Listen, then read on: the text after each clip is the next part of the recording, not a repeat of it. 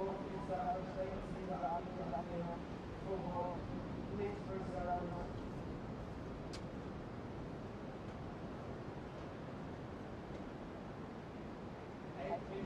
8 minutes to start at this stage. Please reserve, be cautious.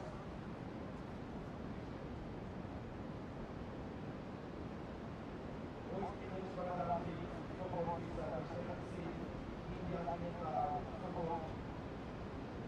Vamos dar início à prova. E continuaremos às 7h32.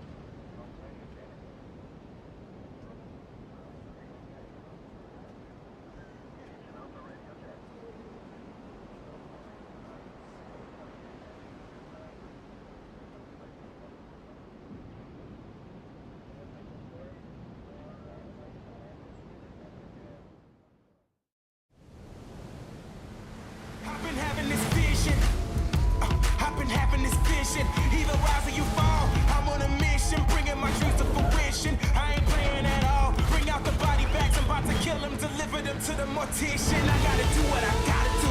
That's for my face, back in my face. I gotta do what I gotta do. I pray to God, he never came. I'ma do me, I'ma do me. That's in my blood, I never change. That's in my blood, I never change. That's in my blood, I never change.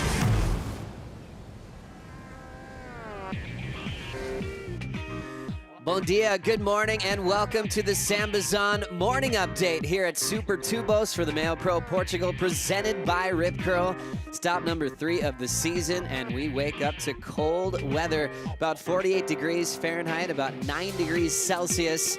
But we have a very special surprise for you. The surf is absolutely firing. Definitely the best day so far in the waiting period, expecting a massive day of spitting barrels. Joe Turpel with Kaipo Guerrero. Kaipo, I know for one Hawaiian, this is a little bit cold, but when you see good waves like this, that's got to warm up your soul. Oh, it's a treat, right? We rolled up this morning, dawn, and it was on. It's light offshore. The shape has really cleaned up overnight, and there's been multiple barrels already just in the free surf session warming up here. Remember, we still have some heats left in the round of 32 for the men, including Kelly Slater, Kaiwa Belly later on this round. Let's get the whole thoughts on the day with Shannon Hughes and Renato Hickel. Morning, guys. Renato, what's the call for today? I know we've got some heats to finish up from yesterday. The easiest call of the event so far, Shannon.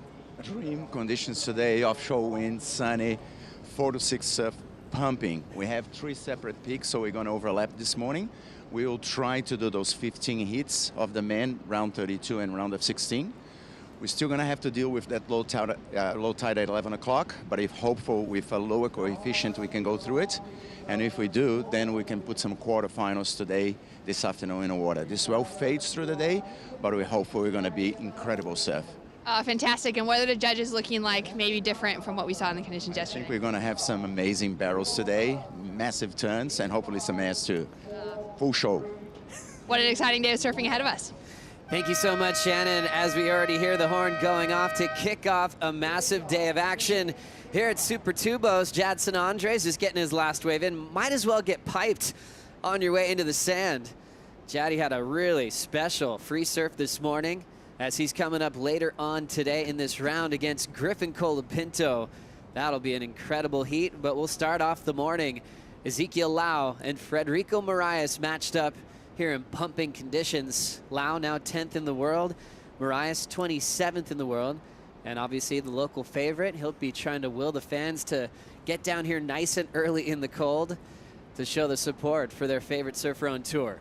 Yeah, the pride of Portugal, Frederico Moraes, right down the road from Cascais. He's going to be the guy with the most knowledge here at Super Tubos, and so he's definitely going to be able to put himself in the right position, because as far as reps out at this particular break, Frederico Moraes is probably 10-1 to Ezekiel Lau. But Joe, Zeke Lau, really good in the barrel, and this morning is going to be all about the barrel riding. I suppose a great way to kick off the morning when we have some big heats coming up really quickly in the round of 32. I mean, I'm sitting next to the regular season fantasy champion from last year. Kaipo, I want to hear your picks for the end of the round. Let's kick things off with this heat. Zeke Lau versus Frederico Moraes. Who has the advantage in these types of conditions? Well, I just go for the Hawaiian flag, so that's an easy one for me, so it's Zeke Lau. I guess we'll move forward. Ethan Ewing versus Nat Young. I'm going to go Ethan Ewing. Why is that? Why is that? Just because I've been a fan of Ethan Ewing surfing. I think he's continued to evolve as a surfer and mature. He already has beautiful mechanics and a beautiful style, and what he's shown me in the early rounds is that he's going to be a force to be reckoned with. So Ethan Ewing, final answer. John Florence versus Ryan Callanan, Heat 12 today. John Florence. Moving forward, we've got Seth Moniz taking on Jacko Baker. I have a feeling I know what you're going to say there as well. Got to go with the flag there, Seth Moniz. But not to mention, Seth is an incredible tube rider. Kolohe Andino takes on Luca Macinas now for the 3rd time this year. You know what? That's going to be a tough one. And I think it's time for Kolohe to do some paybacks to Luca Macinas. So I'm going to say Kolohe Andino. Griffin Colapinto, the young gun from San Clemente, taking on Jadson Andre today. This is when it gets controversial, but I'm going to do my pick. This is what I do. Jaddy baby. Jadson Andre is looking great this morning in the tube. Also, we'll see Kelly Slater take on Kaiwa Belly, and they have some fun history as well. Think about Kaiwa Belly. got Chloe and Dino there, but think about Coyote Belly. He's been a thorn in the heel of past world champs like Gabe Medina, like John Florence. He stopped a lot of those runs, but I don't think he's going to do that to Kelly Slater, especially if these conditions maintain. I'm going to give the advantage to Kelly Slater in that one. The hot tub over there that Chloe and Dino standing in is so crucial. Very cold this morning on land as well, so he's going to be warming up his feet, getting fired up for Heat 14, which we will arrive at very quickly with this overlapping format. If you've never seen the overlapping format, the first heat has priority over the second heat. We'll see Ethan and Nat Young paddle out at the 20-minute mark. We have 20 minutes remaining for Zeke and Frederico. Then they will begin their matchup. Jadson Andre, pretty hyper this morning because we saw his last wave in, but he got a dream barrel in the morning free surf. Here's the paddle battle to get things started, and looks like both of them being very aggressive. It will be Lau pulling into the first tube of the day. Nice easy make for the Hawaiian and an absolute hammer to finish. Beaming at the beach on the conclusion of that wave, Ezekiel Lau, just studying in body language, is fired up. So winning that open priority paddle battle and got the job done. What a great start for Zeke Lau, and that big story was just out positioning Frederico Moraes. Moraes didn't want to let this wave go.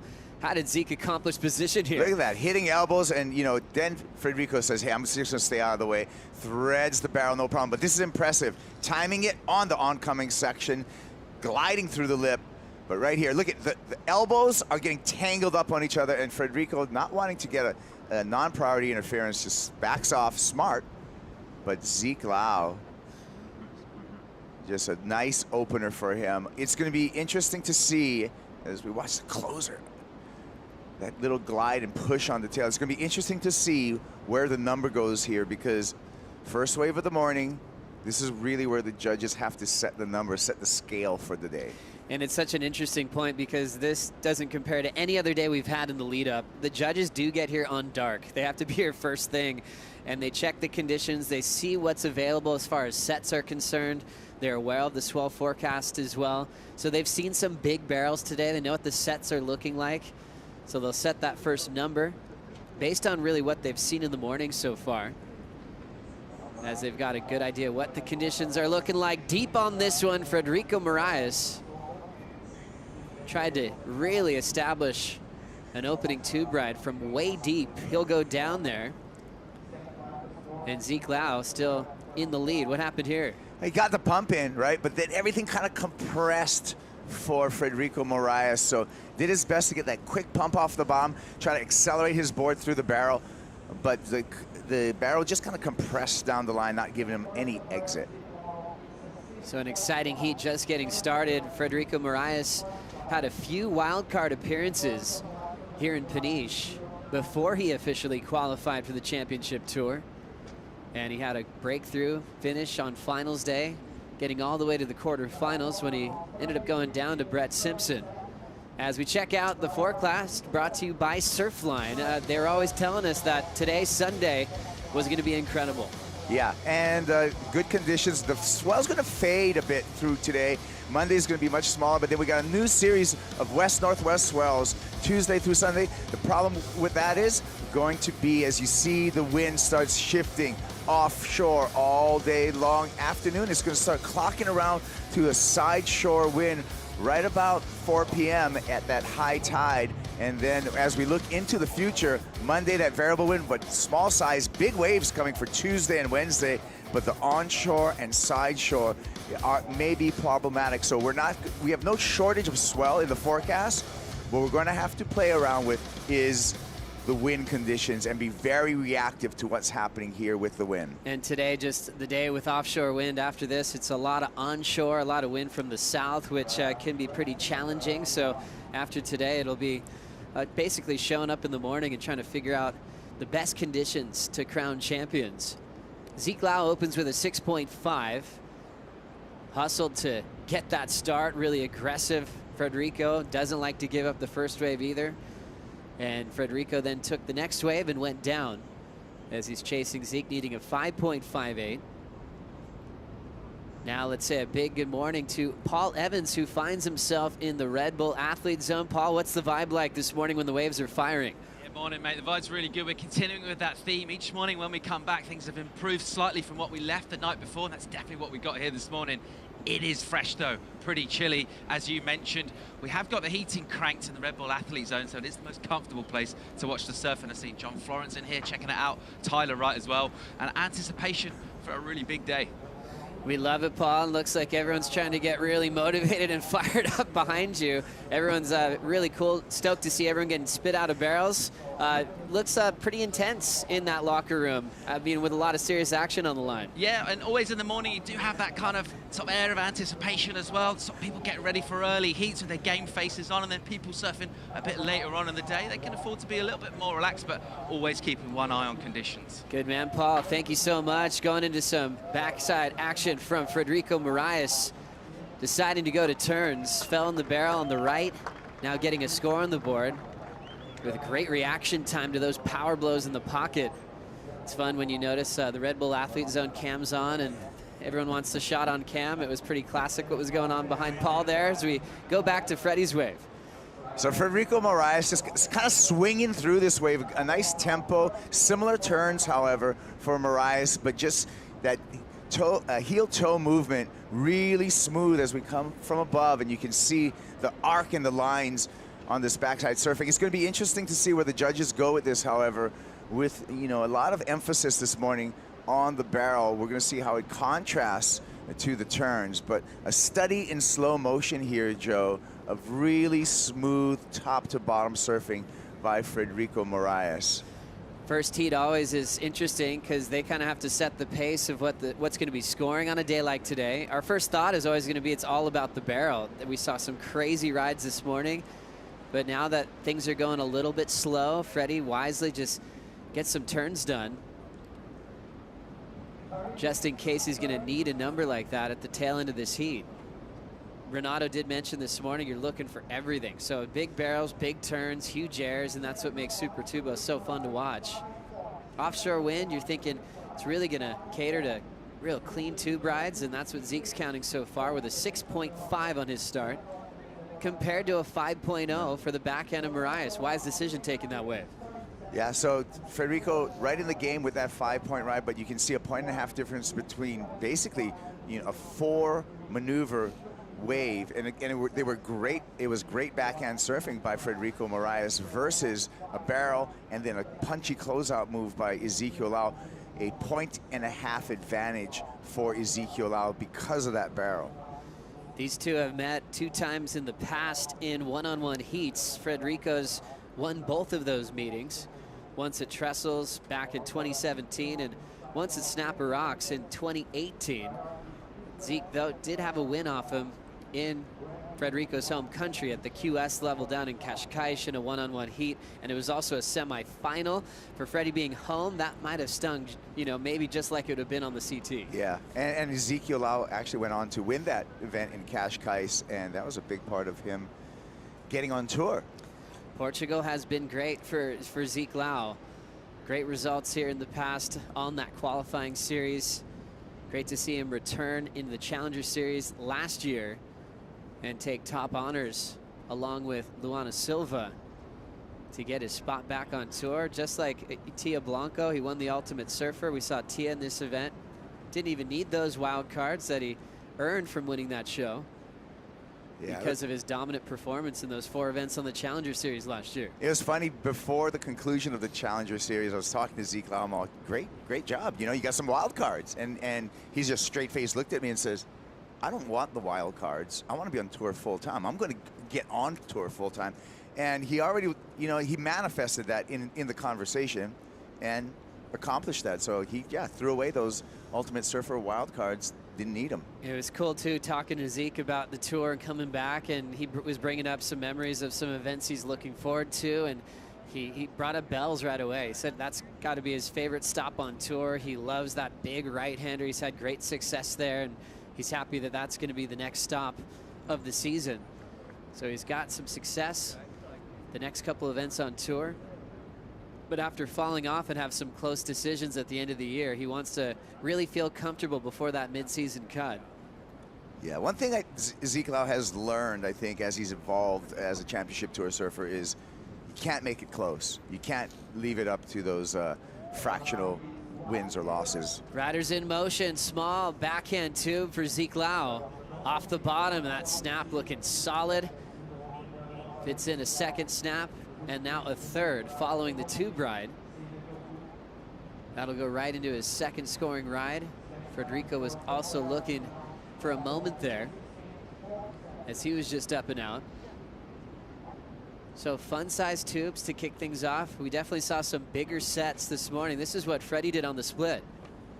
Gets in the barrel, but again, that thing runs away from him. Does a good job of pumping. Zeke Lau twists his body, faces the exit. You can see that grab rail position, and then unleashes a couple of turns. So same equation as he opened with, but this time the tube turn combo on the backhand.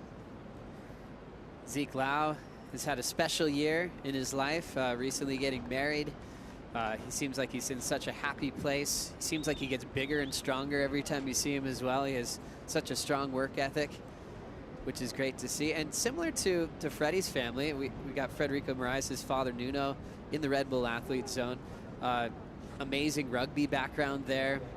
Zeke Lau's father, really amazing coach back on Oahu. And Zeke's family, they're all athletes. You know, he's got sisters that are incredible at soccer, playing at the collegiate level.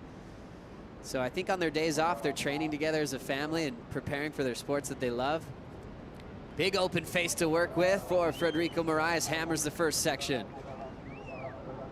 Setting it up again for a big vertical closeout hack. Moraes is fighting for the finish. Trying to hang on with control.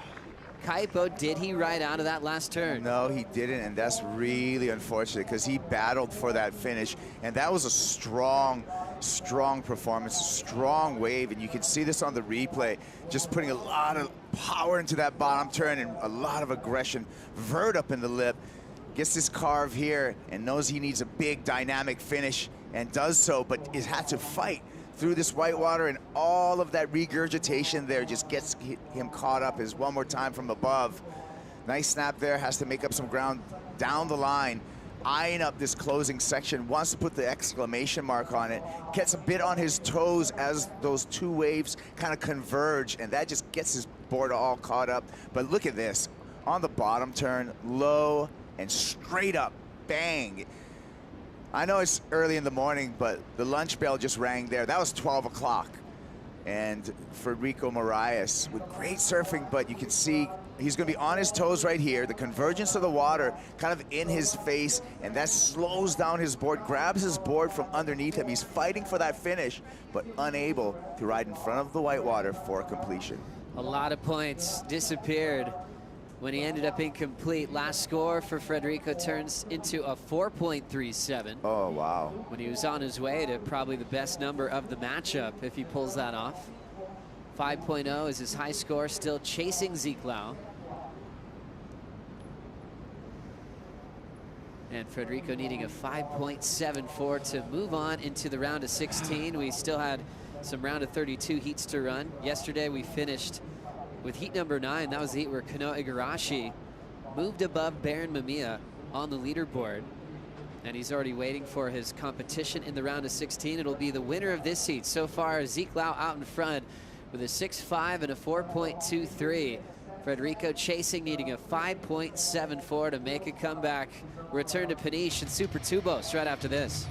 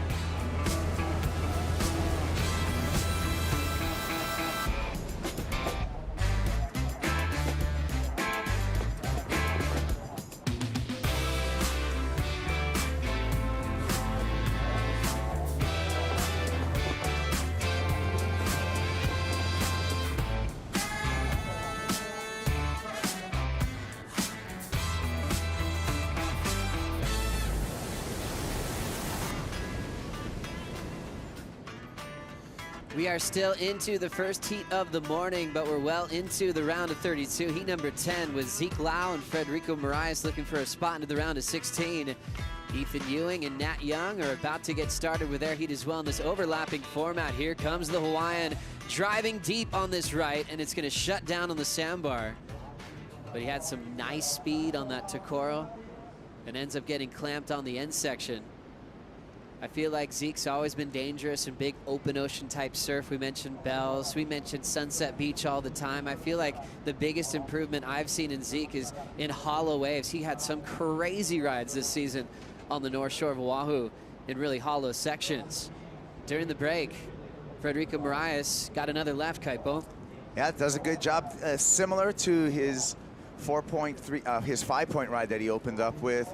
Just, again, utilizing the backhand, that long bottom turn, vertical stab up in the lip, getting back on the toes, pulling the board all the way back around one more time. And that swing of the board, so impressive and powerful by the pride of Portugal, Frederico Moraes. If you got a 5 for that opener and that similar wave, this wave is going to be really in that kind of same number zone. And it's curious that Frederico needs a 5.74. Frederico's father there down to the beach. He was in the athlete zone earlier, and now he wants to get a front row seat to watch his son compete. He's always here for the event in Portugal. Travels a little bit to different locations around the world. So much support. He's a man of few words. Yeah. A very kind gentleman. Always happy to see Nuno on the beach. There we've got a couple of pumps from Frederico Moraes. He'll go down in the pit. There's sometimes this buzz in the air when the waves are pumping and the first heat just can't get barreled fast enough. They're trying to just get the wave of their life this morning. We'll finally see the next heat get started. Nat Young looking to make the barrel on the end of that section, sneaks out of a closeout to get the first score on the board against Ethan Ewing. Can you say doggy door? That was it. He found the doggy door and just busted right through that thing. Great job by Nat Young to open up in this non-priority heat. He's got plenty of time on the clock, but he's already going to get a good number. I thought that was just going to be a pure closeout, and he had the ability to turn it into a make. And what an accomplishment, well, when you are in that non-priority part of your heat, to turn in a solid score like that. Well done for Nat Young. Just getting started against Ethan Ewing. Remember, Young did final here in that rookie season against Kai Otten. That finals day was all about turns, really rippable beach break conditions that day. That was his second final that season, and ended up finishing in the top 10 and earned the Rookie of the Year honor that year. Yeah, and I believe that was his best finish, actually was his rookie year. That's when he was on fire. And it's interesting how that theme pops up a lot, you know, for Freddie making finals as a rookie, then kind of having to pick himself back up to requalify years later. Same story for Connor O'Leary. So sometimes you talk about the challenge of being a rookie, but sometimes there's a lot of instant success, and then you have to learn how to repeat that success the following year. Here comes Moraes, glassy left-hander, up and out. And a quick decision by Frederico Moraes right there to kick out, and I think that's because he heard the number, Joe, from his previous wave and his new position in that heat. The previous score for Moraes is 6.67. Took the lead from Zeke Lau. Priority now was Zeke needing a 5.18, so the first lead change for Moraes at the halfway mark. Yeah, and I think that's exactly what happened during that wave. Right before he took off on that wave, he heard that number drop. Here we go. Ewing, nice and calm, flying through the pit here at Super Tubos. Such a calm, casual style. He heard the eruption from the fans this morning after Nat made that barrel, so he knew he had to get started. Young turns in a 6.10 on that miracle finish on the closeout. Great start for Nat Young, and Ethan Ewing already has answered back. I think the opening exchange, as we take another look at Ethan Ewing, more of a straightforward barrel for Ewing, so it's going to be interesting to see the contrast with the numbers when there was a clear exit for Ethan Ewing compared to this ride of Nat Young, that he really had to fight for that finish and really had to fight for that exit, finding the doggy door. And we're going to see the contrast in numbers coming through between, you know, a barrel that you had to fight to make your way out of versus one that had a clear exit. Great to see Nat Young back on tour and in the jersey. After a few years went by, we're curious to see if he'd put together a year where we'd see the return to the top 34. And it's interesting seeing Zeke in the water, because that year that Kanoa did double duty to double qualify to open up the spot for Zeke at Pipeline, Nat was on the wrong end of that story, where Zeke got to get the spot that Kanoa opened up for him, but Nat's position was the one that he overtook to bump him out at the last minute of that year. And then we know what's happened since then, where Nat was on the QS, not getting big results, and now he's right back where he belongs. So we'll say a big good morning to Shannon Hughes. Shannon, are you freezing down there? It is so cold down here. I can hardly feel my fingers, so I cannot imagine how cold the guys are in the ocean with the water temperature so low. Air temperature is only about 8 degrees Celsius this morning, 47 Fahrenheit. And it's a bit chilly. Also, just having a look at the tides quickly. Low tide's going to be about 11:10 a.m. this morning. It's not as big of a tide change as what we've had for the rest of the week, but it's still pretty significant. So it'll be interesting to see if we're actually able to push through and run. Hopefully, given how many peaks we see running and how good the conditions are, we're able to just push through the morning. Shannon, we know these are the best waves we've had for the waiting period. It is a Sunday morning here in Peniche. Typically, the fans like their sleep in around here, but is it starting to fill up now? Oh, there's plenty of people down here. I'm amazed considering that it's so early in the morning. People were down here on sunrise. Everyone's fully rugged up. They've got the blankets, they've got their hot mugs of coffee, and they're ready for a big day of surfing, especially because it's that Sunday and no one has to go to work today. Oh, we love it. Thank you so much, Shannon. It's going to be a great day. A lot of those fans for sure supporting Frederico Moraes here against Ezekiel Lau, as we'll watch a drainer for Nat Young, speeding his way to another exit. Back-to-back makes in the tube for the surfer from Santa Cruz. I might have to take back my pick in this heat. It's too late now, Kaipo.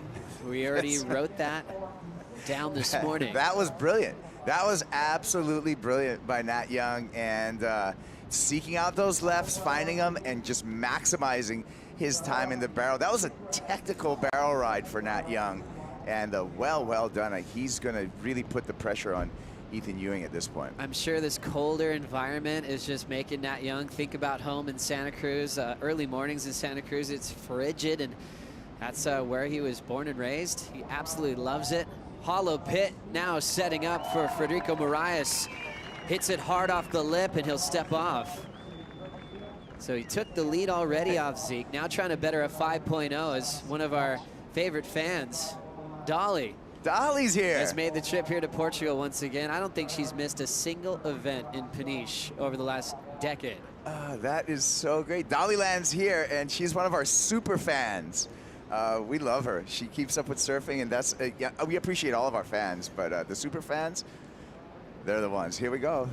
Replay Moraes. Did he better his score that he already has on the board? I'm going to say no, but just good for him to keep busy out there. He still has the lead over Ezekiel Lau.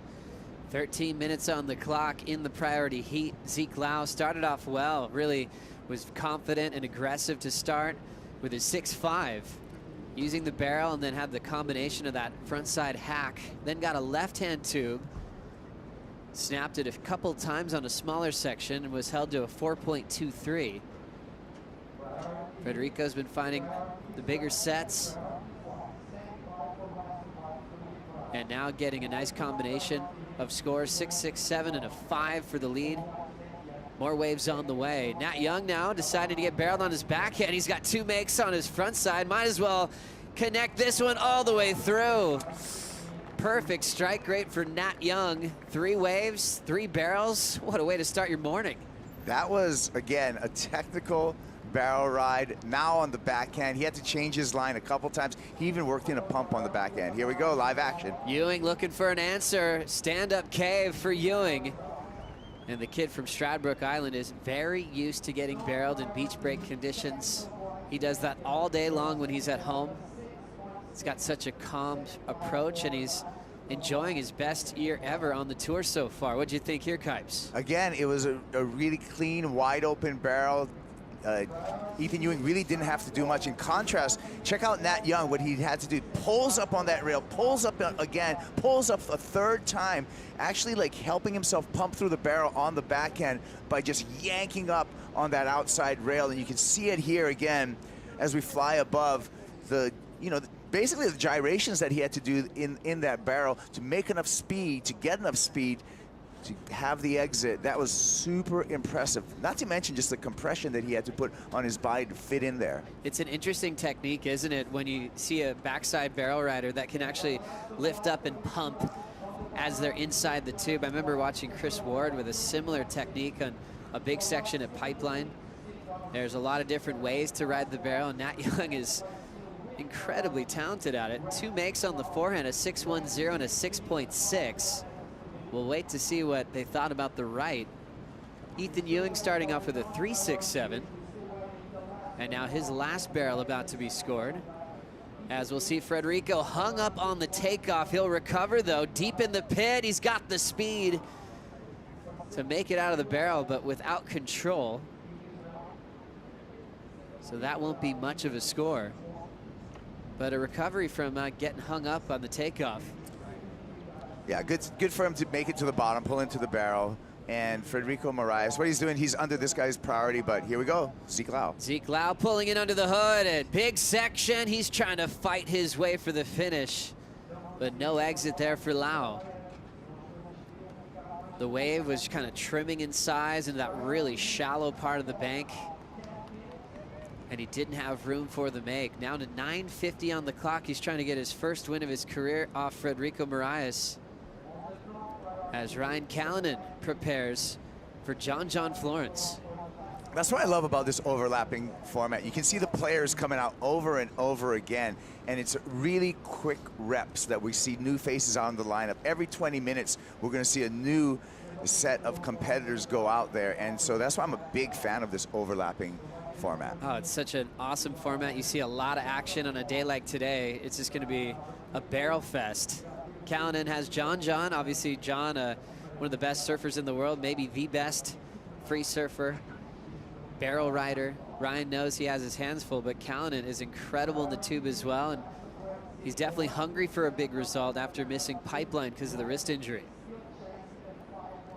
And there always is the conversation, Joe, about the wounded warrior and how the wounded warrior sometimes fights a more fierce battle, and that may be the case with Ryan Callanan.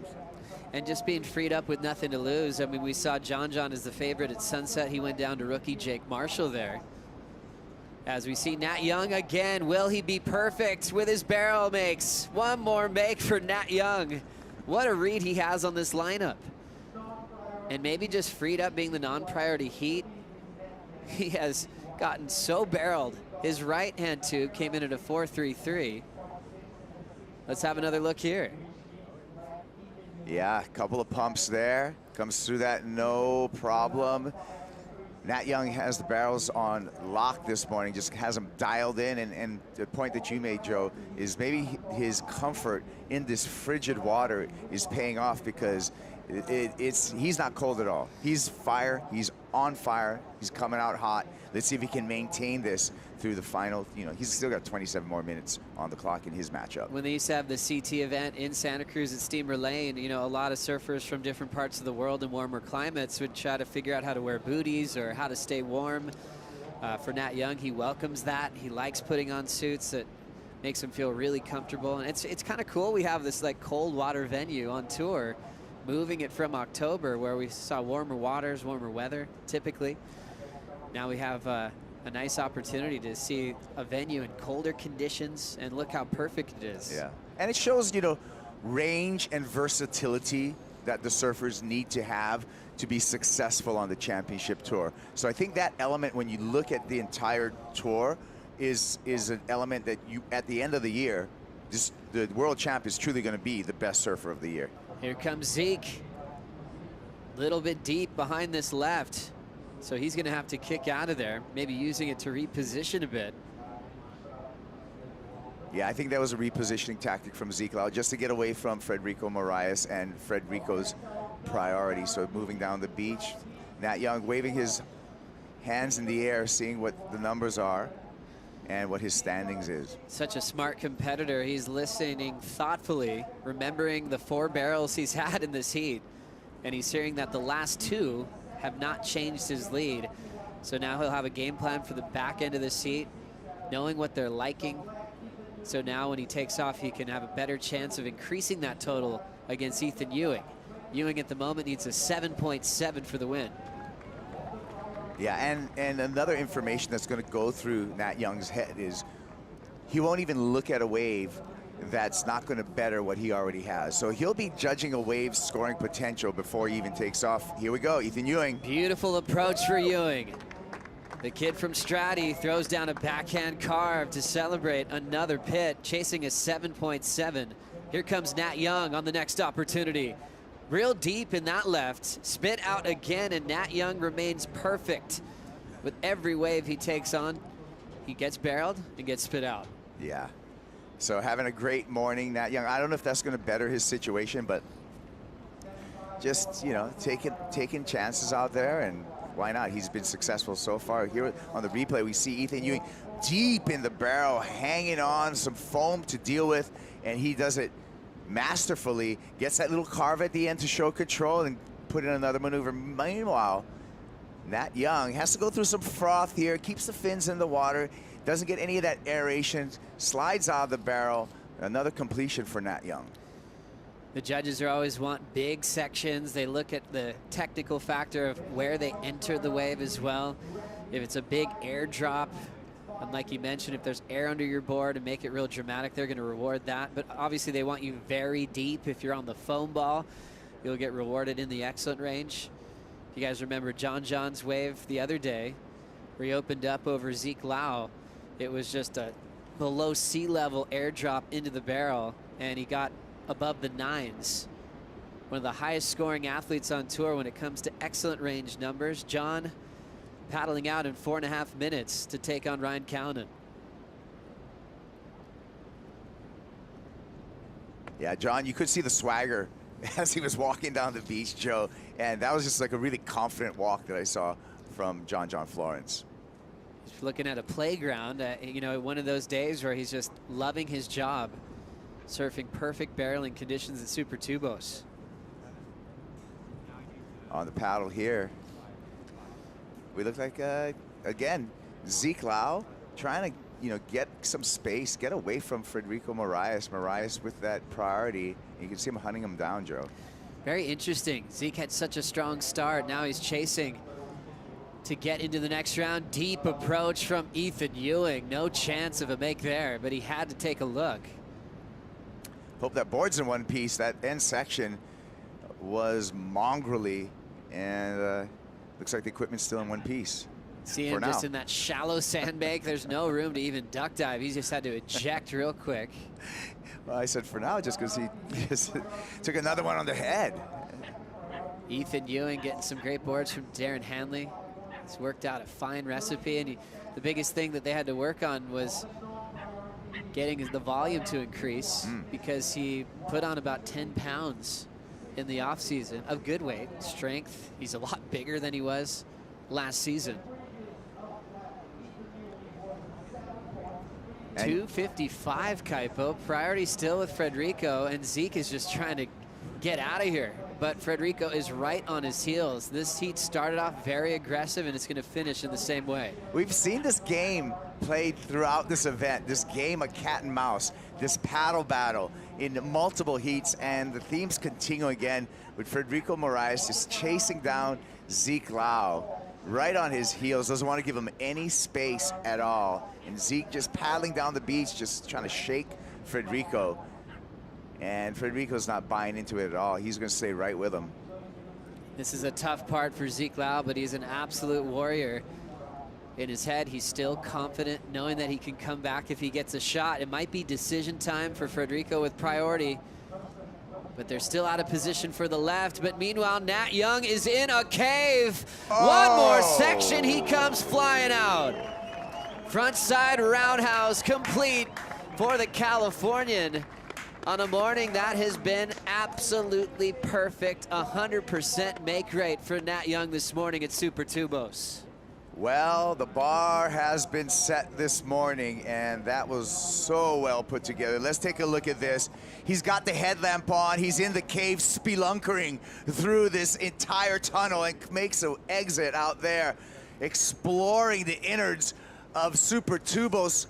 gliding through a cutback, bangs the oncoming section. Beautiful job by Nat Young, and that was brilliant surfing. I suspect an excellent score. Well done for Nat Young, and I'd say well done for the non-priority heat to really identify where the good waves are, especially Nat Young. Meanwhile, it's the hassle story for Zeke and Frederico. They haven't been as barreled as the non-priority heat. It's just been back and forth with a lot of tactics and strategy. Freddie's best wave, 6.67.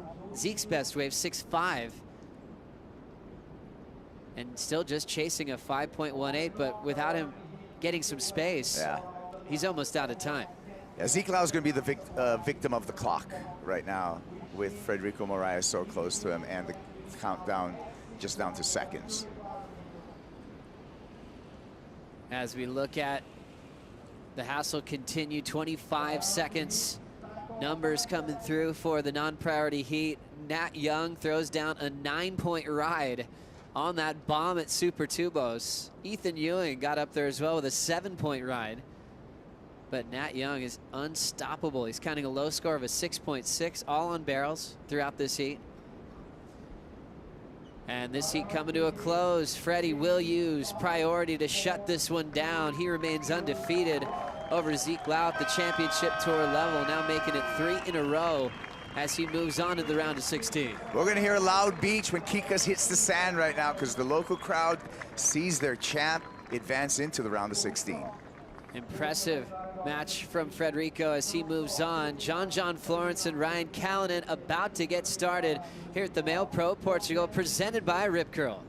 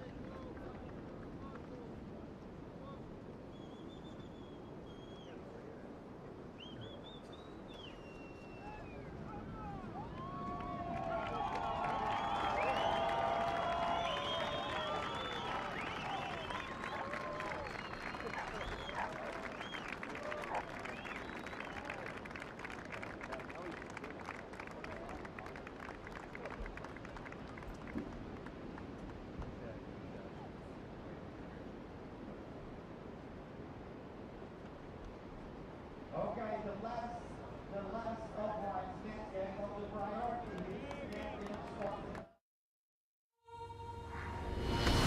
He got quite a bit of that turn done, but wow, that looked gnarly. Under the lip. Oh, ouch. As we see another wave coming in. Oh, couldn't quite hold it down. Catches him, takes his board away. He'll get tangled up. Slaps him down, but Just see the power on the way that explodes. Hope he's good. An incredible morning here for the round of 32. Frederico Moraes is going to be on the sand for a long time after a big win that he just accomplished over Ezekiel Lau. And it was done in fine fashion. He didn't get the first wave of the heat like he had planned, and he recovered well, went to turns, and got a win to move on to the round of 16. Time for a new heat. John Florence, currently number 10 in the world. Two-time world champ, takes on Ryan Callanan. Getting started with Florence. Big backside vertical whip. Carves onto the open face that's disappearing quickly under his feet. So now taking on the non-priority part of his heat. John, I feel like, loves this format for that reason. He loves having a lot of time. He likes forgetting about the priority role. He almost can turn this first 20 minutes into a free serve. Yeah, great point, Joe, in that we have an extra 10 minutes in these overlapping heats for the surfers, and you really break down these overlapping heats into basically two halves. Your non-priority half, where you're kind of freed up, but you can gain some ground in that non-priority half, and then the business end, your second half of the heat, when you are in the priority position. A man they call Kikas here in Portugal is on the sand with Shannon. What an incredible heat, Kikas. You're absolutely buzzing coming out of the water. How did it feel to take out that solid win again against Zeke Lau to go undefeated against him? Yeah, I knew Zeke was going to be a really tough one.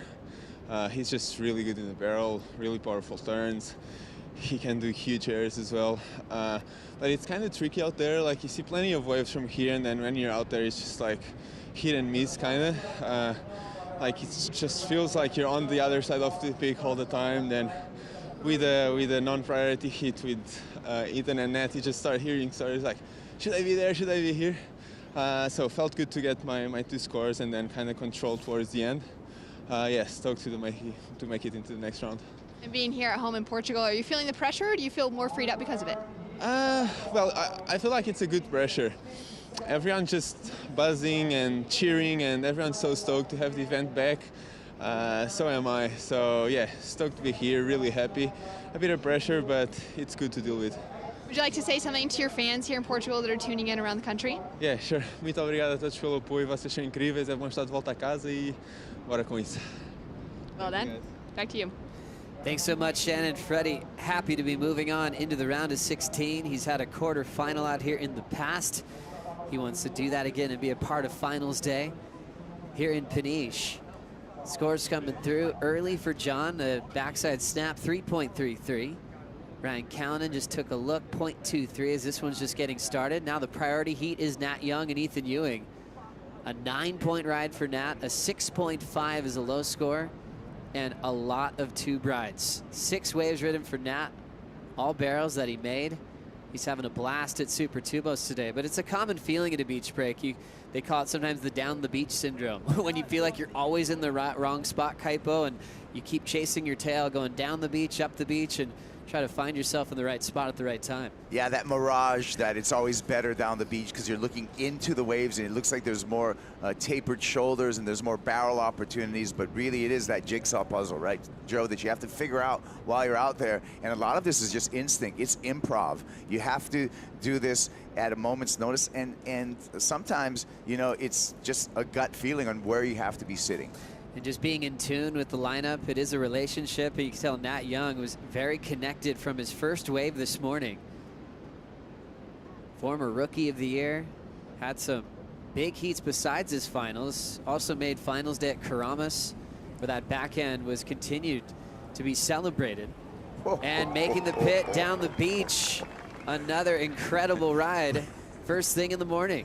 Well, we just caught up with that ride. It was like, who's in the barrel? We had to find out and wait a while as we see Ethan here. Ethan on the left. It was John on the right getting the make with that bright red jersey. One of the best in the world. And it doesn't have to be pipe. It doesn't have to be Te Hupo'o.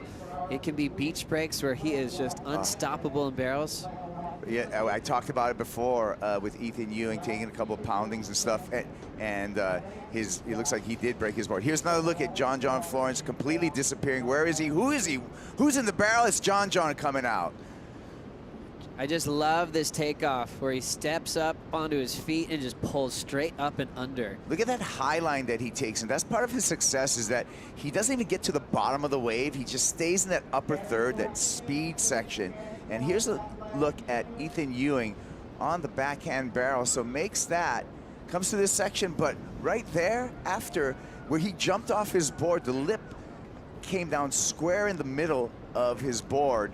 And it looks like a snap board for Ethan Ewing. We'll catch up with that as we see Ryan Callinan going for like a Gorkin flip or something. Yeah, he's incredible in the air. Ryan Callinan has a lot of crazy rotations. I mean, the injury to his wrist was from a big air. Said he's had ankle injuries in the early days from landing crazy hard in the flats. He's a lot different in his build these days, though. He's a big kid.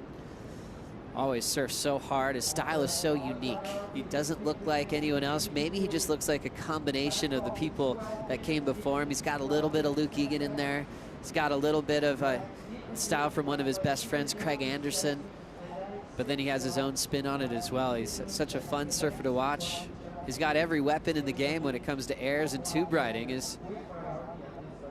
we talked about that. Change. Yeah, we talked about that broken board for Ethan Ewing, and he had to come in and change his equipment. And yeah, you kind of thought that would happen at some point for all the water that he's been wearing on the head in those closeouts and even just getting back into the water. Alley-oop flying away is Ryan Callinan. So he's just trying to warm himself up here against John.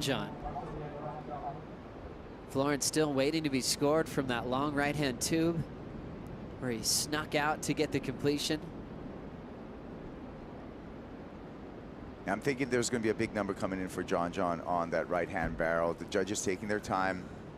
Usually an indicator that it is going to be a meaningful score. They want to get the number right. And they're seeing a lot of action. So sometimes these updates come a little bit later than usual because there's 4 surfers in the water. It's absolutely pumping. And for John, I think he doesn't really mind that too much. I think anytime he's in a setup with the conditions where he can almost forget that he's in a heat, that just makes him even more dangerous. Remember that event where he dominated at France? It was almost like he was doing step-offs. So he was getting the ski out the back and he just launched himself into another stand-up pit. And there's 2 types of competitive surfers, right, Joe? There's the guys that need the math and they want the updates all the time. They're always doing the math in their head. And there's the guys who go out there and they just go ahead and just surf. And they're not concerned so much about the actual number. They're just going to be just surfing through their period in the heat, in the water. And I think John is the latter of that. He just goes out there and surfs. He's not as number oriented as, say, someone like Kelly Slater, who's always doing the math in his head, always knows exactly what he needs, always knows, you know, what the total is that he already has. And it's just so cool that the better the waves get, the more comfortable John feels in the ocean, where he can just simplify it and get incredibly barreled. These two, Ryan and John, have had one previous meeting. Florence was able to win that. And that was through Callanan's first start on the top 34, where he had some pretty tough heats. I remember Ryan surfed in that matchup incredibly well, did one of the best airs of the season. So he's trying to get one back on John this year. 29.5 to go. The scores for the barrel, it was fun to watch, it was dramatic, but it's held to a 4.17 for last of Florence. Interesting number. I got excited. Maybe it was because the way that we panned onto the barrel while he was riding it, but obviously from the judges' perspective that saw that wave live from start to finish, they saw that maybe it was the size that suppressed the score or just the wave quality, but still a number for keeping for John for the moment. And you can see they're rewarding big sections, big barrels. Nat Young's 9 was a pretty heavy section, and he was very deep and critical. So yeah, the size of the wave comes into play as well, and how big that barrel is, how critical it is on the foam ball. Young with priority has really established the lead from his opener, and he's held it ever since. Ewing is such a great barrel rider, especially in beach break conditions. Still chasing an 8.61. Ethan Ewing has had an interesting road on the championship tour. Has always been a favorite with his style. When he was a rookie, he had big 9s and sometimes a 1 next to it. Callanan takes off, but he doesn't have priority. John will take the rest of this wave.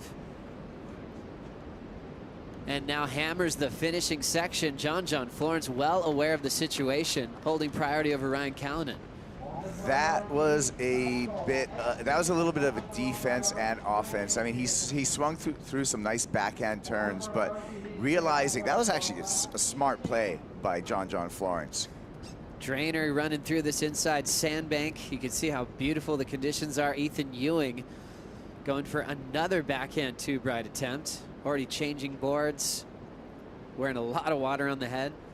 But as soon as you think John's just going into free surf mode, he's right back in comp mode, understanding that was a big opportunity for Ryan Callanan. That was your competition helmet on firmly for John Florence. He saw that Ryan Callanan, without priority, had maybe probably an easy make right here, and he says, nah, you're not going to get that exit. I'm taking away from you because I got priority. And a stylish and really well-surfed block, but a block nonetheless. And that's where that competitive fire shows for John Florence. You know, he's not taking that wave if he's not competitive. You know, he's here to win at all costs. That was a smart play for Ryan, being in a tube of that size. That probably felt terrible to have to step off in the tube. As we look at 6:45 to go, let's send it to Shannon Hughes.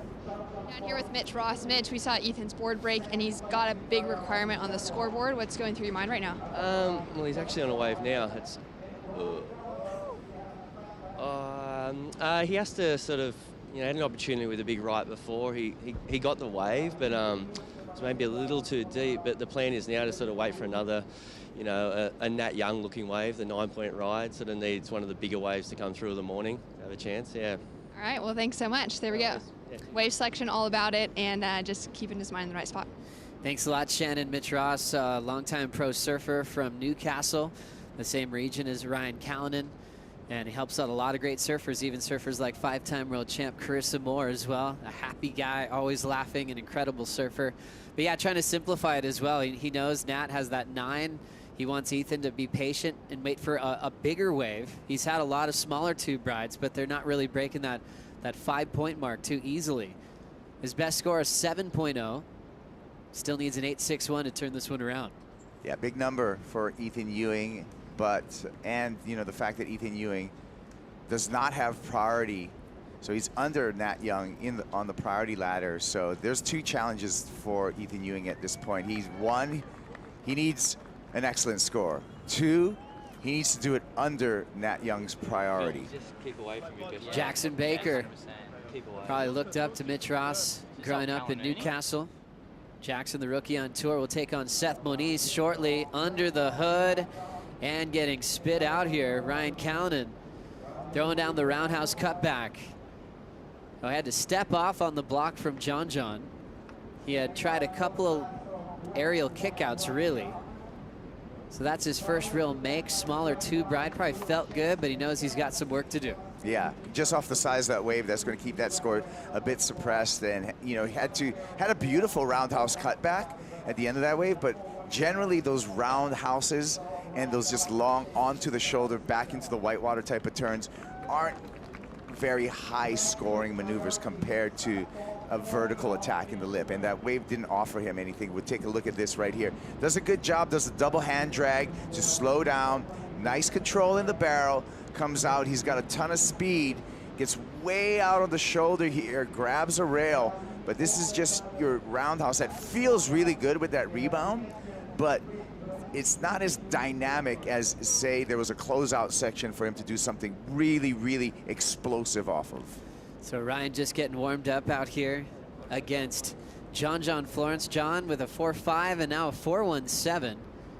So still very attainable for Ryan to crawl into this heat. Looks like he'll have a similar number for that last ride with the roundhouse finish, 4.23. As we take another look at the split peak, Ewing on the right. And again, good effort, but that wave stretched way too far. Same thing with this guy here. And you know, Joe, it's 8:28 local time. We got a low tide of 11 o'clock, but I'm already seeing some of the symptoms of that draining tide off the sandbar right now as this day has progressed. Very early on in today, but you can tell the waves, you know, there's less and less water on the sand, and it's affecting, you know, the wave quality. As we'll see Nat Young now grab the rail on the takeoff. This one still hollow and spitting, and a rare moment for Nat Young to stay underwater. It happens that quick. You know, you can notice that all of these barrels are spinning down the line at a much more rapid rate than they were just a half hour, 45 minutes or so ago. So true, yeah, we've had to go on hold through the lower tides the last couple of days as we look at Ryan Callanan driving, moving quickly to make that tube. He'll get credit for that effort as he's chasing a 4.45 for the leadoff John. A lot of effort right there, and well done to speed up through this section. Gets a couple pumps there to accelerate his board. Has to get really compressed. Stays on his toes, really keeping that rail in the water for that completion. Shows that he made it before he ducks out. What a great read for Ryan Callanan, and showing how his ability to move in a tube, even a smaller tube, is just incredible. Going high, going low, keeping his body positioning nice and tight. I think most surfers around the world would have been clipped on the first section. Shows how much you have to weave and keep your speed in the barrel. That was well done. For Ryan, though, is a small barrel. For the score, just a 3. So still chasing John's total, as they still have plenty of time. The heat that's running out of time is Nat Young versus Ethan Ewing. 90 seconds left. Ewing does have priority. His best start to date in his career. Incredible at Sunset Beach, being part of finals day. But it's really been the Nat Young show this morning. Yeah, it sure has. I mean, he came out swinging in the non-priority part of his heat, and he has been on the gas pedal the whole time, and he's set the bar with that excellent score of a 9 in this heat. And that was just that window of opportunity at the sandbar where a good-sized set came through, big open barrel, and Nat Young did a brilliant job of executing that long barrel ride. Nat Young has made a final out here before in very different conditions to what we're seeing today. He wants to repeat that same success. It's been a bit since that final that he had with Kai Otten back in 2013. Ocean's looking calm. Nat Young all on his own. He's not worried about being right next to Ethan Ewing. He's letting Ethan just do whatever he wants and roam and try to fight back in this heat. Sometimes you'll even see pressure from the non-priority surfer just being in their space so they maybe can influence their competitor to make a wrong decision. But Matt's been so barreled. He's just in a mellow, calm mood right now. Here's an attempt for Ewing to try to beat Nat Young at the buzzer. He'll end up underwater for packing another closeout in this matchup, and we were running out of time. Nat Young takes the win to move on to the round of 16. In a total tube shootout, a 9 and a 6.6. The MEO Pro Portugal presented by Rip Curl continues. Seth Moniz, Jackson Baker about to get started.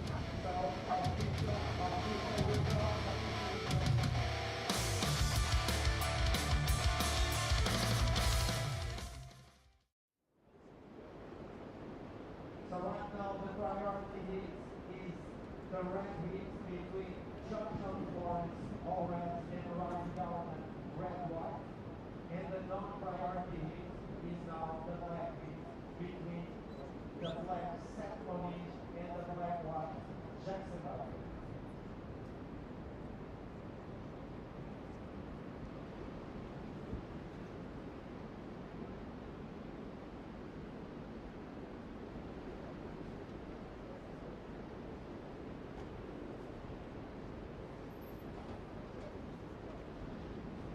Muito bom dia a todos. Bem-vindos a Super Tubos Peniche, Portugal. Este é o MEO Pro Portugal, apresentado por Rip Curl. The MEO Pro Portugal presented by Rip Curl is brought to you by MEO, the official title partner of the MEO Pro Portugal presented by Rip Curl. By Corona, this is living. By Visit Portugal, official tourism partner of the MEO Pro Portugal presented by Rip Curl. And by EDP, official partner of the MEO Pro Portugal presented by Rip Curl. A crisp morning with thumping swell greets the world's best as we check out yet more scintillating action from Super Tubos. The pick of the conditions for Sunday. Really enjoying how the action's been ramping up. Plenty of good tube rides going down in the water right now. We'll bring in Seth Moniz and Jackson Baker in the non-priority heats. And you're looking at live action here. John Florence in the tube. Comes out with a ton of speed. Gets that beautiful open carve. Big hoots from the crowd. Myself, Paul Evans in the studio, joined by Strider Wazalewski. It's hollow out there, mate. It's fast and it's sort of semi-furious too. Semi-furious, Yeah, I like it's it. getting The there. fast and the furious is just flustered at the moment, actually, watching all the action. It's just absolutely just piping out there. You know, everybody getting tubes. Here, John, under the hood, this is what he loves. You know, he looks like he's in comfortable, familiar ground out here, looking like he's having a ball out there at the moment. He's got you know, his opposition is trying to get it going. Here's a replay of Jackson Baker on his opener. Big slams right there. Comes off the tail pad, though. Doesn't ride out of it. It's going to hurt a bit. But look at the conditions. I mean, it does not get any better than that. Just beautiful, groomed, offshore, tides low, medium to low. It's still going lower, but it's going to get tough when it drops all the way out. I think it's going to be a little harder for the surfers to negotiate. We saw that excellent score come in for Nat Young earlier, got that massive 9-point ride, and no real surprises, all about getting deep in the barrel. Yeah, you know what? That was insane. I mean, the Nat is one of those guys that he did it at Pipeline. He's doing it out here, and you wouldn't really think of him as this guy with big, heavy, you know, barrel rides and everything else, but he's so good. And did you see the cutback, the way he turned perfectly and timed everything and came back up into the lip? Everything was flawless. I mean, he couldn't have done it any better. That was really impressive. Showing us what he's got still left in the tank. Nat Young are putting on a big performance and really setting the tone for what's going to be a tube duel of a morning. You mentioned it, started with that tide going out, and that's going to make things a little bit trickier to find those exits, right? That's going to make these walls kind of fast. Right, so what you saw this morning where guys were kind of trying to get as deep as possible, I think they're going to be running as fast as they can through some of the tubes in a minute. Here goes Seth Moniz. He'll clip the lip with some nice flow through the turn, but as he gets a little hung up on top of that lip, he arrives late to the bottom, and he'll go incomplete. So a couple of maneuvers in the non-priority heat so far, which does feature Jacko Baker and Seth Moniz. Well, Seth flying high this season, going great guns on the back of a brilliant Hawaiian run. That final at Pipeline. What an epic moment that was, Strider. It was just not even the whole road that Seth had. There was one point, I believe it was against John, and he flew out of the sky behind this wave. It looked like Jaws from the water. You know, you get that angle looking up at it. Just looked massive. And he pulled up under the hood. He got a great score, and it was just one of those timestamp moments to me. And you had the best seat in the house for that. If people are wondering how come you're not out in the water in the thick wetsuit in this one, not really. Super Tube's not really a venue we can really do that. Let's stick with live for now. We'll see Florence on the backhand. Yeah, you know, even though it's not conducive to water, for me out there, I wouldn't even mind. I'd be out there anyway. What wetsuit would you be going? I'd be going some the hoods, 5. some boots? Yeah, some the gloves? Heat Seeker, you know, I'd be definitely in Rip Curl's warmest for sure. I'd probably have some boots and gloves on, maybe a hood. Actually, 100% a hood. Stay nice and warm. I love the toasty feeling. Nice cup of tea before you go out? Ah, for sure. Keep it warm. Maybe even bring me out one on the jet ski. I'll have one in the water. All right, so as we see, just over 14 to go in our priority heat, which features Florence, a 2-time world champ, and Ryan Callanan, two of the outstanding talents. A lot of respect between these two as well.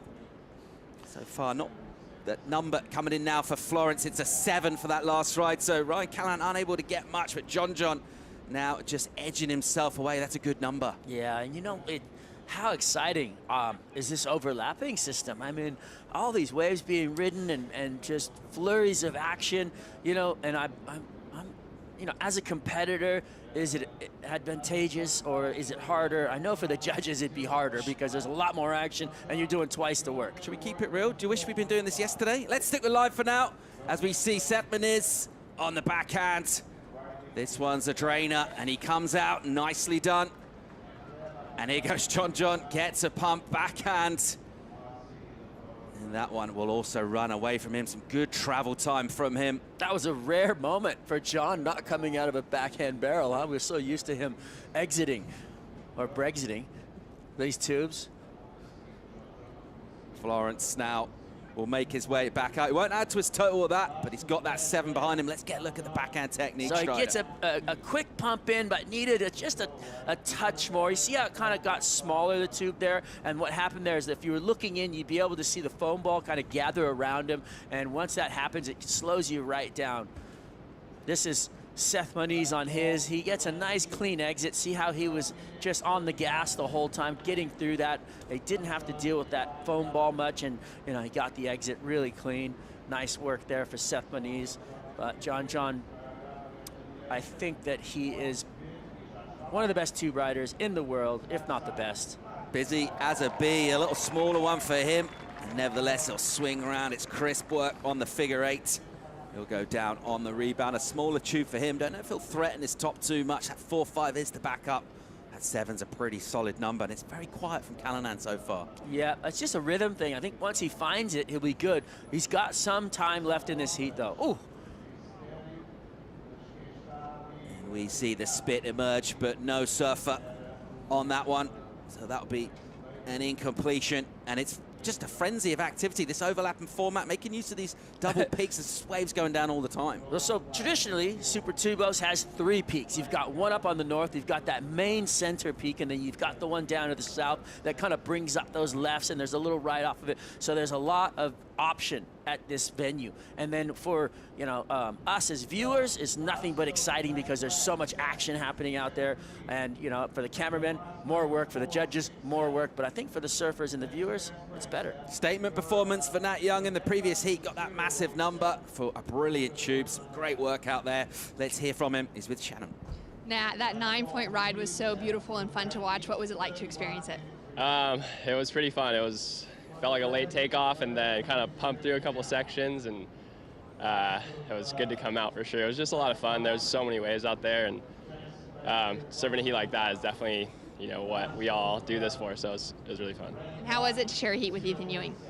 I mean, Ethan's one of the best surfers in the world, so I knew I had my work cut out, but I was just looking for specific waves that I've been trying to get out here, and I don't know. I mean, there's waves all over the place, so it's kind of who gets in that rhythm, and I felt like I kind of got that from the start, and yeah, hopefully keep it going today.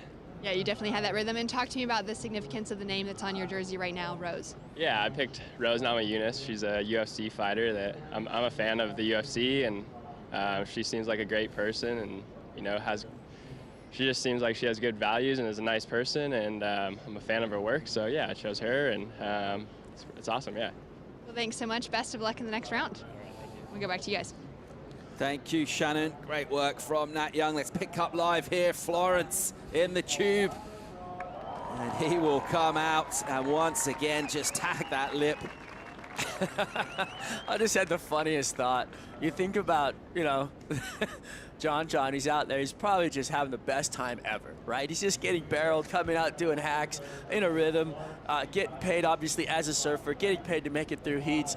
I mean, is there any part of this that you wouldn't like? 11th wave for him, this one. I just like, you know, threading the needle, beautiful tube, comes into the section and just bangs it away. It's, and watch him hold the wall at the beginning to slow himself just down enough, and then he comes flying through the section. As the oncoming comes, he lays into that tail, but look, he grabs the wall right in the beginning to slow himself down, right? Then he lets go and does a little pump to make sure that he has enough speed to glide through just in case that little foam ball tries to catch him. And then the layback jam where he comes off the tail into the lip, all the weight's back, and then he moves it forward to come through the maneuver, to come out with speed. Beautiful work right there from John, getting paid to have fun, getting paid to work, getting paid to live.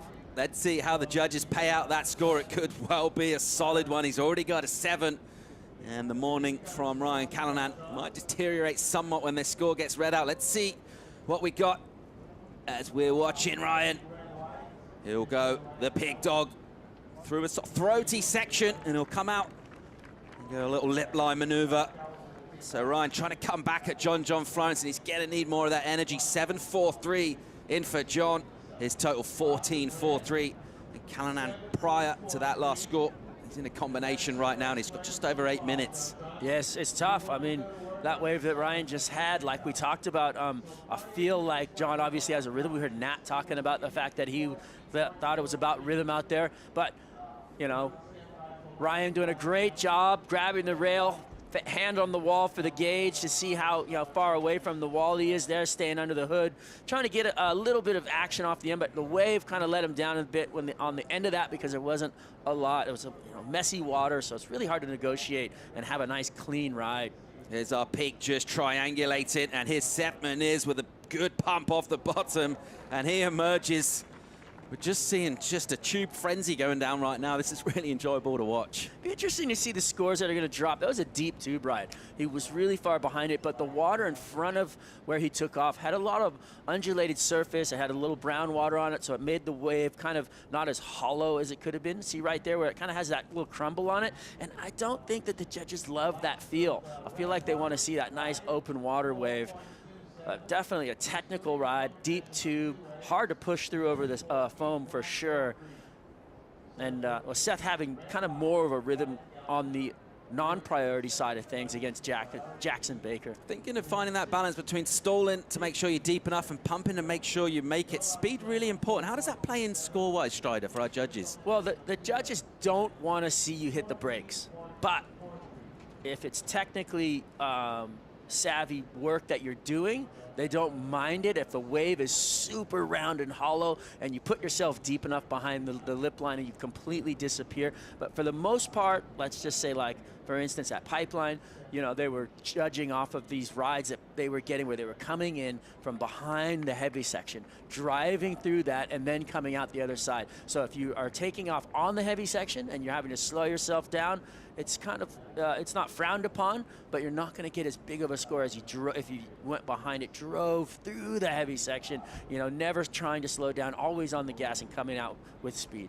Get deep, go fast, and the rewards are available for our surfers. Quick vision there of Luca Messinas. Got a tough heat on his hands against Chloe and Dino. Here's the judging criteria. And, well, we're quite familiar with the criteria by now, but basically it's all about getting deep in the tube this morning. 100%. Super Tubos, stamping the name Tubos, and that's what we're looking for, Tubos. And we're seeing them all morning long, which is really fun and technical. It's hard to explain just how hard it can be to make it through one of these barrels and actually emerge on the other side. Seth Moniz on the backhand, a smaller inside wave. He's got a ton of speed, potentially looking for a ramp down there. Always tricky on these inside sections when the offshore's blowing. And doesn't find the section he was looking for. And that non-priority heat, they can afford to just look for, I'm not going to call them scraps this morning, but just look for waves kind of out of the way and see if they can build up some scores. Yeah, you know, there's no reason not to keep the ball rolling, keep the movement, kind of stay busy, so to speak, they call it, where you're actually riding waves because you find rhythm in that, you know, and you have that relationship with Mother Nature and feeling the flow of what's happening around you. And speaking of what's happening around you, like when you're in the barrel, you're completely surrounded by water at some points on all ends as you get spit out of the barrel. So it's such an amazing feeling. They say kind of the closest thing to stopping time almost, where just things slow way down and, you know, everything becomes so hyper-focused, micro-focused on the littlest, tiniest things. It's amazing. Time slowing down in the tube. Time running out for Ryan Callanan right now. Just over 4 on the clock for him. And he's still in that combination situation. Just got a low 4 on his last wave, so he's got a bit of work to do. He needs a couple of waves. And John Florence is in absolute rhythm as well. Looks very comfortable out there this morning. He's made a ton of waves. He's thrown away decent numbers. Let's see how this one plays out. It's been really enjoyable to watch it go down. And we've had a little bit of everything in terms of conditions. If you think of what we've been dealing with, it's really nice to see Super Tubos show our best face. Yeah, you know, when we walked down this morning, you could feel it. You could see it. And the thing that was really noticeable was the cold. It was 46 degrees, I think, down here, 47 maybe. And it was, you know, my toes are still cold. It's chilly. The water, you know, once you're in the water, you feel like you warm up a bit. But whew, until you get out there moving around, getting the blood pumping, it's cold. You do some jumping jacks after this heat and just get warmed up. Pretty consistent water temperatures in Portugal year-round. Doesn't change a whole lot between summer and winter. Certainly nothing like as much as it does up in France, but the air temperature, well, it is pretty much midwinter, just starting to come out of that. And we're feeling that freshness this morning. And that's a lot to do with the fact that the wind is blowing northeast. The great news of that is that's straight offshore, and that's grooming these beautiful tubes. Oh, yes, it is. And, you know, the only thing that you have to worry about here really is staying out of that ruffled water, those big rips that come through. So what's happening there is, you know, the waves come in, they're breaking, and all that water is rushing in, but it has to kind of go back out to level the playing field, so to speak, where all that water's rushed in. So it pulls back out in certain areas, and with that, you see those rip tides, they call them. That's the water pulling out back through the lineup, and it undulates the water, kind of makes it hard and pulls you out. You have to keep paddling away from it, try to find clear water. Tide's always part of the conversation here, Strider. I've had to go and hold the last couple of days around the load. Do you think we might be able to run through today?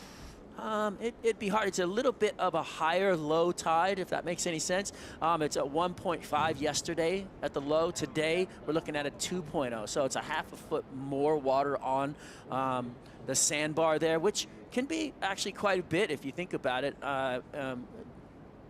it's just a matter of how the conditions hold up. If it's nice and clean and offshore, and it's not too side shore, it actually might be doable. You're looking forward to a really fun day of competition. We've already seen some great tube rides going down. One of the best of them all right now of all time. John Florence out in the water with a pretty solid lead over this man paddling, Ryan Callanan. Priority is with Florence though, and he's gonna use it here.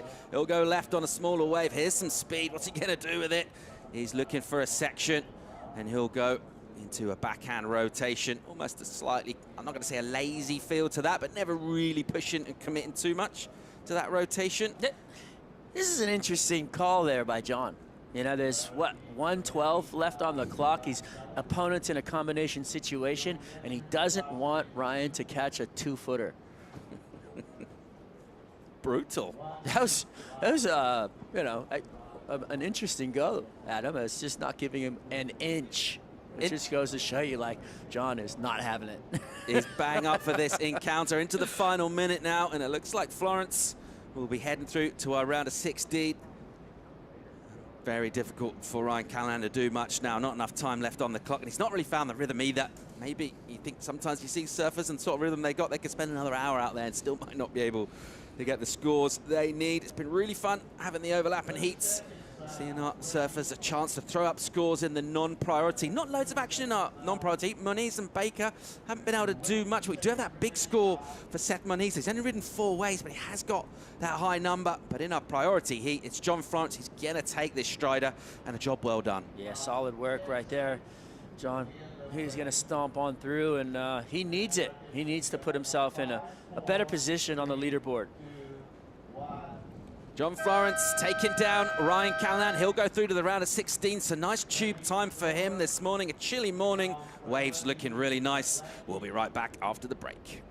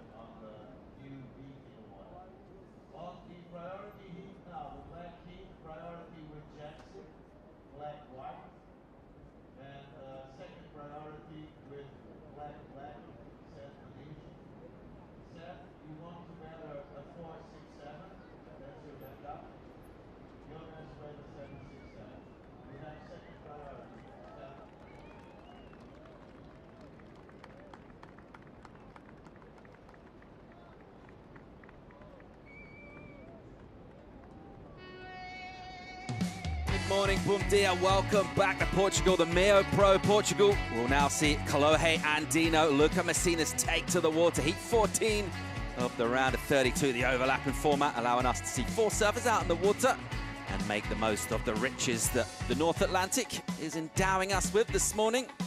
Myself, Paul Evans, in the studio, joined by Strider Wasilewski. And just reflecting on that moment from John, pretty commanding performance there, Strider. Oh, 100%. Great rhythm and flow. That man can dance, and we saw that. It was fun to watch. His dance partner, Mother Nature, definitely had some moves of her own, producing beautiful razor edge barrels coming through. So really fun to see everybody showing up here today. As we see live action here, it's just going to be a little bit of a straight-hander.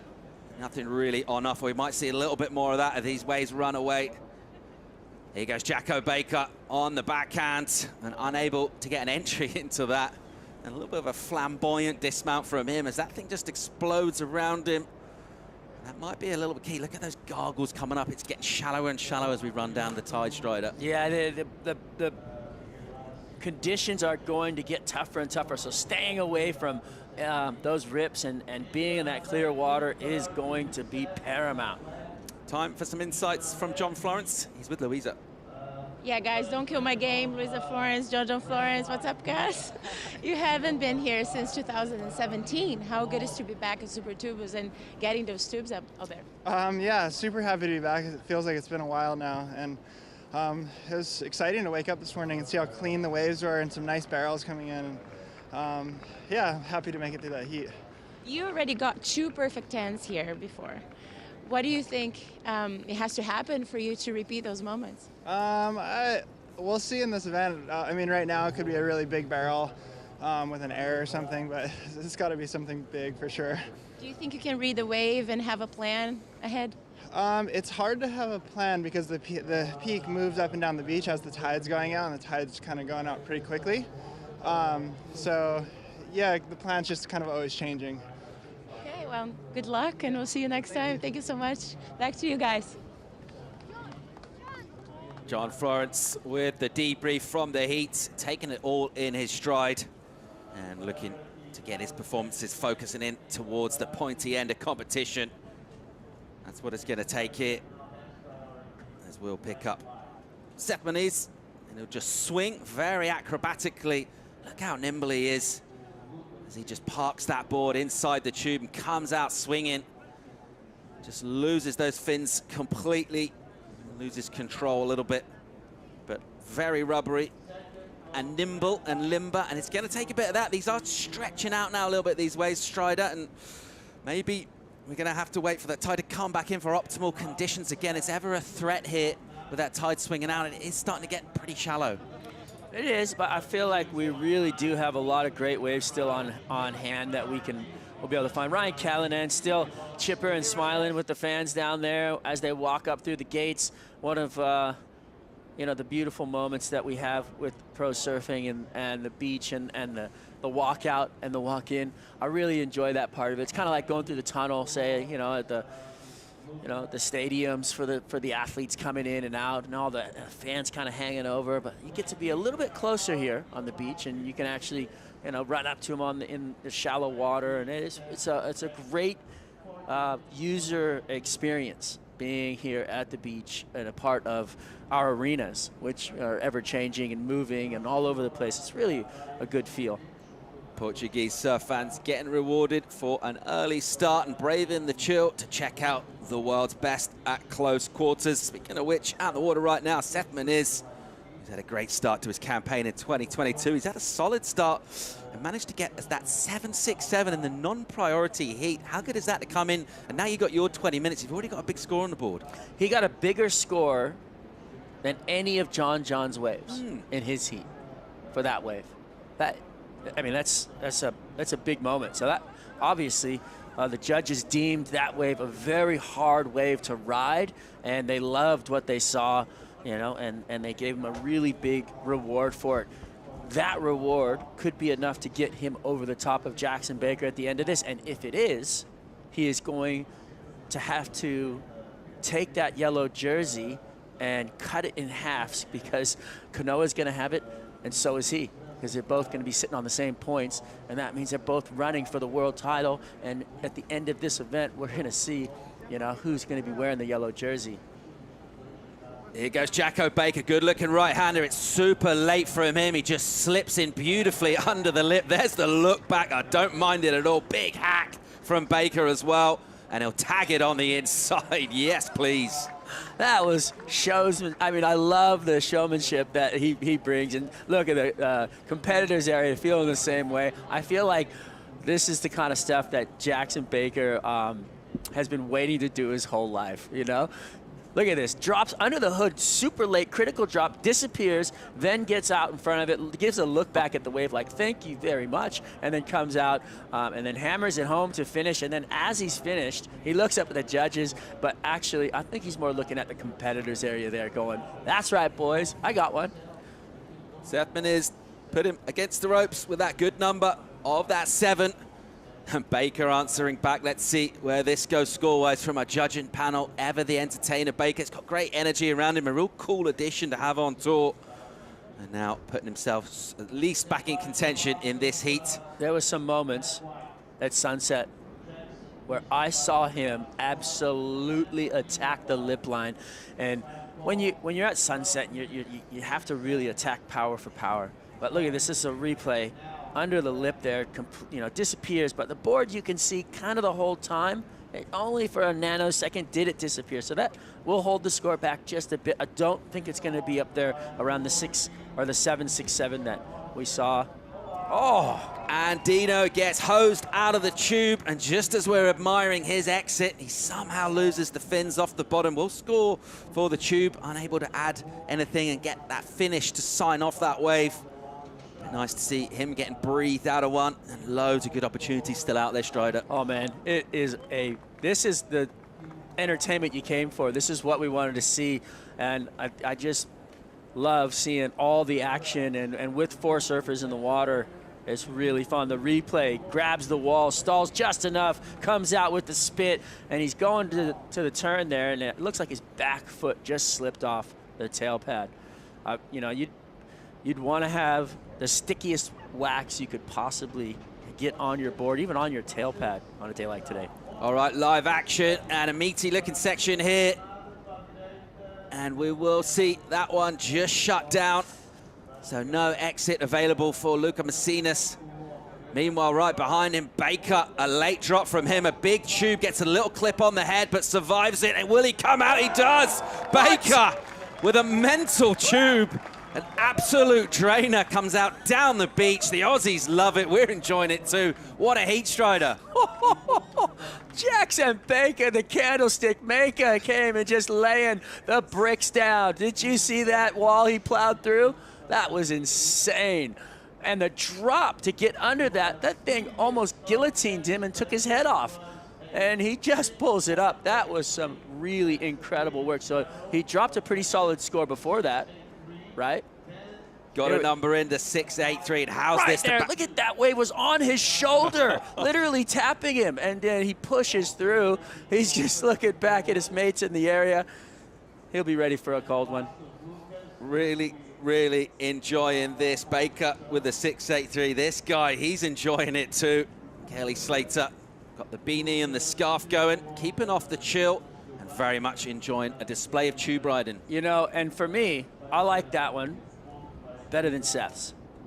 And Seth got a 7-6-7 because of how late, how critical, and how frothed out that barrel was. It was a ledge of a barrel.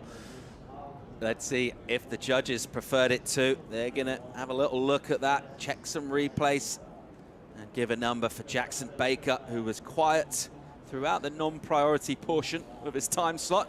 He's fired up when they're in the priority heat, and he does have a number coming his way to add to an already pretty decent one. Came in about a point under Seth Moniz high score for his previous effort. This one could well be a considerable improvement.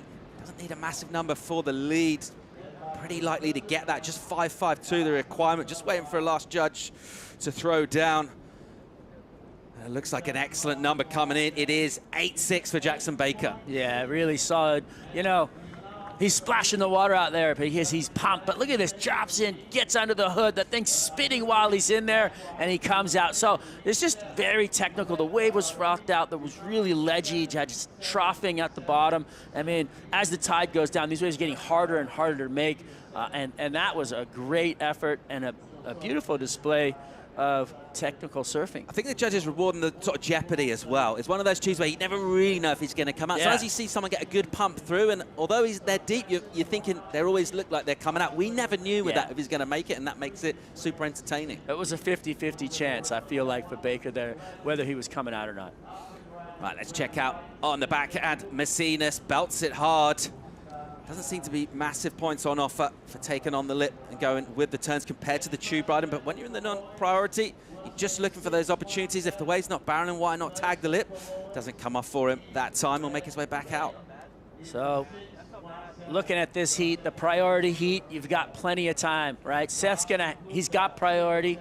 The waves are firing. You can only imagine that he is going to take another swing and be able to answer back to Jackson Baker. He needs the lucky 7-7-7. Seth Moniz, can he use that priority? Can he use it wisely? Here we go. Let's have a look here. Slows himself down in the tube. The control is so good. And he'll just hit it on the end as well. So a slightly smaller wave there, Strider, but the control from within the tube. Impressive, beautiful. Just threaded the needle. The only thing that's going to hold the score back is that we could see his board the whole time. And the judges, you know, they're really critical. I think the tube is probably the thing that they're most critical about when they're giving out scores. And they've kind of got a recipe. They like to see you completely disappear. They like to see the moment of you threading and pushing through instead of slowing down to get it. You know, there's all these little factors that they have playing in to their equation of putting on a number. 7.77 is the requirement for Seth Moniz. 6 minutes and just over 15 seconds remaining in this 8:13 of our round of 32. We're looking at taking surfers through to the round of 16. We're taking Nat Young and John Florence through this morning. The numbers in for the young Hawaiian Moniz. 5.6 for him. Not the number he requires. Does go in his top 2, but it's not the number that he is looking for. And he will remain still looking for that score. He won't have priority, though. Jackson. Yeah, he's going to ditch that one. He needs to find something else, and he's got time. Especially in this lineup, with all these waves coming through and the swell on hand. How's Jackson Baker feeling right now? You've been, you know, getting a couple of tubes. You get that excellent number. You have big energy from the beach, and you're thinking, I'm enjoying Super Tubes. Let's get another look at the last wave here from Seth. 5.6, well, you can see the body and the board pretty much throughout the wave. There was a moment there where he was underneath it, so it was like, you know, it was almost like, you know, it was going to be a deep one, and then he had to make it. In order for him to make it, he had to hit the gas. This is a replay of Kolohe's wave, so a little nice little tube, but, you know, again, you can see him the whole time. It's not going to be that big, but he's in the non-priority heat, so he is actually enjoying the freedom of just finding a few waves, opening up. He doesn't even, Messinas hasn't even been around him the whole time. So if a good wave did come to him up there, he'd be all by himself. Kolohe already got the 6 locked in from his first wave early on in the non-priority heat number 14. So he's got some numbers over the Peruvian thus far, and we've got a paddle here from Baker. He'll go the backhand, and he'll go the pin drop out of the lip. How many times have we seen that at Super 2 Boss? It is that kind of a wave that likes to hold you up, Strider. Yeah, it's definitely one of those things where, you know, you have to put yourself in a position underneath the ledge, and I think Jackson was just trying to hold off Seth there, just in case. I think it was a good sell job by Seth. I think Seth just took priority back in the heat, and now he's given himself another opportunity to go back out there and get that big 7.77 that you know he could get. Andino stolen, trying to get deep. It's a round wave, doesn't get super tunneled. And he'll just flick off that one, and he'll keep taking these opportunities, deciding to just look and see where he can put points up. That was a nice looking wave though, Strider, but just unable to slow himself down and get that deep behind the curtain. Yeah, we've had that conversation. People understand it, I think, by now. You need to disappear, or you're not going to be getting much of a score. Messinas on the backhand. As we see the Peruvian just belt an end section. It's smooth, and it's better stuff from him. Hasn't been able to do much work. Meanwhile, Moniz with a throaty one. Oh. And he will get exploded on. Seth Moniz, he knows he needs a quality wave. He knows he needs to put himself deep. We know he's got the skills to do it. That's not going to be the wave he was after. There's the drop, there's the look at it, tried to pull in. See, this wave was the kind of wave like Jackson Baker had, where he was really deep behind it, but just couldn't get on the other side of that foam ball. Beautiful technique there from Kolohe Andino, dragging the body and the arm in the face of the wave to try and slow it down. But, you know, again, needing to be deeper in the tube to come up with a good score. Messinas' wave, you know, he had it's kind of a wave that was bending out to sea, so didn't have much of a barrel, went to the lip line to finish. Again, he's going to want more as well. So far in, you know, in this heat, at this level, he's underperformed, I feel like. And he's had that wave where he had that big right barrel he didn't come out of. That was not a good thing. You know, you need to really stomp those opportunities. You don't get a lot of them, and you got to make do with what you have, and he hasn't really done that yet. It's interesting to see from that drone view. You can see both these heats in close proximity to each other, so not really that double peak at the moment. They're just kind of sharing the spoils on our main peak, and that is just compressing the opportunities a little bit for the non-priority heat, as they're unable to really get away and find something down the beach. They might just head a little bit south. We've seen some good left-handers coming down from our peak to the slightly to the south. Meanwhile, with just over 2 to go in our Jackson Baker Seth Moniz clash, it's been a highly enjoyable one. Moniz with really good early work. This is Jackson Baker's come back at him so strong. Yeah, this is a tough go right now for the Heat, the priority Heat, because Seth is going to have to try and sell Jackson on a good one to get rid of him, because he's got 2 minutes, but with that little of time on the clock and not having priority, things get tough. Baker having that priority and keeping Seth Moniz well within his sights, and he'll just follow him down the beach. Wherever Seth decides to go, he'll just try and cover him, and if an opportunity comes in that he thinks has got the score potential, 7-7-7, once again that requirement for Moniz. Baker will say, I'll be having that, as he turns, has a little look, doesn't commit, and Moniz decides to take it. Meanwhile, on the other side of the peak, Messinas gets himself nice coverage, not a massive wave, a little drawn out. Better. Yeah. He's improving. Definitely better than what he started with. Got a 3 prior to that, did Messinas. Let's have a look here. This is what Seth Moniz did on the left. Oh, just lost the fins there. It's really, really interesting to see the tactic that Jackson Baker had there. He didn't paddle for the wave, but and let's go for this replay real quick. Messinas gets a nice cover, kicks out, but back to the story about what happened here with Jackson Baker and Seth Moniz. Jackson's got priority, so he can take the wave if he wants. He doesn't make a concerted effort, but he makes himself close enough to Seth, so Seth has to look back. And while Seth looked back, he broke his board, just adding the insult to injury out of that heat. Andino, and he will drag the arm again on a slightly smaller wave, get some nice tube time, a little snap through the lip from him, and he'll open up the body, get that quite sort of trademark finishing turn for him, where he just liberates the fins, won't get a completion on that, and this will wrap things up for Jackson Baker. He shows us a little rock fakie on the backhand, and he'll bring that in. Really nicely done from Jackson Baker, really enjoyable heat, and he will be loving his life at the moment. Gets the nod over Seth Moniz, wraps up heat number 13. We've got more live action, it's pumping at Super Tubos. We'll be right back.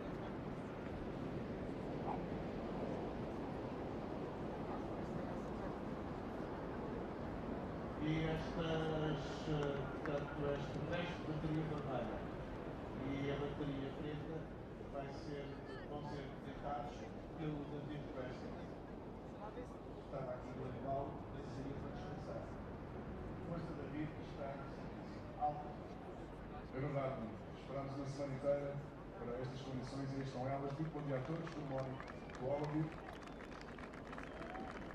So we're getting the situation on the right. The MEO Pro Portugal, presented by Rip Curl, is back in Peniche. We'll welcome Griffin Colapinto out into the lineup alongside Jadson Andre. That's our non-priority heat. Heat 15, the penultimate one of this round of 32. Looking to take surfers through to the next rounds. And some experience and some talent in the water right now. One of the great characters from Tour, Jadson Andre. He showed us some flashes of brilliance in the warm-up this morning. Got some great waves. All right, well, you know what? He's always out there. He's always going to be trying to find the tube time. And out in the water as well, with some brilliance of his own after his heat, was Colapinto. Did you see that aerial that he did on the backhand? It looked like a flyaway, and he stuck it. Yeah, an electrifying performer in any kind of conditions, and he'll be bang up for an encounter out here. Let's get caught up. This is Messinas. Wow, look at this wave. Absolutely beautiful. Drags himself, slows himself down so he can get barrel, gives it a little claim out the end, and it's a picture-perfect position. Everything about that was on the money except for how deep he was. He needs to be deeper. You see him the whole time there, but what a beautiful wave. What a great form coming through the barrel. Throws up the horns. He loves it. Don't see a lot of tube horns, do you? He got him with the front arm, he got him with the backhand out of Cabo Blanco, Peru, the Peruvian pipeline, and a beautiful looking wave there for Luca. The wave was a 10. The performance and the body position was a 10. The claim was even a 10, but the actual depth of tube ride was a 5.33. Mid-range strider. Yeah, you got to get deeper. Sorry. As we'll watch a smaller effort there for Griff. He'll swing around. Just about squeezed himself into that. Just trying to surf himself into a little bit of rhythm and form out there in that non-priority heat. You can afford just to take waves and see what comes of them. Jacko Baker will be enjoying this. Signing a few autographs, big smile on his face. A brilliant performance from him. He got deeply bowed on a couple of rides and he loved it. Oh, I could see him performing on stage in a comedy hall. He is just one of those characters you just enjoy hanging out with. Yeah, absolutely. As we were saying, a great addition to the tour. And his surfing very much on point and showing that he's in the right company at this level. Taking down someone who's been in really good form already this year. Beautiful view of the lineup and the way that the water is pulling out in separate parts. You really get a good look at the waves coming in and the riptides pulling out and what's happening and where the athletes are. Wow, that drone shot just really giving you a great perspective of everything that's happening here. Corduroy lines wrapping in. Super Tubos is pumping this morning. Brilliant conditions, light offshore, sunny skies. It's a little crisp and fresh. You don't mind that one bit when the surf's good. And we've been blessed with some great rides. Some big numbers already this morning. Looking at a big day of competitions. We'll go through this round, wrap it up in the next heat and go straight into the next. Meanwhile, on the peak, looking for an opportunity here and almost losing the rail as he pulled in. Unable to find an exit. Griffin Colapinto had himself a bit of a bomb there, but something happens. Maybe a little bit of disturbed water underneath it. Meanwhile, his buddy from his hometown, Chloe Andino, also out of San Clemente, California, slowing himself right down to get an exit. Gets a little bit of shampoo on the head as he comes out. And he'll make his way back into the peak. Looking to build, just got that 3 as the backup. That 6 is the high score. Messinas has come back, though, with that 5.33. This one's still pretty close, Strider. Yeah, no blown out scores in the priority heat to really give us anything to get too excited about. We've had some great waves ridden, but the performances haven't been deep enough behind the curtain to actually get those scores up where we want them. It's interesting that last wave. You mentioned the point about the speed earlier, and I think maybe pretty relevant on this one. It's a strong barrel, but he's not going super fast. Yeah, and he had to slow himself way down to try and get underneath it. So as he took off on that wave, he recognized that he needed to really slow himself down. So he did so. The technique is impeccable. It was the same thing with Messina. So everything is there. The waves are there, the technique's there, but just not deep enough in the barrel. Let's see where that goes score-wise. Really interesting to see, and what a great moment for the Aussies. Yeah, he's running, Tyler Wright's jersey, just feeling good, representing the country and the young lady for her efforts as a world champion and everything else that she's had to go through with adversity, and all the stories playing out really well for Jackson at the moment. The Aussies rolling deep on the championship tour, and the new talent coming through, representing that strong surfing region, which might feel, by its own very high standards in the last couple of years, not quite where it'd like to be. Jackson Baker, part of that story, the next talent coming through. Well, let's get some thoughts from him. He's standing by with Louisa. Yes, first excellent score of the season, and you just sent Seth home. How does it feel? Oh, I mean, it always sucks beating someone, but that's the sport. It was good to have a heat with Seth. We haven't had too many, so yeah, it was a great opportunity and a privilege to have a heat with Seth. He's so good in barrel, so to get one up on him, I'm stoked. I mean, just to crack that round 3 and get into this round of 16 round and moving forward, I'm so stoked. It's been, yeah, I mean, I've had a couple good round 3 heats, but to crack that one feels really good, so I'm stoked. You're having fun there.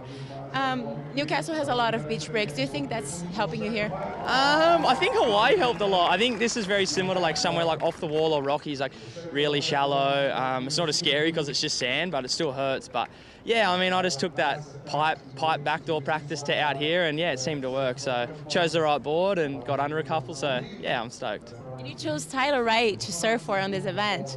Tell us why. Yeah, I mean, for me, with what she's been through, I've been through some trauma and stuff as well. So yeah, it's really relatable for me, and just to see how she's come out on the other end of that, and it's just so inspirational. So I mean, I hope I could just kind of follow in her footsteps, and yeah, she inspires me just when she surfs out here in these hollow waves, yeah, and everything like that. Keep having fun. I hope to see you back here. Back to you guys. Great words from an ever-impressive Jackson Baker. Good value for the win in that one. He'll take in a load of confidence through to the next rounds, as we'll just reset with the action out in the water. Just under 11.5 to go in our priority heat featuring Kolohe Andino. We saw him get barreled during that cross, and we saw him throw a good number, Strider, 7.6. That's a really big number, close to excellent. Looks like the replay here, just so pumping, getting that speed coming through and coming out. So that's what we want to see. We want to see everything coming in from behind those heavy sections, and then he goes to work. So finishes off straight up into the lip, and as Jock Robinson would say, I like your outfit. He's got a good-looking board, huh? Color scheme, everything looks great. The technical tube riding, does a setup snap, and then straight up into the lip with speed. Great work right there for Kolohe Andino, getting a solid one. We'll pick up on the end of a wave from Jadson, finishes on the inside. And we'll also check out an explosion behind him, as we saw just finishing off the end of a wave there. Messinas, the Peruvian, in a bit of really shallow water with big, powerful explosions all around him. We'll see if we can get caught up what actually happened, but the crowd firing up with their voice, and they're really enjoying the entertainment here this morning, Strider, as are we. And again, right, we've got this overlapping format, so there's some action happening all the time. Griff, he's deep, beautiful off the bottom, and he will come out of that nice and clean. Goes all floppy, shows us he liked it. And another nice tube going down. This is really beautiful surfing in great conditions. It's a 50-50 split, right? You don't want to be a judge or a cameraman today. But you do want to be a surfer or a viewer. I mean, absolutely an insane seat watching this. And, well, we can't lose being commentators here. We love it. We've got a great seat and really enjoying what we're seeing going down.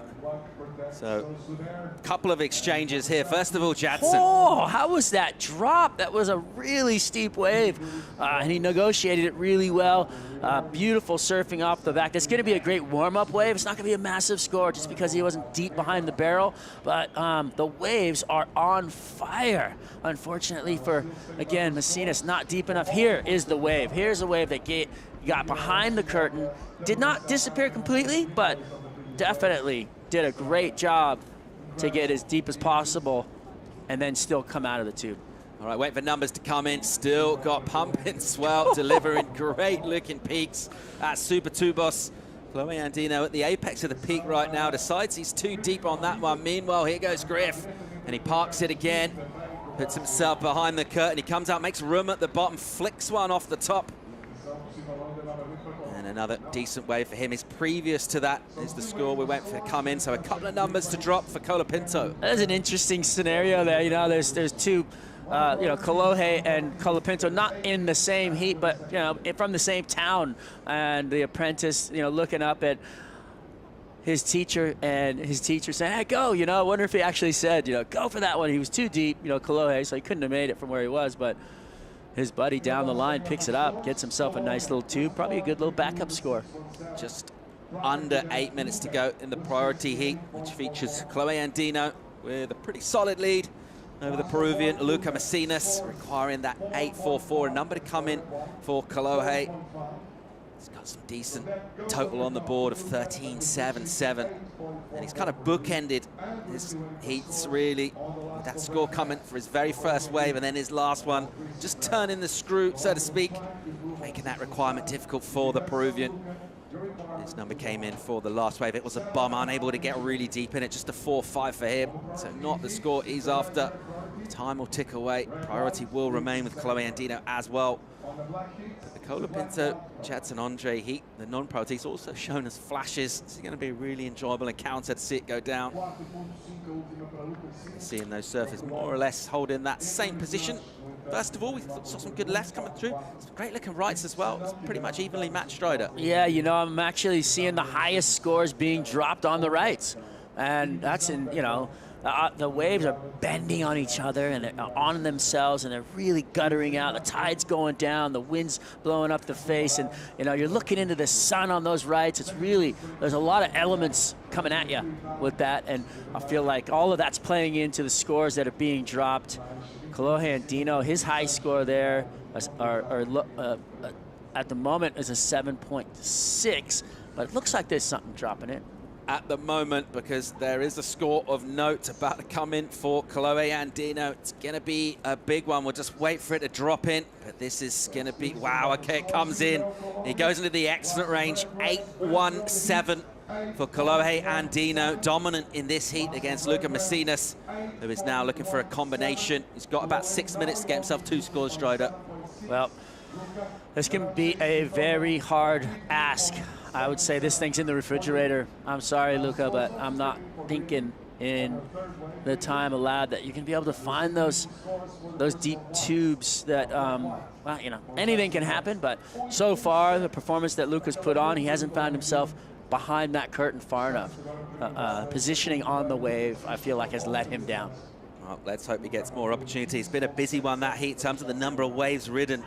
17 of them so far, and we've still got 5.5 to go in it. And this format really been vindicated, the decision to run the overlapping heats with loads of opportunity. And we've seen surfers come into their priority heats already with numbers on the board, but crucially already a read on conditions.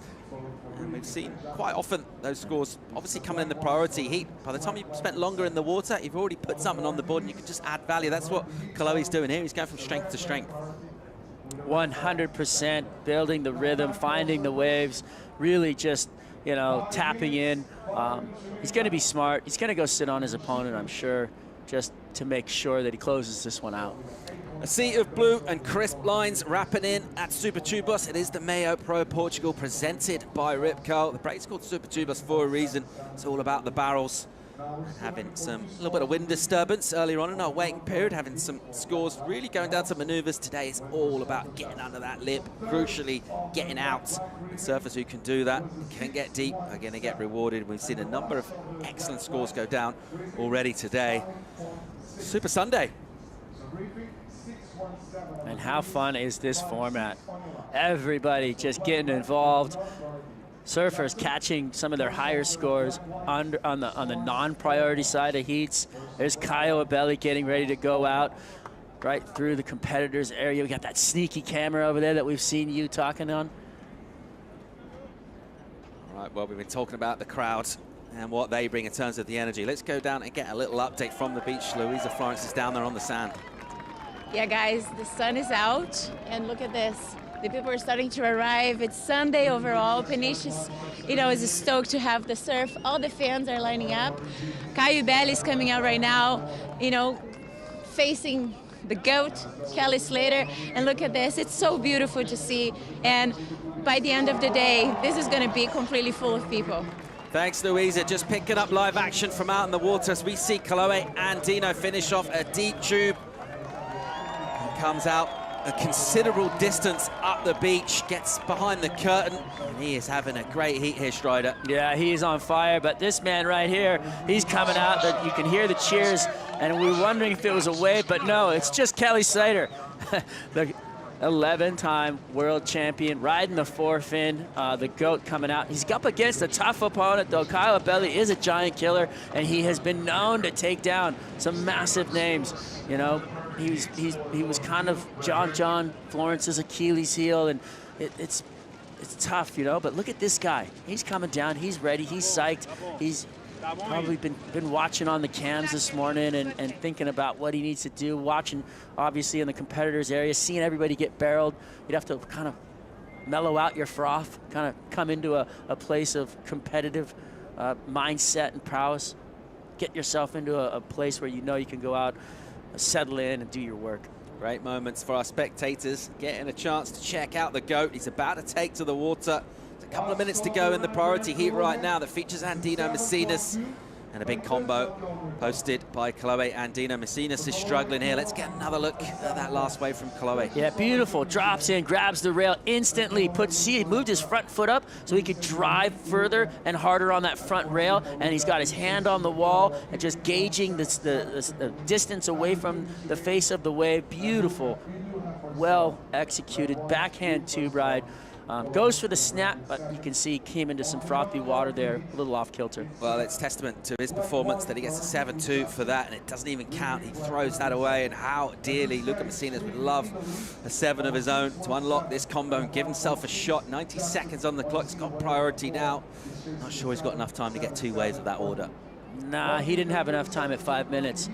It just didn't seem to be going his way. I kind of threw it in the fridge back then, but sorry, Luca.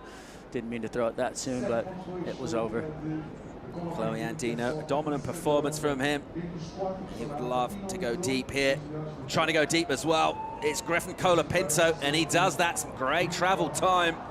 And he will just get clipped by the lip, an incompletion from Cola, but he had some travel in there. Yeah, great tube ride, really fast, driving through the barrel, holding the wall and the line, tries to sneak out at the end there, but the lip just got him as he came out, and it just made me smile and laugh, even though he fell, just thinking about how much fun these guys are having out there. They're just getting piped, and the funnest thing to do, at least in my book, while surfing, is to get tubed, and these guys are just trading off on barrel after barrel, and this is their jobs. This is their lives, and it's pretty amazing. Really entertaining action this morning, and we are looking forward as these heats just keep on coming. The overlap and format means we get a great frequency and just tubes going down, up and down the beach. Every time our camera pans, someone's pulling in.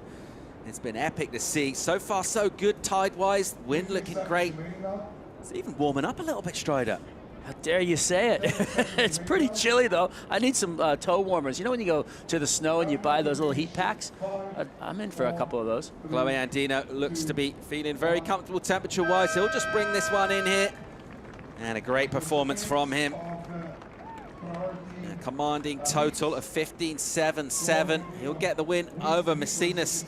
We're going to check out the GOAT, Kelly Slater, coming up against Caio Belli. We're also going to bring Turpel and Condor into the studio. We'll be right back.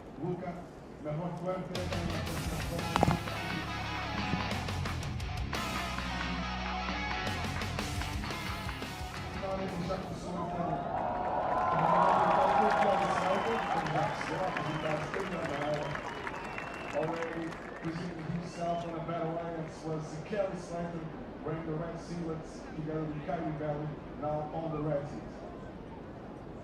So Kelly will be red. So red from top to bottom. Caio will be called the red white. Now the priority heat is the black heat, with Rip Curl and Jackson. Então agora para a água Kelly Slater, a apresentar-se ali ao maneira. Está na bateria com Caio Belli, entretanto Rip Curl em vitória aqui.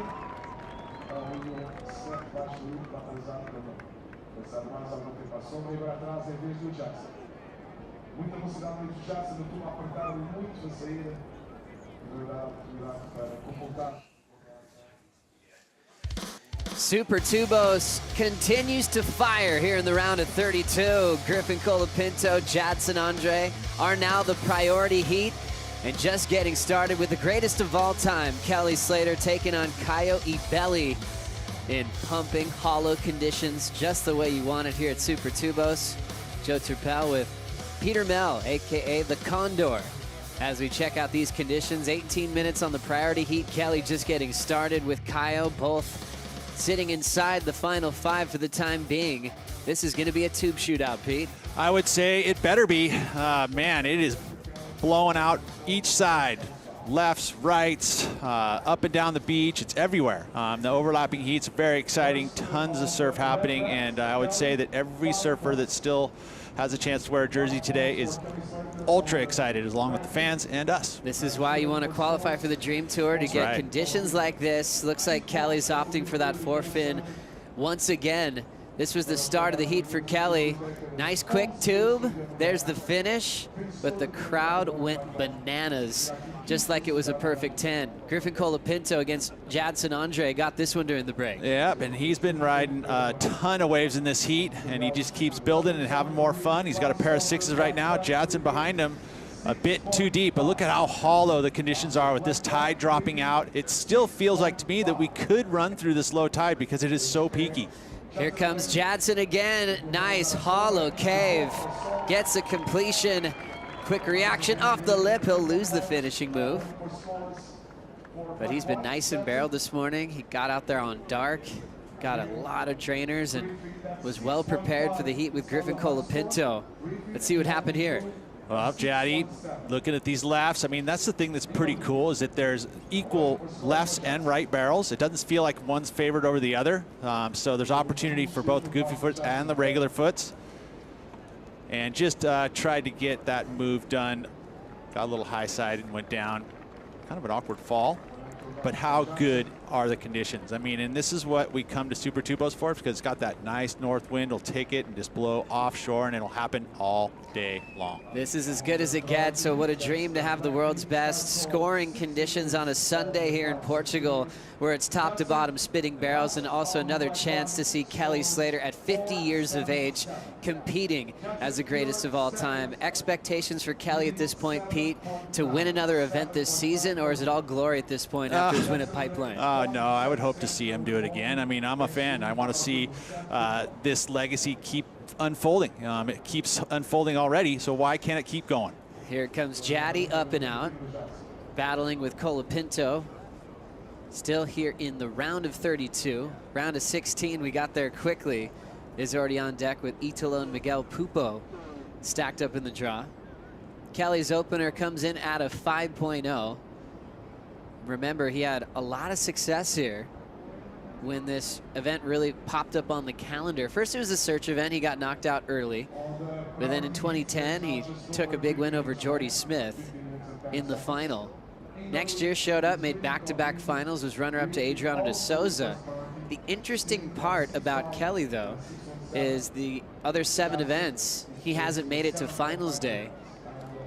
As we look at Jaddy just stretching out the right, looks like he'll just kick out. Yeah, early success for Kelly, but the conditions they're challenging here. I mean, we're very fortunate to have today happening right now. I mean, but we saw what was going on the first couple days. It was wild. There was moments. Today is the dream day.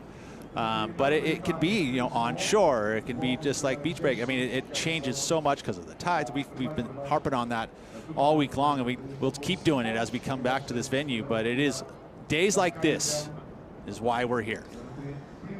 Compared to a pipeline type energy, there's so much power, but it is all sand. As we think about Kelly's longevity and his amazing career, I think maybe the year that might have stung the most with those early round losses, it was the year after he finaled to De Souza. 2012, he was in the title race with Joel Parkinson. Leone Montero took him out, gave him a 13th, which was pretty tough for his world title campaign. He lost to Parco at Pipeline at the following event of the season. Yeah, crazy stuff. You know, and you just look at those stats and you're just like, hey, he's been in the title race for 2 decades. Unbelievable. It really is. So much to celebrate with Kelly. 56 championship tour wins. And a 50-year-old that's still competing at the top of his game. He had a lot of joy at Pipeline, and then he talked about the ups and downs of pro surfing at an awkward moment at Sunset Beach, getting a interference in the overlapping format, the format that he helped create. When John took the wave in the opposite heat, McGillivray already had a 9, so he was already against the wall, but the trouble at Sunset continued. But it didn't take away from his intentions this year of enjoying every stop on tour. So far, a 5. Caio holds priority, waiting for his first wave to come through. Well, they're in the non-priority heat, so they have to give way to Griffin Colapinto and Jadson Andre. And I would say that he won't do that same mistake he did at Sunset Beach in the overlapping format, or at least hope not. Griffin with a 6.5 and a 6.17. hasn't made finals day out here yet in his career, as a lot of tube attempts are going to be happening on the fly in this overlapping format. Well, this fits Kelly's kind of approach here in the early stages. That first 20 minutes, they have the non-priority heat, so they're going to take the leftovers. But there's lots of leftovers here. There's some delicacies, there's some filet around. So Kelly be looking for that. And that's why we saw him quickly jump on that wave. But no make, so just a 1-point ride. Kelly Slater winning his first world title back in 1992. Wow. It's an interesting era. That's 20 years. Yeah, it was a long time ago. Isn't it? Yeah, it feels like more than that. 30 years. As we look at Kelly, last attempt attempt it is 30 here. years. Jesus, it is 30 years. My math is horrible. 3 decades, man. That's crazy. Let's hear from Kolohe Andino on the beach with Louisa.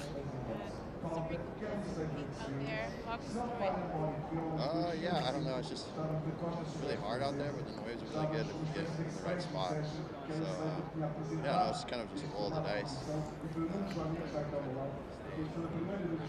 Kolohe Andino talking to Louisa about the conditions out there, saying it was actually kind of tough out there, but when he found him, he felt good to get some scores and some barrels. We'll try to catch up with him in a moment. Kaiwi Belly laying down a clean roundhouse cutback on that rusty surfboard. Getting some drive to the inside, throws the fins into reverse. He'll get the completion. He is so gnarly, and especially in heats like this, he rises to the occasion I mean, every heat he does, but ultimately against world champions, against when he feels like he's kind of the underdog, man, he just comes out guns a-blazing, and he just does that kind of stuff where it's undeniable that he is on point and that he wants this win.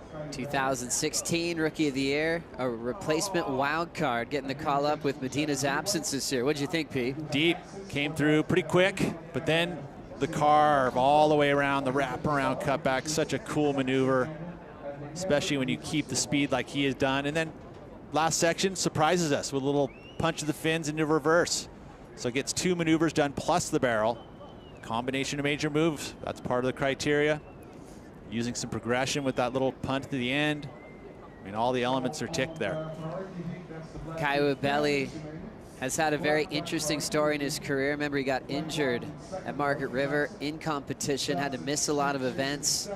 When it came down to getting the wild card, he missed out on it. He was very vocal about thinking he should have earned his full-time spot on tour. It had gone to Kelly that year. Remember, Kelly was still dealing with an injury that he suffered from at J-Bay from 2017. So there was all this momentum building up to Kelly and Kaio having a first matchup.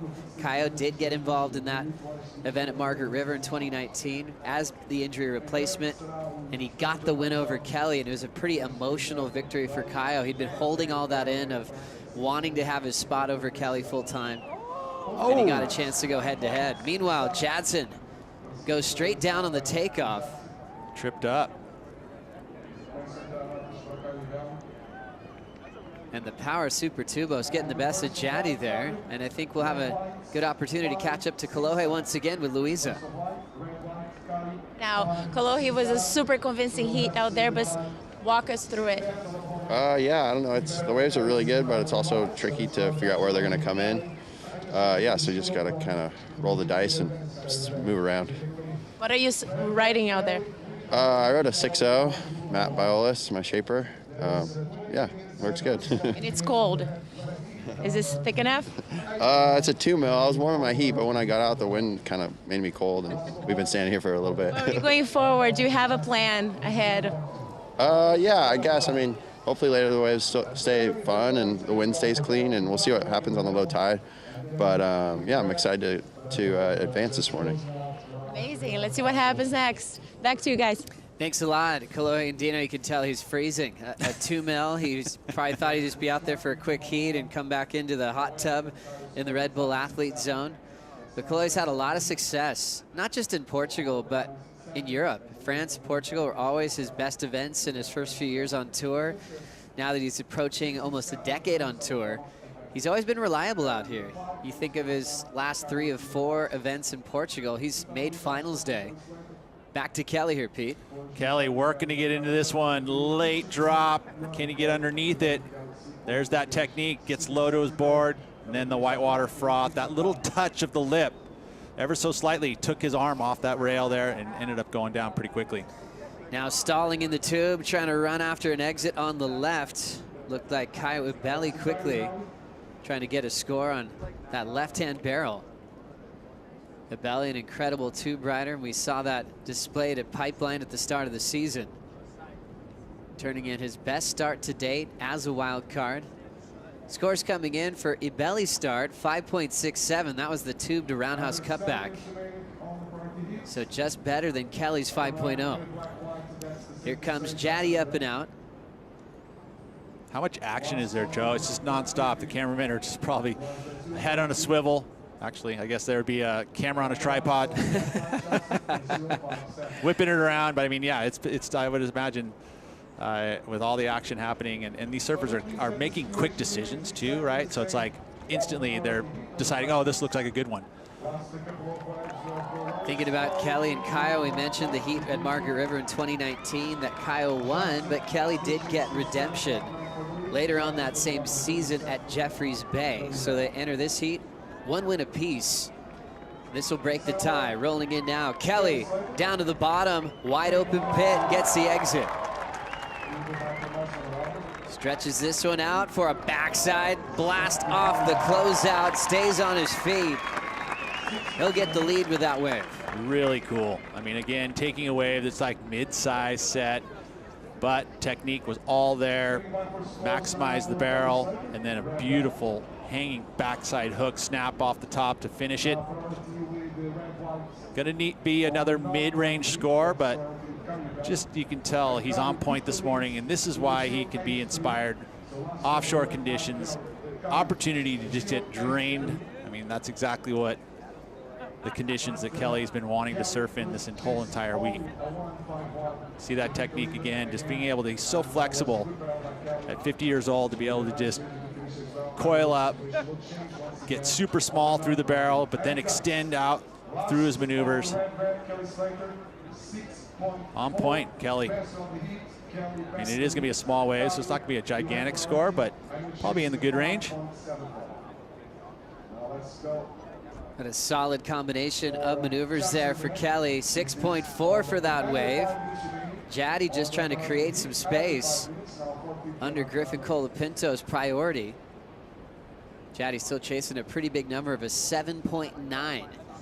Andre went down pretty hard on that last wipeout, and I was just thinking about every event we've had so far this year. He's not afraid of taking beatings. From Pipeline to Sunset, at some point in a heat, he's going to end up upside down and getting split up by the lip, and then he wakes back up and charges once again. The guy has endless energy, and he's not afraid of going down. No, I mean, his nature is there.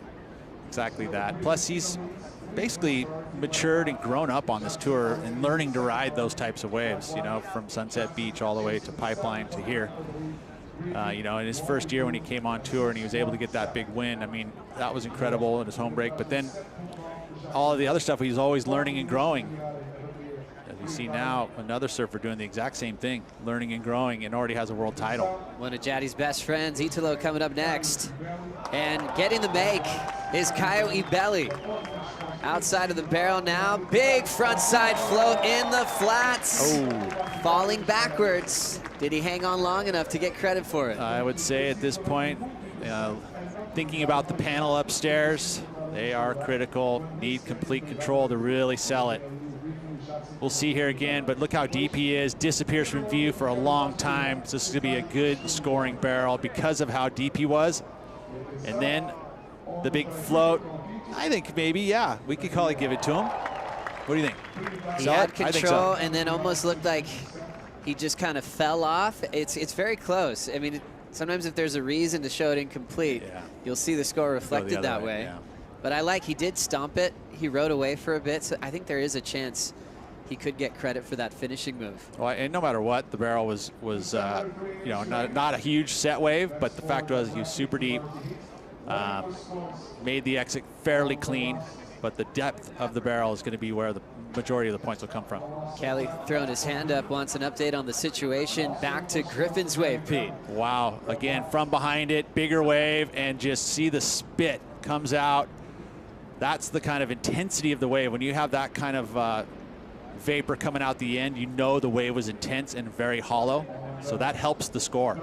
He is such a natural when it comes to surfing, and especially barrel riding. Colapinto turning in a 7.83, really increasing the lead on Jadson. Jadson almost needs a perfect 10 now with 2 minutes to go. Ouch. Well, anybody who has Griffin on their fantasy would have loved to add those few points. He's just been switched on, even in the free surfs. He maybe did one of the biggest errors we've seen in Peniche after his heat win against his mentors of Nat Young and Kolohan Dino. I mean, those are one of the, I mean, to me, that feels like one of the biggest errors, you know, ever. I mean, it was massive. So go to his Instagram if you want to check that out. Kaio got a score. Kaio Ubeli, 7.0, 6.67, leads over Kelly. Slater needs a 6.28 now with 21.5 on the clock. We talked about Kaio's story, taking out John multiple times. He's had some entertaining, dramatic heats with Gabriel Medina, including here at Super Tubos in 2019. Gotten Kelly on the ropes at Margaret River in the past. He's just that danger man who believes in himself. And it's not like freaks, right? Freak of nature kind of stuff. It's always, he's always in the heat, right? It's rare that he gets blown out. He's always finding the waves and competing at a high level and always looking like he could be just that one wave away from a win. And this year, he's gotten a lot more wins. And that must feel really good with that momentum. Oh, what a great start for Kaio inside that Final 5 picture after the first 2 events. And remember, you know, the yellow jersey's already trading hands. Kanoa Garashi just took it from Bear Mamiya, but the next people we're looking at are Kaio and Kelly to potentially get on top of the leaderboard heading into Bells. We're down to 22 seconds in the priority heat. Colapinto still out front. Jaddy with priority, trying to find a last effort. Here goes Kelly. He makes it, and then the lip lands on his head. Again, question marks completely. It felt like it was another new section. He was going to go into it, so the barrel felt made. But then again, always that question mark when you come out, you know, because that was where it shut down. Let's watch it again. But wow, that was pretty impressive. So a wild one for Kelly. What'd you think? Deep, rides over the foam ball. Yeah, felt like the barrel was out of there though. But geez, it's just what, you know, if he had just stayed low road, down on the beach angle here. And that was another section that he's thinking about either hitting or going and pulling back into. I don't know. See what the judges think. Well, you see him ride out into daylight for a moment, but then the lip shutting down almost feels like he entered that closeout section of the wave. It'll be debatable for the last of Kelly if he'll get the lead change against Kaio with 19 on the clock. When we come back, Italo Ferreira will get started with Miguel Pupo.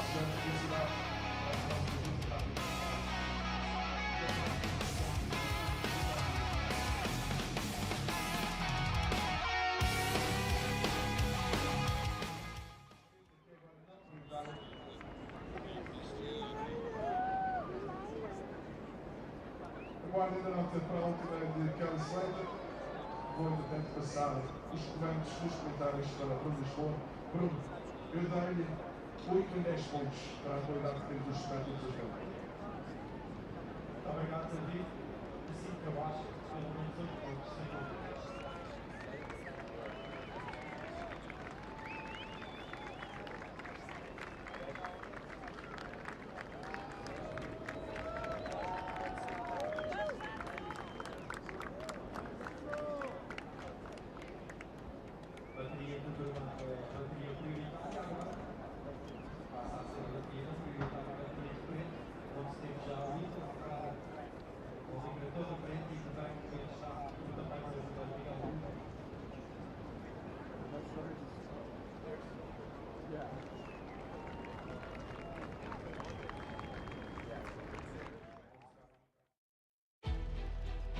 once again, and welcome to Super Tubos here in Peniche. It is firing, best day of the waiting period so far, and we have a new heat just getting started. All Brazilian matchup, all goofy foot matchup. One is a world champ in the past as he's fighting for his second world title, and also another event win here in Portugal. Italo Ferreira has accomplished a lot, but Miguel Pupo is on a roll. Coming into the inside, we've got a finish attempt from Italo, already kicking out of his second wave in a short period of time here in the round of 16. Oh, and he would have showed up today just frothing to get out there, as I think every single competitor. This was his very first wave here again, as he drives through it completely with a ton of speed. It's actually the second wave here. And then here's actually the first wave of this heat. So right in the first 4 minutes, he's already finding himself 2 tubes, and kind of has to dial back probably a little bit. But then, you know, when you're in the non-priority heat, that's exactly your job, is just to find anything you can. And he's already done that. 2 quick waves, 2 quick barrels, and 2 quick makes. One of the most entertaining surfers in the world, Italo Ferreira, found the way to win for the first time at Bells Beach in McFanning's retirement event. It was an emotional win. He went upstairs in the shower and almost took the door down with excitement. It was really special to see that moment for Italo, and I think it was actually really fitting for Mick Fanning. He saw the joy and the energy that Italo was letting go of, and actually gave Mick closure to move on to the next chapter, as we see a wipeout in the pit for Miguel Pupo. Pupo popping up there, had the and the broken board. Bummer. Not a way to start a heat. Have that. Now you got to swim in. There's not going to be the assist that we see in Hawaii, so he's going to have to get himself in. This is almost a little bit of a technique. He's going to use his hand plane to get in. Smart move. Well, that didn't really work out too well. But at least he's getting pushed towards the beach. I mean, this is just as easily you could get sucked in a rip and you're out to sea, you know. And again, they're not going to get use of that jet ski assist. It's much more physically demanding here in Portugal because of that. We've used skis in the past, but not here at Super Tubos. So we had that wave before we went to break of Kelly, where he had the make and then got shut down by the end of the wave. It was counted as complete. 8.17 for this one. Nice, and he has nice size set wave, super deep. From behind it, came out. So they gave him the make for the barrel, which is what all that credit of the 8.17 is coming from. That thing was below sea level. When he got to the bottom, it was so square. They saw him on the foam ball. It was always going to be excellent. The question was, did it count with control because of that lip landing on his head? And Kelly's thankful that was a make. It went his way. 8.17. They dropped the high and the low, averaged the middle 3. Now he takes control of the heat against Caio. Ibelli, with priority, needs a 7.58 to answer back. And again, right, Kyle's right there. It's not a huge ask for a 7.58. It just takes the right wave. Quick board switch. 40 minutes, you know, in these overlapping heats, so you get the extra 10, which is helpful for situations like this. Yeah, so Miguel Pupo taking his time, getting that backup board. Should be out there in the next couple of minutes, but Italo's just roaming free in the lineup, which is a scary feeling if you're trying to accomplish a win over that guy. Almost feels like that's the pace, though, that, oh, we'll get back to that. Bottom's chopping out deep for Caio Ibelli. Spit like we haven't seen this morning. Unbelievable. I thought that was going to be a turn of this heat. Once again, super square. Looked like a complete and easy make, but it just woofed him and swallowed him whole. See if we can get what happens here. I mean, he's deep. He's pumping right there. You see how that crease came up? The bottom of the barrel just came up and swallowed him up. Oh, heartbreak. Let's hear from Griffin with Louisa. Conditions were changing so much all these days, and you're just telling me how stoked you are to be in the water like this. Oh yeah, the past few years I've come, the waves haven't been that good, so you know, to get super tubes pretty much all time right now, it's a dream. And I watched it when I was 12 years old, watching all the guys get 10s out here, and now I'm doing it. not getting 10s right now, but hopefully next heat. Good scoring heat though. How was it for you overall? Yeah, it was good. I felt like I played a really smart heat, especially against Jadson. You know, he kind of likes to stay busy and like get it going. I felt like I kind of reversed it on him, and I was the one who started staying busy. And then he kind of was watching where I was going, and I was pretty happy with the way I surfed the heat. And yeah, this time of year, the first 2 events, I didn't do very good. So this is an important one for me, and I'm not putting pressure on myself. You know, no matter what happens in my life, like I'll be happy. Even if I had to go back and grind it out on the challengers, it's all good. I'm still doing what I love with my friends. So yeah, it's all good. You're currently on 27th. What kind of results are you looking for here at Super Tubos? You know, I want to win, yeah. He had to sell himself on it. Of course, guys. It's obvious. Let's get back to you. Okay. Congratulations. Thank you, Luisa. Griffin Colapinto is always entertaining in the water and on land. He's got one of the funnest personalities on tour, pulling in under the hood with some speed. Caio Ibelli gets the make, and now casually just surfing this thing through the inside. Such an amazing tube rider. He'll just quickly whip that end section, but he's down. Missed opportunity on the bottom and out right where he fell on. Gets a completion there. But remember, he's looking for a big score of a 7.58. He was outside of priority to get that wave, so that was a bit of a gift. And it's going to be a pretty good number. I don't know if it goes all the way there. Let's take a look again. Not the hugest wave, but super deep. That was Kelly. So he gets a quick one. Watching the technique once again, one of the best in the world on the backhand barrel. He uses so many different body types using the same kind of technique with the hand on the rail, but he can get forward, he can stall. Finishing move for Italo Ferreira complete. A lot of action here in the overlapping format. And a lot different from a point break or even the reefs that we started off the season on. It's scattered peaks down the beach, so a lot of action when you've got 2 heats going at the same time. We've got scores for every single surfer that are yet to come in. Pupo broke his board. He's back in the water now. This is what Italo just did. Nice size set wave, deep behind it, quickly through it. And see how he carries his speed, completely transitions to a whole nother wave to get the floater for the finish. Judges have been liking if you can get those maneuvers after the barrel. That's that combination, barrel to turns. They've been paying dividends for it.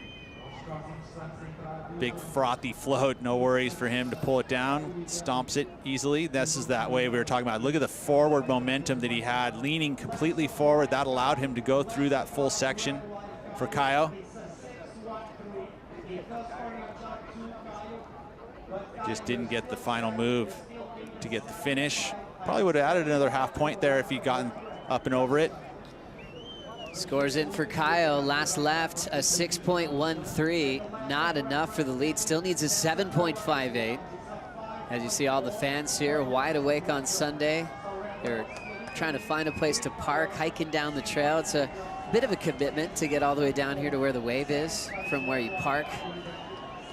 But now everyone knows it's pumping. Kelly's in the water. Pupo's in the barrel. After the board change, he'll get a solid tube ride to get into the heat with Italo. All technique to be able to find that maximized 2 time. Italo trying to find a way to get out. That one's going to shut down on him. See how Miguel was able to get onto that front rail and almost the stalling technique dropping in. You know, rather than being on the edge trying to get the extra speed, he just fell into the barrel.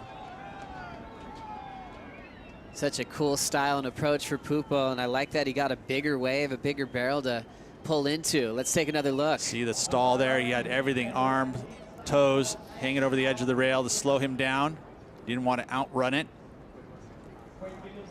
It's interesting with board choice. You know, we know Kelly opted for that quad even in yesterday's conditions. It's all up to the individual surfer and what they want to ride, but sometimes when you're trying to put on a show for the judges and be extra deep, some surfers like Owen Wright will say, well, I don't want a board going so fast that'll outrun the tube. You want to have the right equipment so you can actually slow things down when you need to and get as deep as you can. Well, and I think you position yourself on waves depending on the equipment you have under your feet. I mean, for Kelly, for example, he knows how that quad, where it'll squirt, where he'll get the speed, where he needs to be in order to maximize the barrel time. Let's now catch up with Stephen Bell on the beach with Louisa. Yeah, guys, all these years with Kelly Slater, do you have any insights you can share with us on what keeps him so, like, inspired? Trying to beat the kids, trying to keep up with the kids, enjoying life, and I think he realises it's a great life, and why stop? He compares it a lot to golf, and golfers go through their professional career and go into the seniors tour, and we've spoken a bit. He goes, why stop this when he's winning and having a good time, and is it generally enjoying it? Days like today when the conditions are fantastic, it's pretty easy to come to work. No magic tricks? No magic tricks, not that I know of. No, gets out of bed every morning, puts one leg in the trousers like everybody else does, and but no, he's good. We had a good week. This is more of a family week for me. I got Leo down here with Kelly, and so it's not so much pressure. Just have a good time and hopefully get a few more tubes. Amazing. Let's see. We're all watching here, guys. Let's keep watching. Thanks so much, Louisa. Always great to catch up with Stephen Bell. He's an incredible human being, and he's been in Kelly's corner for a long time. It's not really a working relationship, it's family. They absolutely love each other, and Kelly does feel really light behind the scenes, doesn't he, Pete? He does. He's in a good space, which is nice to see, and I think that, this is the part of his life that he it's not like he needs more stuff, right? more accolades. It's already there, and so anything that happens at this point, every heat win is just gravy, and I think the biggest drive is surfing waves like this in front of the crowds. So it's enjoyable for him, and the people love it. We love it. So keep it going. There's keeping it at a high level. I mean, look, he's still here and totally relevant. Well, it's interesting because there's so many people that have hit him up, even personal friends, over the past 15 years saying, hey, I think this is a good time for you to walk out. There seems to be this importance, especially people who really care about him, going, hey, your legacy is amazing. Drop out while you just dominated, but while you're world #1, even win a world title and then say that's it. But for Kelly, it's like, hey, if I'm still winning, he still wants to be here. And I think we're really thankful that he hasn't made that decision over the years, winning events at Pipeline, even more recently in Tahiti, towards the latter stages of his career, as we see what happened here, Pete. Put everything forward, trying to get down and under. But that one never really had any entry. It didn't really have any exit. And it is starting to drain the tide. So it's going to start, understandably, it's going to get a little bit weird. The mid-tide cleans everything up, but now the rips are going to be pulling out. So it's, even though we may be able to surf through this, and fingers crossed that we can, and there's still enough quality there, but it is going to be, that low tide, it's going to be a little bit more challenging. Kelly Slater, think about the injury that he had at J-Bay in 2017. He hasn't really had like a complete season in a fairly long period of time. You think that injury that took him out for quite a while, then he'd do like certain events here and there where he hadn't really felt a full committed season for a bit. Even last year, semifinals at Pipe, missed the Aussie leg. He only surfed 3 events last season to requalify. With Jordy Smith looking at the lineup at Super Tubos, he's preparing for Connor O'Leary, a 3-time runner-up at this event. And Connor, just about the same size as Jordy with build. Big guys, regular versus goofy. That's going to be fun to watch. Sure is. Especially Connor being able to turn it on yesterday to get through a close heat. And Jordy, with all the success he's had here at Super Tubos, they're both feeling pretty darn confident at the moment. So tide still draining for another hour. Yeah. How you feeling about that, Pete? Well, again, I think it's just a matter. They'll keep an eye on it as long as there's scoring opportunities happening. It is going to be challenging no matter what with this lower tide. As Kyle takes a look, he pulls in nice and deep. He has so much speed, he'll make it. Steps up quickly because he's trying to manage his time against Kelly. A smaller insider, but he had a lot of speed, showing off that tube riding ability. But you compare it to Kelly's 817, which was pretty dramatic and had a lot more size. Pulling in nice and deep, Miguel Pupo will get spit out.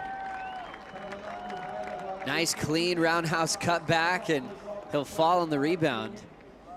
But Pupo had the 4-1-7 before, chasing a 7-1-6 for the lead over a former world champ.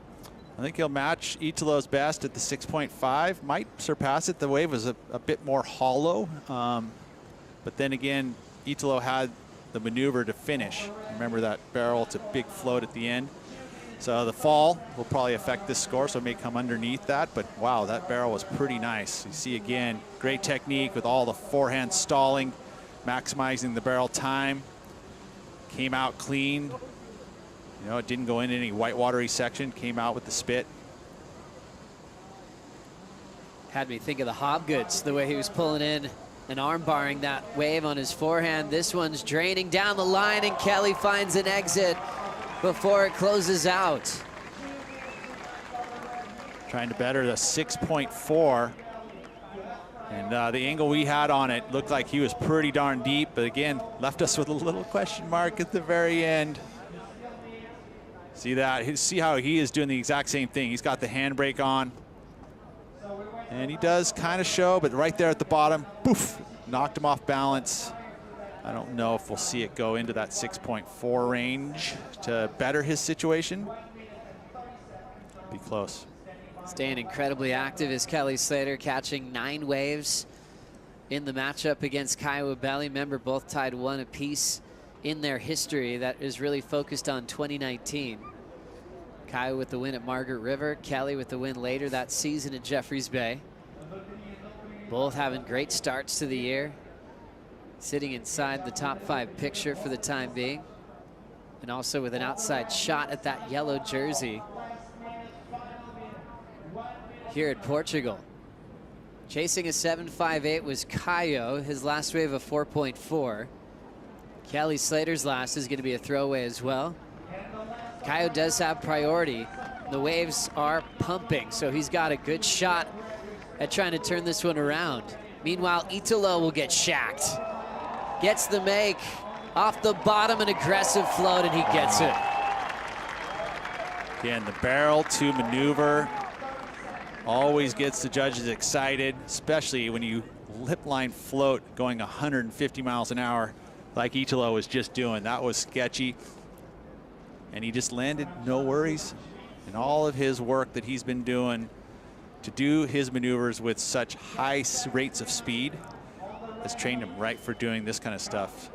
5 seconds, Caio's last opportunity. He still has some room and just makes it at the end. Oh boy.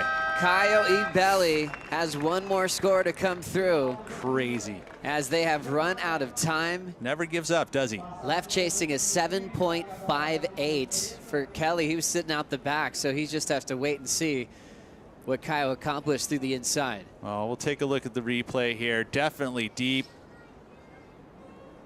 The only thing I think that may affect it, intensity of the wave. You know, in comparisons to, say, the 8 that we saw from Kelly, much bigger wave, much more intense of a wave. This one kind of a running one. You see again from behind it, but look how deep he is and how long it is. And that's really where the massive amounts of the points are going to come from. Taking a look one more time from behind it, great technique. And he was doing everything to put his foot on the gas pedal to get through it. He did it. And he's going to make the judges think here. Well, one thing it was an incredible heat. Back and forth shootout with Caio and Kelly. Caio had the 7 on his 3rd wave. Showed off how talented he is in the tube. But the game changer was really Kelly when the bottom dropped out on the right and he got detonated by the closeout, getting credit for an excellent range tube. Really made things difficult for Caio. Scores coming through for last at Belli, that long draining right, a 6.37. Not enough. Kelly Slater moves on to the round of 16 to surf again, potentially today at Super Tubos here in Portugal. Back for more action right after this.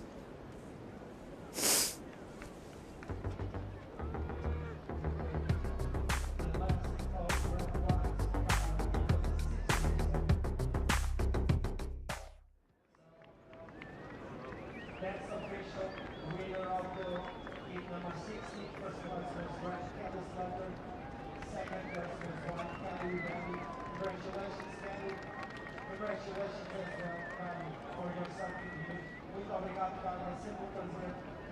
connosco em Portugal.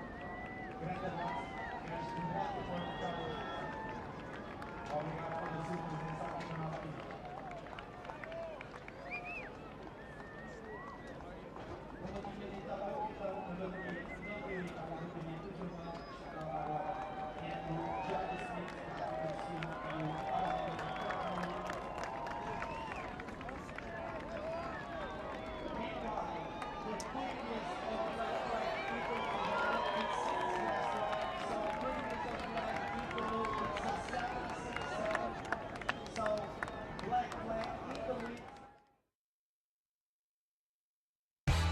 e o Round of 16 continues here at the MEO Pro Portugal, presented by Rip Curl.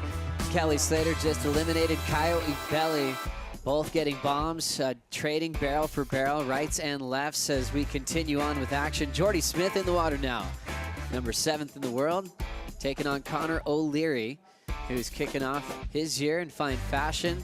Went down swinging hard at Sunset Beach and ready to battle against Jordy Smith. Goofy versus regular, as the Brazilians will now have the priority side of things in the water. Italo Ferreira got this bomb during the break. This was insane to watch. 7.67 from his speedy transfer, and then that gigantic floater going 100 miles an hour, pulls it down, no worries. Also Miguel, again, great technique, and just how perfect are the waves. It's unbelievable. Nice and green and gorgeous. Tube fast, plus maneuvers. What a heat. Jordy. Going left, going right, it's everywhere. You could almost have 3 overlapping heats. Just pyramids up and down the beach. Absolutely draining, top to bottom, spitting barrels. And how's this thing? Oh. Lime green to take off, into the right, still traveling. That thing's stretching out quickly on Italo Ferreira. Italo has a 7.67, also a 6.5. Miguel Pupo chasing a 7.90. Let's hear from Kelly with Louisa. Kelly, what an amazing heat. Everybody here was pumped. How was in the water for you? Yeah, it's a big heat. You don't think early on like that you have a heat that has like implications with the points race and stuff like that, you know, but Caio, he's in an interesting situation. He was not requalified, but you know, it's a funny story, all the history him and Gabriel have. The Brazilians are making you sweat still. Well, no, I'm just talking about between Caio and Gabriel. Like, right, Caio didn't make the tour, and then Medina and him have those weird heats with the paddling and interference and stuff. And then Gabriel doesn't come, and so Caio gets in. Now he's almost leading the rankings, and it's just it's a cool story for Caio because he wasn't supposed to even be here, and now he's in the top 5. And so, anyways, he's ahead of me, so I had to beat the guy, and. He had the wave to win that heat, and he didn't make it. You know, I saw that thing come, and there's a little bit of that luck factor out there. You gotta kind of know which waves to go, but some of them just appear and come to you. And he had the best wave I've seen all day. At least from the water, it looked that way. And when he took off, I was like, oh, there it goes. He's gonna get a giant score. So at that point, I thought I was gonna have to be real patient and just wait for a good one. But I saw he fell, and I let a big scream out. I was so excited he didn't make it. But yeah. You're pretty vocal about pipe and sunset, but what's your relationship with Super Tubos? It's been good and bad, you know. I mean, I've had some sort of unfortunate luck. Maybe, you know, like the other day, it was frustrating because I felt that way a few times here before, and I think it's just my attitude, you know. When you're on the tour that's called the Dream Tour, you want to surf good waves all the time, but that's the ocean, and you got to deal with the conditions, so that's not realistic. You know, the one time I did really good at Sunset, I got 3rd place years ago, and there was a heat in that contest. I surfed Val's Reef way on the inside. It was so small, and I think I went out the night before, and I didn't get much sleep, and I didn't really care about the contest, but anyways, I just squeaked through the heat. And I had this feeling like I should win this heat because the conditions are going to get good in the next few days. And then I did, and Shane Dorian won that one. Yeah, Shane, I was sick. But I got the best wave I've ever had at Sunset during that contest. I got 2 barrels on a wave, and sometimes you got to just slug it out through those bad conditions and look for what's coming next. The best out of it, and you just made it. Congratulations, guys. The GOAT is keeping the dream alive. Back to you guys. Thank you, Louisa. Kelly Slater with a lot to share with us about his history at all sorts of venues. What a year it's been for him, and yeah, his relationship with Super Tubo. Sometimes he's had some pretty tough waves to deal with in round 2, round 3, but he did have success back-to-back finals in 2010 and 2011. But I think he's feeling really good. First off, because he won the heat. Second off, because he got really barreled, and he's moving on again. It's an easy attitude adjustment when you show up and the waves are like this. As we see another tube effort to continue on.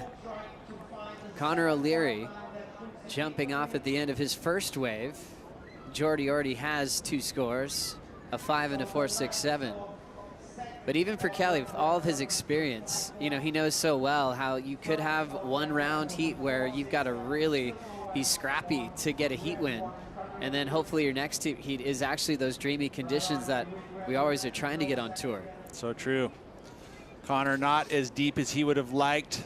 Looked like a pretty good wave. He just got the extra pump. Board's going too fast, unfortunately. It won't be a big number just because he's not behind the curtain. But I mean, Jordy trying to push the envelope a bit. That one filled up with water, and somehow the big man stays on top of it and gets out. That'll affect the score, not having that nice clean exit. Even though he was pretty deep and the drop was nice, you'd like to see him come out the end rather than kind of out of front of the barrel. And just those little intricacies are what you'll see affect the score by the judges panel. Jordy Smith, number 23 for his WSL jersey. And the way the stories go, back when he was in one of the craziest bidding wars for sponsorship, that famous number 23 was giving him a phone call. Michael Jordan, GOATs like Tiger Woods were trying to lure him to certain companies at the time, and he had so much attention on him. He didn't have instant success in that rookie year on tour. Even second year, his first win came into his 3rd season on the top 34. Always compared to Dane Reynolds. You couldn't mention Jordy without saying Dane in the same sentence, as they were the youth on tour, the next big thing. And boy, were they entertaining together on the championship tour. Big wide open pit. Smith has some room to move. Stretched out float, he misses the finish. How good was that wave? It was just perfectly paced, fast. He wanted the make. That is definitely Jordy looking for more there. But that barrel was beautiful. Just, again, great backhand technique, perfect speed. Straight into it, 1 hula hoop, gets him the speed needed, and then just had to track it all the way through. Of course, he would love to have finished that wave, but he is going to better his situation. He's going to get the best wave he's had this heat. Just look at that wave. Just ruler edged, behind the curtain, disappeared from view, spits, and then he comes flying out. Just got a little off balance on that part there. And that's that going so fast that you just want to stay away from your surfboard when you're coming down. You've got the flat bottom. As we see Italo alley-oop, and the wind's just not helping out that board. Was rip it off his feet as he still has a lead over Pupo, but also couldn't stop thinking about Jordy Smith's toe injury on that extension on the backhand float. He had a lot of pressure on his toes there. He was talking about how he injured it right before Pipe, but still had some crazy waves. I think one of Jordy's waves at Pipe stands out to me as one of the best waves ridden during that event. I think there's 3. There's John John's, there was Jordy's, there was Kanoa's. I mean, there's also Joao's. Actually, I don't have enough fingers. Yeah, what a start to the season. It was as good as it gets. What about Jordy Smith? 8.17 nice on that last left. Also has a 5.0 to really put a big total ahead of Connor O'Leary. But what about the barrel riding conversation for Jordy? I mean, you always hear about him at, about power, about high performance. You think of Bells, you think of Jeffreys Bay. Do you feel like he's getting left out of the tube riding conversations on tour these days? Well, not anymore, no, because he worked on it and he got better. And that's really what it came down to, is the places that he was a little bit, pipelines and then the chopos, and he knew it, and he went to work, and and sure enough, he figured it out, and now he's one of the best in the world at both those spots. Italo packing one on the backhand. Looked like he had a great start on that wave, but it'll shut down. Just like you expect from Italo, he's got 10 waves ridden. He still has 8 minutes to go. Just reminded me of how active he can get last year at Newcastle, and we were watching the wave count go up to 17 waves, and he still had time for more. He is so energized. And it's funny because, like, in those situations, usually if you're getting like 17 waves, it means that you're not getting any scores, and he's getting a bunch of scores with those 17 waves too. Yeah. Sometimes his throwaways are winning heats, beating his competitors well. Well, the stage now for Pupo, he still needs a 7.9. Remember, broken board and got back into the heat, still has a 6.27. Had the dream scenario, getting to compete with his younger brother, Sammy Pupo, in the round of 32. He got the win there over his younger brother. Qualified for the tour with Gabriel Medina and John Florence for one of the best call-ups as a rookie class we've seen in history. Said he felt like he was in the shadow of those world champs, but it looks like he's into another great opportunity.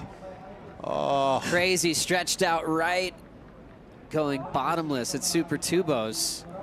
Couldn't tell in that shot if there was an actual exit on that one, but I imagine there wasn't. What an effort for Italo. Then Jordy Smith steps off. And this is part of the game at Supers, isn't it? From looking at waves over the ledge, you want to be as deep as you possibly can. So you're going to take some big wipeouts, unless your name is Nat Young, who basically didn't fall today. Well, he's got another round. But yeah, he looked pretty darn good, didn't he? As we see again, just standing up, realizing pin dropping. Kind of a new advent to me. First person I ever saw do that kind of an amazing. Let's see with this angle here. And that wave, oh, I don't know. It was kept running, but man, that would have been very, very difficult to make for Italo. Felipe Toledo preparing for a rookie named Jake Marshall. Coming up next, Jake Marshall had a very aggressive showing against Leo Fioravanti, both hassling from start to finish. Felipe's won this event before, and we will watch this ride set up for Connor O'Leary. One speed pump on the backhand, great positioning and line to make the barrel. Smaller tube there. Well, and he's 6'2", you know, probably 190. And he's able to just fit himself perfectly into that little teeny tube. So that's amazing technique for Connor. Here comes Italo, deep on this wave at Super Tubos. The left will take him down. I just love how much speed he gets off the takeoff. He is so strong and so committed to his fitness. He doesn't look like the rookie we saw qualify years ago. He was kind of a skinny kid. He was very wiry. Now he's just hooked on his training, and he's an absolute beast. Again, look how quick that board reacts to the pumping of his surfboard. I'm surprised he didn't actually make that, because he had a lot of squirt out of the bottom of that board. Again, watching the technique here of Connor O'Leary. Beautifully done. Not going to be a massive number for Connor. Still going to be chasing a score, but will better his situation. And that always feels good to exit a barrel. Now he's away from his competitor. Have you seen those clips, Pete, where Italo's doing pull-ups and he has someone punch him in the stomach over and over again as hard as they can? Yeah, it seems kind of torturous. I don't know who would sign up for that. Yeah, well, Italo, I guess. But I suppose, you know, you do take a lot of beatings on tour, a lot of wipeouts. He's had injuries in heats that he doesn't even bring up. But he has so much energy to prepare for landing hard in the flats so he doesn't get injured. And also being prepared to be in the heat of action and getting big hold downs. So well prepared for the tour with his training as the man from Encinitas. He's even doing Nazare, dude. He's showing up and doing big waves. I love it. He sure is. The man from Encinitas, Jake Marshall, coming up against Felipe Toledo. Beat John at Sunset. His rookie year's off to an incredible start.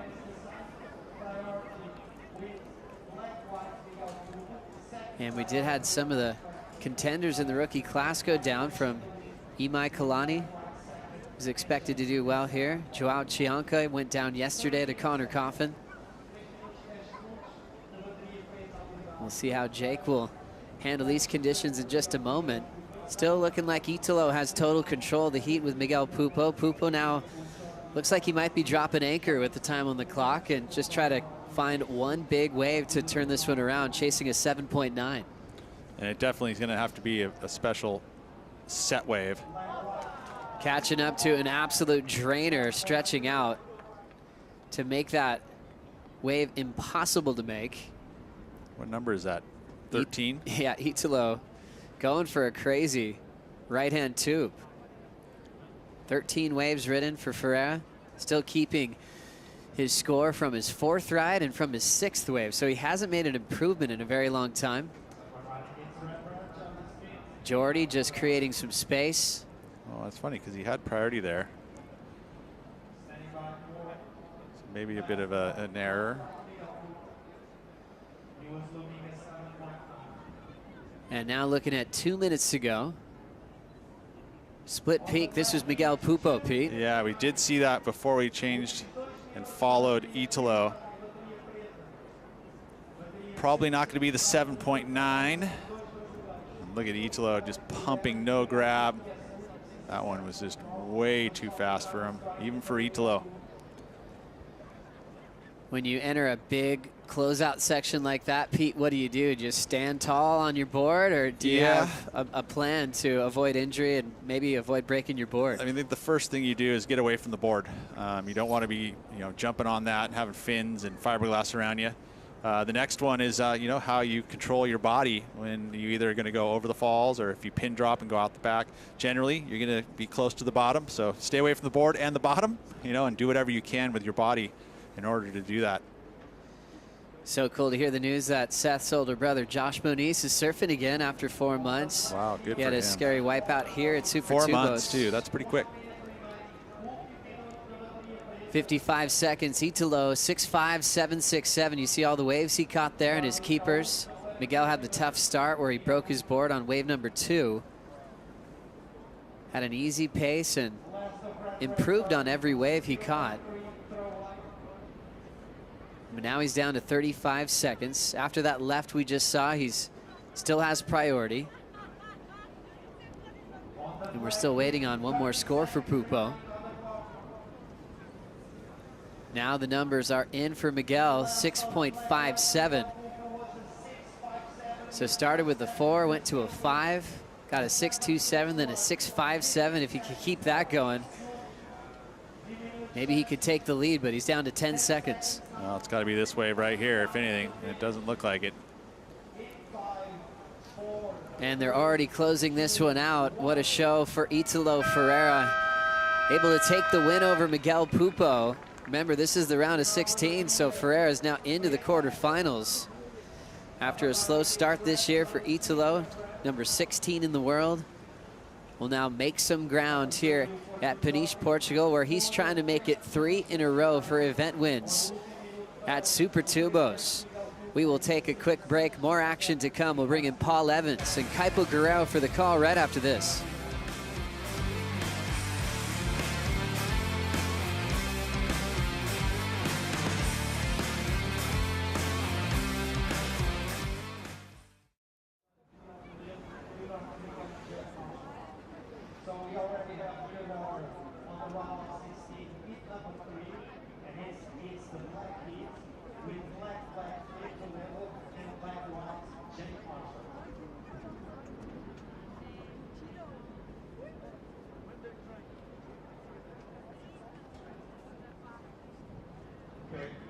Vamos chegar então para o Rio de Lisboa.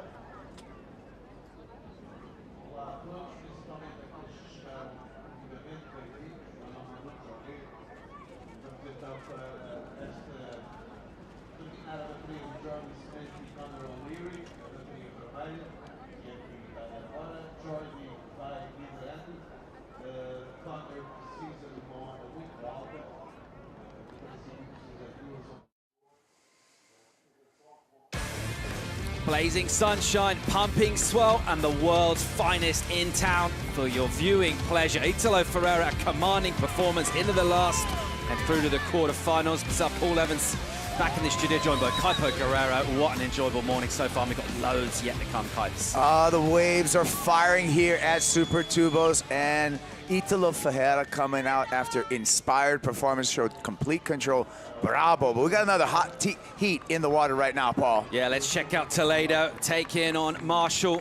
So the Brazilian, a very experienced campaigner, lit this place up yesterday with some electrifying technical surfing. It'll be a little different requirement from the repertoire today. It's all about the tubes.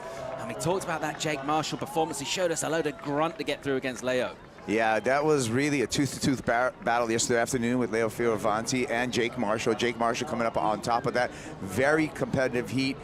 He's got another competitive heat on his hand right now with Felipe Toledo, who's been one of the most informed surfers so far in this competition. So that's a non-priority heat in the prio heats. We'll check out Connor O'Leary right now as he slots in. And he's deep, and there's the spit, there's the exit. This is what he needs, much more of this. Big slash from him, controls it as well. He's a big strapping lad, and he uses all of that power to get good work done after a nice tube on the exit, nailing the maneuver.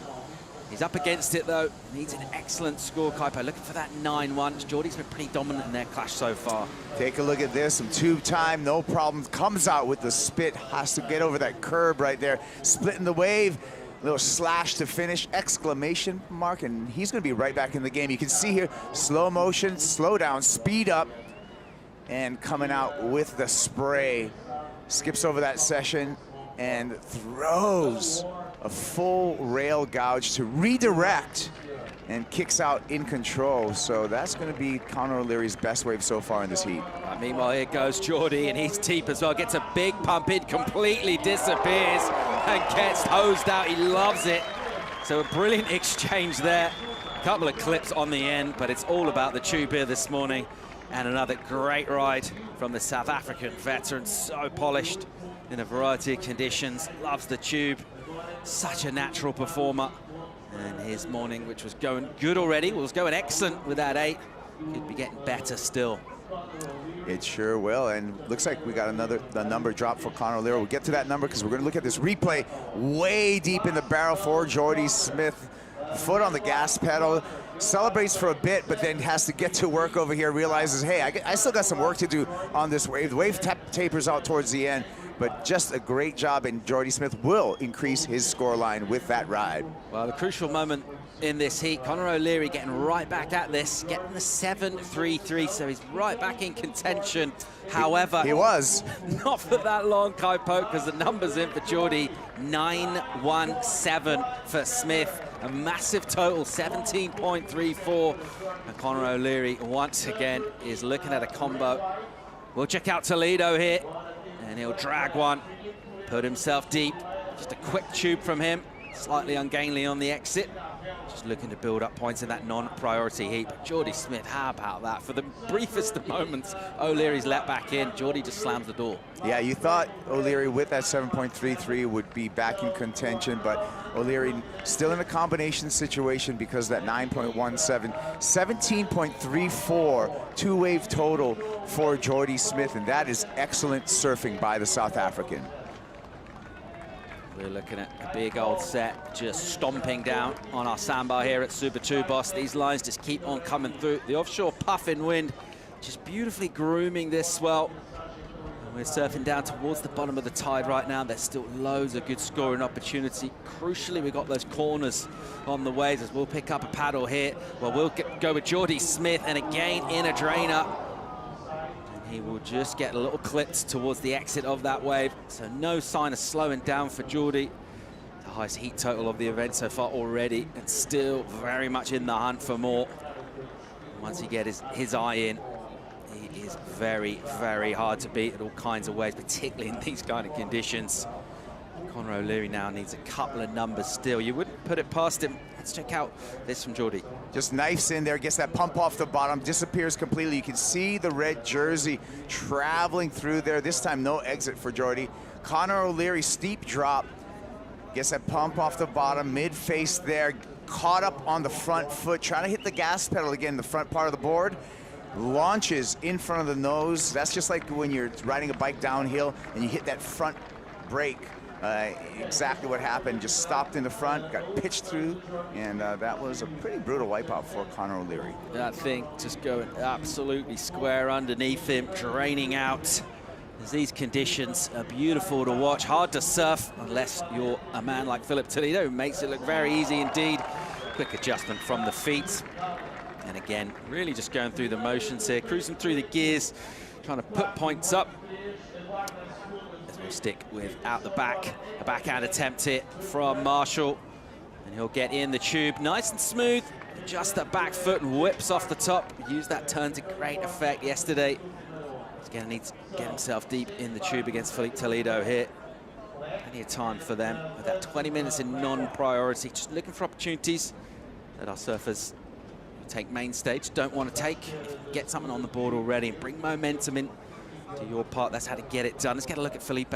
Toledo with the double arm drag, a couple of sections there. One of those medium-sized waves, but just really surfing through this non-priority time in his heat. Jake Marshall on the backhand, sitting it back and completing his own barrel ride as well. So both of these surfers gaining points early in their matchup. They still got 31 minutes on their countdown, and surfing the non-priority part of your heat and just getting some of those scores on the board really early is a really good tactic. Fortunately, the waves have been very, very consistent, Paul. And another fortunate circumstance that we have right now is that we're at near peak low tide, and because of this mixed up swell and the swell direction, it's still offering corners and barrels out here. So that's why you're seeing these dredging tubes. It's on a shallow sandbank, but luckily overnight the direction of the swell has changed, allowing for better shape and more peaks just like this. Toledo off the bottom, stalling, dragging the bum. And he gets some nice coverage on the backhand. He's looking for something in here. Goes for a massive rotation. It is buttery, soft and smooth as you like. The crowd loves it. And that is beautiful surfing from Felipe Toledo. Deep, critical tube, massive air with the rotation. Just stomps it, makes it look easy, and really to do that quick rotation up in the air and get that board all the way back around for the full row for Felipe Toledo. We're gonna watch this and admire it on the replay. First, let's just start with a barrel ride. Toys with the foam ball, projects down the line, looks at this ramp, gets the ramp, full rotation, and really stomps the landing, no problem for Felipe Toledo. Love this above the water angle, and we're gonna see fireworks at the end of this. This is what Toledo brings to the game, is that kind of acrobatic surfing, and even better to enjoy this in slow motion. So there's a little bit of everything, dragging the body, a little bit of a foam ball ride there, not super deep, but that's a barrel nonetheless. Looks down the line, identifies the ramp, throws it up there a little bit off axis, and puts it down as we go to live action here. All right, Jake Marshall getting an exit done and coming out nice and crisp and clean, but our thoughts really are with the judging panel's score and that number they're going to throw for Toledo. It's going to be interesting to see where that goes. That massive backhand air. Got some nice tube time. Wasn't the biggest tube we've seen so far this morning, but it was fairly throaty. And that section, the drone view just showed us how cooperative that ramp was, Kaipo, and he doesn't need asking twice. Well, just the fact he's able to keep control of his board while he's spinning in the air quickly as well as off axis. Not a flat spin, but a spin that actually is a bit of a tweaked spin, if you would, or a corked spin on that backhand. Here we go, live action, Conor. O'Leary in deep, gets a couple of pumps, and he'll exit through the low road and avoid an explosion. It's not going to be the number that he needs probably to unlock here. He's struggling a little bit in terms of points, looking for that combo 17-3-4. O'Leary got himself back into it with that 7-3-3 in our prio heat, but he's up against the man in Jordy Smith, who's just finding the best waves and nailing big scores for long and deep tubes. Thinking about Jordy Smith and his performance that he's already been able to put up so far. Right now, where does Jordy go? He's got huge numbers, and he can just afford to be even more selective about his opportunities. Yeah, so Jordy's in firm control of the priority heat. 8.5 minutes remaining in that heat. We saw a little replay of Jake Marshall. We're still awaiting that score, but Paul, a score did drop for Felipe Toledo for the barrel and full row combination. No major surprises to see him go excellent. A flat 8 for Toledo, an 8-point ride for him. The backhand tube, the massive air, and it's good enough for an 8. Meanwhile, we'll watch an aborted takeoff from Jake Marshall, who goes down, just loses the footing, trying to pull in. And that's what he's going to need to do now. He's going to need to commit and go deep. And when it comes off, he will get rewarded. Meanwhile, here's Smith, and he will lock in to a nice peeling tube. You just see that wind just kind of flaring that lip. Makes it look absolutely beautiful as you're looking into it. It looks pretty nice from the inside out, I dare say, too. Smith won't be doing much scoreboard damage, I don't think, with that last one. Not sure he'll add to his total. He's got a couple of excellent waves, and he'll be really enjoying his morning's work. Obrigado, Super Tubos, because it is getting served right now back to Connor O'Leary. Non-stop action, Paul. Yeah, it's coming thick and fast, our overlapping format, allowing so much opportunity for our surfers. Surfers in the non-priority heat as well, able to snaffle absolute nuggets. Toledo's done that. He's got an 8-point ride. Basically, not having first dibs on what comes through. The opportunity just stood up for him. You just touched on that change of swell direction. Yeah, absolutely crucial. It's been so kind of lined up and walled out throughout the weight pin, and today we got those beautiful peeling sections. Yeah, look at it. Here he is. It's just dredging on a very shallow sandbank. The change and the combination of swell directions has allowed us to continue to run even through peak low tide. We're nearly at peak low tide right now, and so this is really encouraging, and that's why I say obrigado Super Tubos, because this break is serving up its potential and why this is a championship tour spot. We got something going on the beach here with Jake Marshall. All right, so Jake Marshall down there on the inside, and looks like he's hurt himself there, so it's not good news. Looks like Eric Ribier, who's running our water safety, and he looks like in a bit of discomfort. He's safely back on the beach, that's the good news, but it doesn't look great for his continued participation here, and he went down really hard, Kipes. Yeah, I mean, we talked about the low tide just now, and very little water on the bank, and what that does is these surfers, when they wipe out, are hitting the bottom, and it's like concrete. This is compacted sand. So there's Jake Marshall. He goes down. That wave whipped him around, slammed him on the bottom, and it looks like he landed on his shoulder, and he's going to be making his way up for some medical attention right now. Yeah, that's the event doctor there to his left, down on the sand. So good to see him getting quick attention. And we'll go and give him our best wishes for a speedy recovery, whatever that injury turns out to be, but it's not looking good for him in this heat against Toledo. Now, I don't think we'll see him take to the water again as we watch Jordy Smith just kind of soul arch through the back of one, who is basically just enjoying himself out here now. And thinking about Toledo, all alone in his kind of lineup, well, he'll just be looking, I guess, to have fun and keep surfing. Yeah, and really a heads up to both to Jordy Smith. He's in a commanding lead in this heat. I just saw him take off on a closeout. Smith at this point needs to be careful. He doesn't want to injure himself. He's already got the baton. Speaking about energy, there's plenty of it coming from our crowd, and the man who's got as much, if not more, than anyone else at this beach, possibly any other, is Italo Ferreira. Let's hear from him. Italo, a broken board, but you served 13 waves and you made it. How was this heat for you? Yeah, that was a good heat. I found a good left, and yeah, it's pretty fun out there. And yeah, my first. See a smile, it's getting better. Yeah, for sure, and it's pumping out there, and I'm so glad to have an opportunity to catch a lot of wave and try to get the score, and getting better and better. And yeah, that was a nice one. I think you're not gonna keep quiet until you get a 10. What does it need for you to achieve that goal? To make a 10? Yeah. A long battle and a big flotation end, probably. Yeah, maybe on the final. Is that what you're aiming for? Yeah, let's do it. I'm excited for that. Italo, o fato de você ser o campeão dos últimos anos te faz mais confidente agora mais confiante para a semifinal ou não? É uma coisa que agora vamos ver, um dia de cada vez. É tudo do zero, né? É claro que, poxa, eu tenho uma bagagem boa aqui e nas minhas pré-temporadas eu venho para cá também para surfar, até porque tem altas ondas, e isso me dá confiança sem dúvidas, não pelas vitórias, mas pelo tempo que eu investi aqui para surfar e pegar onda quando tá bom, vir aqui no swell. Então é legal. E ter a oportunidade de surfar também e pegar boas ondas, para mim, é muito importante. Então eu espero continuar nesse ritmo, pegando boas ondas, me divertindo e fazendo o que eu amo. Simbora, piloto bravo. A gente se vê nas quartas de finais. I asked him if the fact that he is the title holder and the winner for the last 2 events makes him more confident, and he said not really. He has a good history in Super Tubos, but it's ground zero and he's having a lot of fun, and let's see what happens. Awesome. Back to you guys. Awesome, thanks, Louisa. Well, you know, we've seen sort of more bubbly and sort of effervescent in slow interviews. He feels like he's dialing it back in the early rounds, Kaipo. That's quite frightening, isn't it, for the later rounds? Yeah, he's just building momentum throughout this. He knows how to you know, pop the clutch and slow things down a bit, put it into a lower gear when he doesn't need to, and slow down an icy road. Meanwhile, unfortunate circumstance for Jake Marshall being led up the beach here. Yeah, that's what nobody really wants to see. We have talked about this wave. It can be dangerous, and we talked about that shallow sandbars, as you mentioned. Low tide coming up shortly, around about 40 minutes time of it at the bottom of that tide.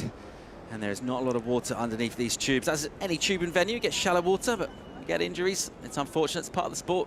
Yeah, this place packs a punch. We've talked over and over about the fact that this is a very, very powerful wave, a finger off of that Nazaré Canyon, really helping amplify the strength of these waves as it enters this side of the Peniche Peninsula. And that is evident in both the barrels, the broken boards, and right now potential injury for Jake Marshall.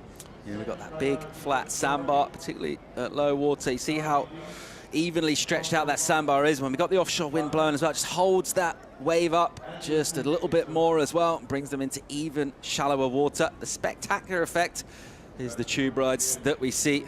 The flip side of that is always that danger element. So it looks like Toledo will just surf out the rest of his encounter uncontested. He's already got numbers on the board, but he's looking good to go through. Let's return our attention to the priority heat, which has got just under 90 to go in it. And I'm not going to say one-way traffic, because O'Leary does have a decent number of a 7.33. But Geordie, what a performance here, Kaipo. Jordy Smith, look at the numbers, an 8.17, a 9.17, dominant performance out here. And just really, really great surfing from Jordy Smith. Let's go down the beach and hear from Shannon Hughes. Well, sad news for Jake Marshall. Now we know that in his history, he's already got shoulder issues. He's had previous surgeries on one shoulder. We're not sure if it's the same one, but it does look like a possible dislocation. Of course, we've got some great medical staff on site. They met him down in the water quickly, and they've already got him up and talking to the doctors to sort things out. So hopefully all the best, but it could be something that he's already been struggling with. All right, thanks so much, Shannon. And we'll just pick up the end of this heat here. Looks like O'Leary will be calling it a day. Not been his morning, really. Came in with some good momentum with strong performances through the earlier rounds into this matchup. But he's come against something of an unstoppable force in the form of Jordy Smith. And make his way in and start to think about heading back to his home nation of Australia, where the championship tour will resume in early April down there in Bells Beach. Jordy Smith, meanwhile, will start to think about quarters. And Kaipo, when you get towards the quarters, surfers like Jordy Smith, well, they're not really thinking about resting there. There's only one way they want to go, and that's to win this thing, take it all out. 100%. You make the finals day, you're right there. That's going to wrap up our second heat of the round of 16. We're going to break. We'll be right back.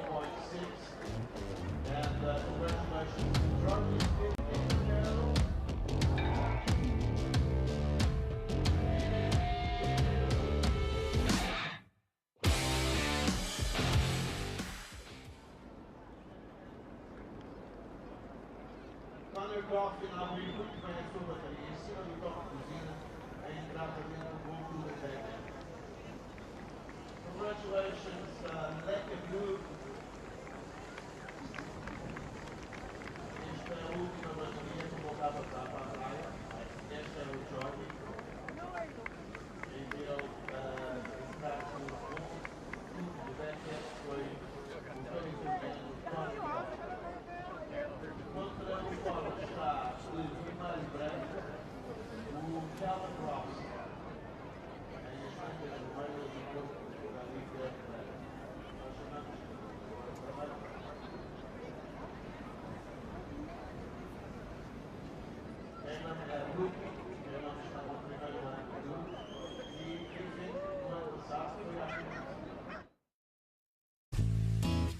Good morning and aloha!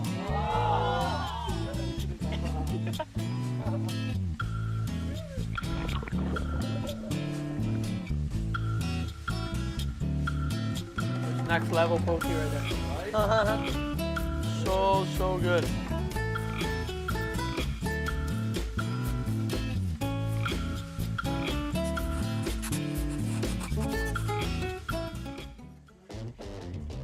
Corona Lay Days hosted by Felipe Toledo. Coming soon. Looking forward to that. Enjoying what he's currently providing us as well, which is entertainment in what's now a priority heat where he's all on his own. Meanwhile, in the non-priority heat, we'll bring in two surfers. Connor Coffin, an outstanding performance for him last year, 2021, making the final five, getting that fourth place finish.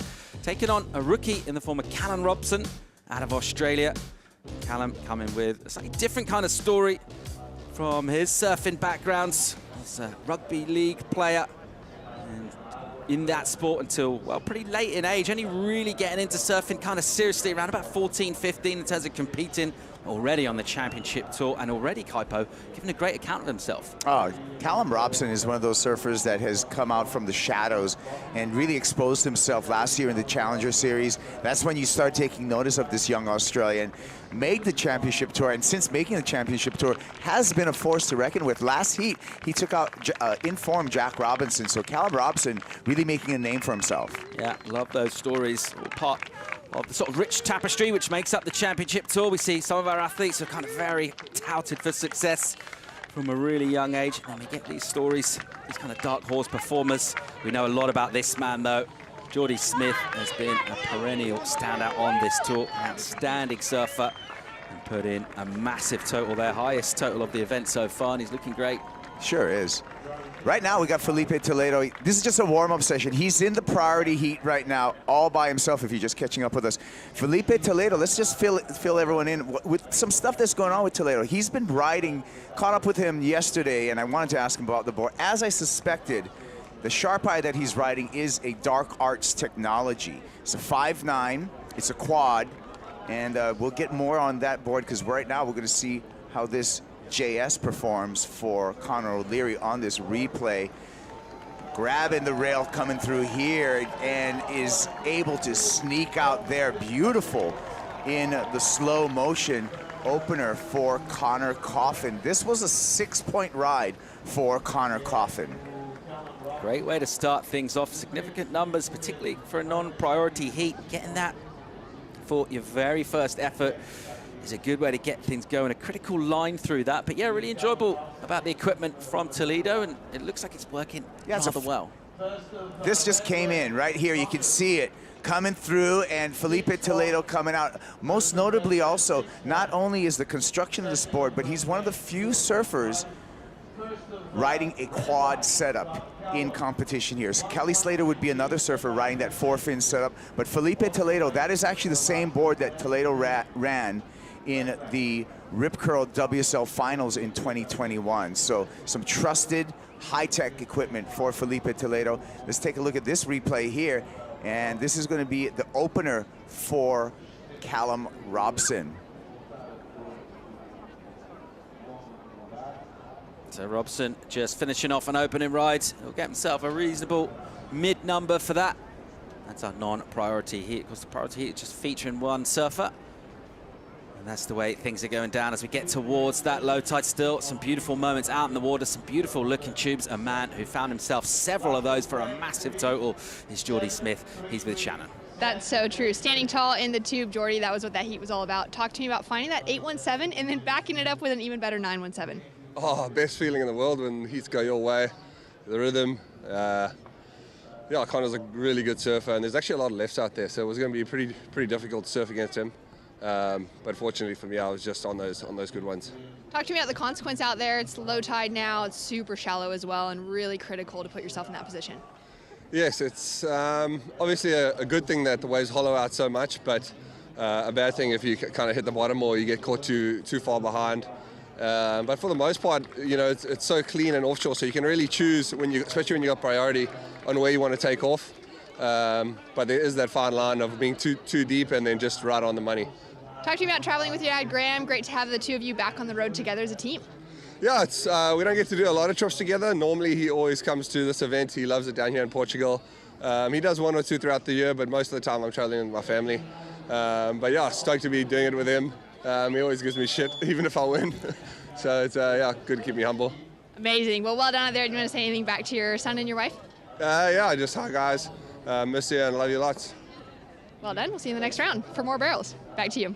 Kaipo, can we talk about Geordie's wave at Pipeline? Can we talk about that one moment of absolute beauty that he got? How was that thing? That was incredible watching it from where I was on the screen. Well, Geordie has a house now in Hawaii, and he's able to spend a lot of time on the North Shore. And so his pipe act has been tuned up, and he's just getting better and better at the world's most famous wave. Geordie Smith putting in the time there, and he spent a lot, you know, when the world went into lockdown, Geordie Smith was fortunate a period of that lockdown. He was locked down on the North Shore. Here we go, live action. Connor Coffin on the backhand, lets go the rail in order to be able to pump, and he saw that section drop, had to navigate it. Won't be a big number for him, not really able to really lock into the tube there. He'll spend a little time in turbulent waters on the inside and navigate his way back out in that heat, the non-priority heat against Callum Rotham. That'll have a little bit more room to swing out there with the fact that Toledo's out all on his own. That injury to Jake Marshall, meaning he had to leave the water. Still just over 12 minutes to go in that heat and well over half an hour in this one. So plenty of time for these guys to get a read on condition, build themselves a score. They might need a little bit of extra as well, just in terms of talk about that low tide and how it stretches things out a little bit. Finding the exits, Kaipo, down here, it's not easy to do. What exactly do you need to do to make it out of this tube? Is it about going as fast as you can? Is it picking the right line, a combination of a number of things? First of all, it's wave selection, looking down the line and making sure that there's a little bit of a corner, giving yourself a chance so you're just not on a straight closeout. Second of all, it's really either getting on that rail or getting a couple pumps in and get on that front foot, get on that gas pedal and be able to project through the barrel. Third of all, looking for the exit while you're in the barrel, like having a plan on how to get out of the barrel. If it's not an easy, just open exit, you're gonna have to plan on when you're gonna turn out of that tricky doggy door. And in this low tide, more of those doggy door exits are gonna be apparent. Yeah, really interesting to see who's able to get those crucial exits, and the margins are so tight in terms of turning what will be a throwaway number into a massive score. We saw that, plenty of that in Slater's heat as well. I'm able to squeeze through some exits. There's the vision on the low tide from above. There's plenty of sand there, Kaipo. Lots of sand, a fine sand that is compacted. So that's another trait of this particular break that makes it so epic. Here we go, Connor Coffin. Once again, finds himself a left, gets in the barrel. Then he'll just flick off and maneuvers on the end. It's hard to tell exactly how deep he was. We're a little bit behind. Looked mega deep, but he will add to his total. He's just got a 1.6 as the backup. Probably wash that off. Not sure he'll threaten his 6 with that. Just see a few of those rips starting to go through. It's been nice and glassy and beautiful throughout most of the morning, but the rips could come into play. This is, you know, when you bottom out on the tide and the tide's going to flip right now, this is when the water will get a little bit strange, okay? Because now we're going to go from a receding tide to an incoming tide as we fly up above, and you can see some of the turbulence, you can see some of the rips, you see those pointy ends coming out in the sand, and the whitewater lines that are going out to sea. Those are signs of riptides, and those riptides are developing right now because of this switch in the tide at this time of the day. And so actually these couple of heats are going to be probably the trickiest heats condition-wise as we run through the day. Here's a replay. Connor Coffin doing a really good job of picking a good wave and negotiating a backhand barrel ride. Arm on the wall, feeling his way through there, feeling his way through that backhand barrel. Connor Coffin well negotiated just then, and a nice exit. Felipe Toledo on the replay. Pumps in one time on that quad sharp eye, no problem. Really speedy on that board. Felipe Toledo surfing all by himself, and Felipe Toledo guaranteed a spot in the quarterfinals. So right now he's just becoming more and more familiar with Super Tubos. Yeah, just revisiting that chat about the quad setup. Are you surprised there aren't more surfers going for that setup? It's a powerful wave. It is a wave where you do need to project down the line, which is what quads give you. Yeah, the plus of a quad is going to be really fast, it's really tracky, it's really grippy, because at all times you have two fins in the water, no matter what rail you're on. The downside of a quad is that you don't have that vertical control that you do with a trailing fin on a thruster design. So it's kind of a give and take, but no problem for Felipe Toledo. Here's Callum Robson. Oh, it's a meaty one for Callum. And he goes the tripod stance. Not sure how deep he was able to get on that wave, but it was a really round one. Tries to throw in an air reverse on the end, which will go incomplete on. Callum Robson looking very strong in quite a thick tube. He's a powerful young man. And he's got loads of physical strength that you will need to match this wave. You're also going to need to find the exact line through. Try and get yourself deep. And you need some strength in your surfboard on the paddle back out, or if you wipe out here, because, again, this place packs a punch. Robson yanking there, gets a stall. Make sure he makes that barrel. Could have been a little bit deeper in there, but tries to do a little air reverse on the end. You can see the drop and the knifing here, grabbing the rail off the bottom, and then switching a little bit, getting a little flatter on the bottom, negotiating some time and just making sure that he was almost kind of in a safety stance there. He wants to make sure he made that wave, wanted to put a little extra jam on the toast there at the end, but unable to go complete. As we'll pick up Toledo here. More live action from him, and he's just enjoying himself out there. Another quick in and out for him, and he's just surfing, enjoying catching waves, surfing himself into form for his quarterfinal, which he will be in. Yeah, number 77, Felipe Toledo. You know, he chose that number 77. 7 is a perfect number in the Bible. So to Felipe Toledo, a man of father, a husband, and a man of faith. 7's the perfect number, is a perfect number in the Bible. When he came on tour, Mick Fanning already had the number 7, so Felipe chose 7-7 for double blessings. And I really like the theme with Felipe Toledo there. Now, he certainly backs himself as well in terms of his ability to go deep into events. Took this one out back in 2015. Always an outstanding competitor. He'll just go again here. And he looked supremely confident earlier on in the Red Bull athlete areas. He was getting ready, didn't seem to be feeling any kind of pressure at all. If he is, he's internalizing it pretty well, looking very relaxed as he kind of floated around doing his various greetings, having a little look on conditions, having a few remarks about Slater's performance as well along the way. And we've been enjoying a brilliant morning of competition at Super Tube. It's all come together for us here, Kaipo. It's been tricky so far. We've had a lot of wind. We've had sort of complicated stuff. But, you know, when we're making the calls to run those days, the reason is because we can see stuff like this coming up in the forecast. Yeah, great jobs by the tours and competition department here at the World Surf League. It takes a whole village of human beings to bring this to you. Speaking of people making the calls, we've got a man right now, Renato Hickle. He's deciding what a running order is and exactly what's going on, and he's standing by for a debrief with Shannon. That's right, Paul. Renato, what's the call for today? The conditions have obviously been on fire all morning. How good it has been. Incredible, incredible. So we're going to keep on going, obviously. After this main round of 16, we're going to go to the women's quarters. I'll give the men a break so they can rest a little bit. And then after that, the men's quarters, we will do all quarterfinals hit at 35 minutes. So it will take us close to 6 o'clock tonight. And that's where we wrap the day. Fantastic. And your expectations as that tide pushes up for things to get better? Yeah, we're on a bottom tide right now, and it's still awesome battles there. There should get better with the pushing tide, even though this swell supposed to fade during the day. So fingers crossed we're hanging there till dark, so we can have another incredible half day today.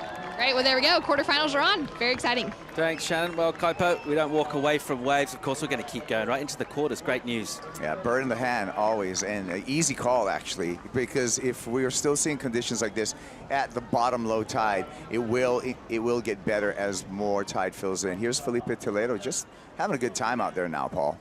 Yeah, just enjoying his surfing and using that little advantage that he's got just to catch a bunch of waves. Obviously, practice waves always at a premium at any venue. A lot of our competitors don't seem to struggle with their wave counts, but it's always easy when you've got pretty much a free run on the lineup. He's got priority over the other surfers in the following heat, and he's just enjoying plenty of board time, putting up big numbers, but it's not really about the numbers for him. He's through to the quarterfinals, which we will be seeing later on this afternoon. The MEO Pro Portugal gets down towards the pointy end. Really exciting that it's doing it in absolutely pumping surf, the kind of stuff that's made this wave famous. We're enjoying a bit of a show here this morning already. Some amazing moments that we've seen. We had Jordy Smith just recently, Slater before that, Italo Ferreira as well, John Florence. No major surprises. The best in the world, they're reveling in this. Oh, they sure are. And even look at the scoreline right now for Felipe Toledo. An 8 and a 7.33, nearly an excellent heat. And so we've been seeing big numbers throughout the entire morning here at Super Tubos, and I expect that trend to continue throughout the day today, and the winds are forecasted to keep offshore, light, variable offshore winds here today. So we're all set up for a great day of competition. Beautiful conditions and a solid crowd as well.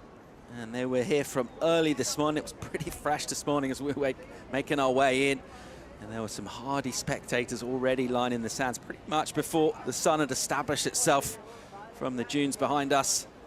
And really enjoying what's going to be an absolute treat. It's become part of the calendar down here, part of the sporting calendar. This event, a real fixture for people to come from Lisbon, about an hour south, but all the way across Europe even. Some people are driven down from all different parts of the continent. Enjoying seeing the world's best surfers in action. Europe back on the championship tour after taking a hiatus last time around. And it's great to have everyone back. It's great to see him do it in good waves too. At the moment in the non-priority heat, let's get caught up. It is Connor Coffin who's leading that one from Callum Robson. Connor got that 6 early on. Other than that, not loads to bring you about in terms of scoreboard news from that one. A couple of 4s apiece elsewhere. And the time will tick down on Felipe Toledo, who's surfing a little bit of a heat on his own. Thinking about Connor Coffin and what he did last year and what he needs to do that again. In terms of his surfing, all of that stuff seems to be on point. I just wonder sometimes, Kaipo, how do you follow up like a massive year? Do the same thing. So whatever Connor was doing last year, do the same thing this year. And of course the tour has a, you know, like you said, has a much different look this year.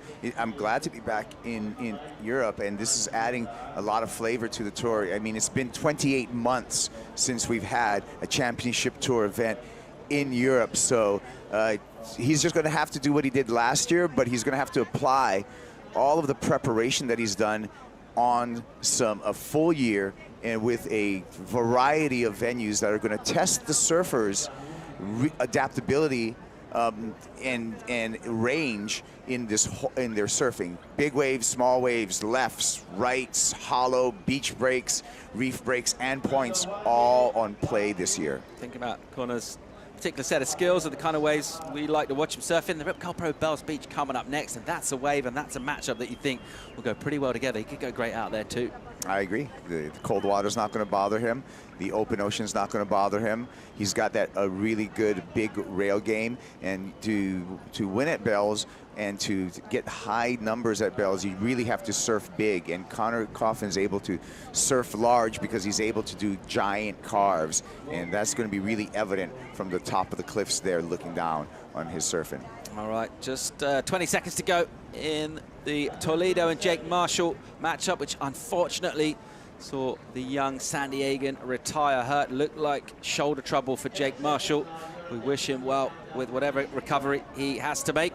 And there's results for Toledo, who basically had the lineup to himself on most of that. Nevertheless, put up massive numbers. He's going to be dangerous in the quarterfinals. They're coming up later. We'll go to break. Stay tuned.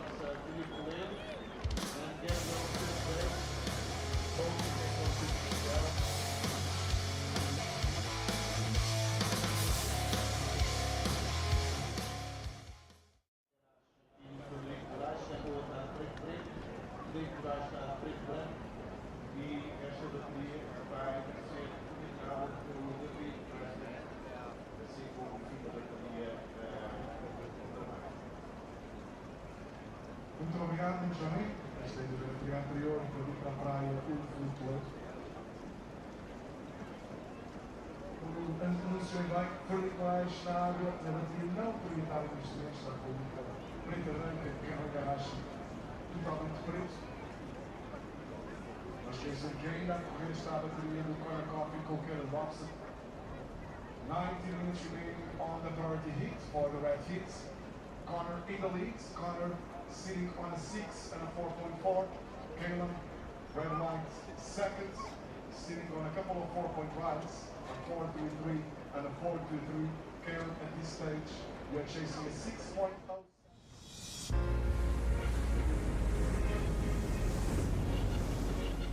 My dad surfed every day, and I guess when you're younger, you just want to be like your dad. The only time I had to spend with my dad was the mornings. To be able to go surf with my dad every morning, feel the lineup together, that's why surfing means so much to me. Kanoa Igarashi, an amazing year he's having. Just goes to show how good this kid is. My mom told me when I was really young, be hard on yourself, but be kind to others. Be ruthless on tour and when you're competing. But then on the outside, be kind. I guess that goes for a lot of things. Just see me doing what I love and traveling the world, becoming one of the best surfers in the world.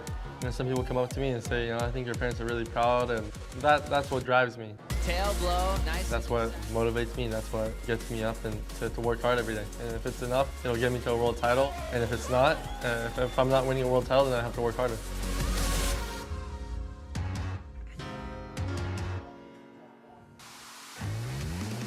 Welcome back to live coverage of the MEO Pro Portugal presented by Rip Curl. A new matchup takes to the water. Heat 5 of the round of 16. We'll see the outstanding Kanoa Igarashi of Japan taking on the local hero, Frederico Kick-Ass Moraes, 10th in the world last year out, and a massive crowd support for him here. They're passionate about their Portuguese surfers, and they got lots to admire in the form of Frederico Moraes, looking to emulate more success in the past here, and he's going to need to bring good stuff in a matchup, a tough matchup against a good buddy of his and a guy he spends a lot of time surfing with. This man right here in live action as he throws in a big backhand air reverse, gets the big rotation done, and on a smaller, relatively innocuous looking wave there, Kaipo, already going big.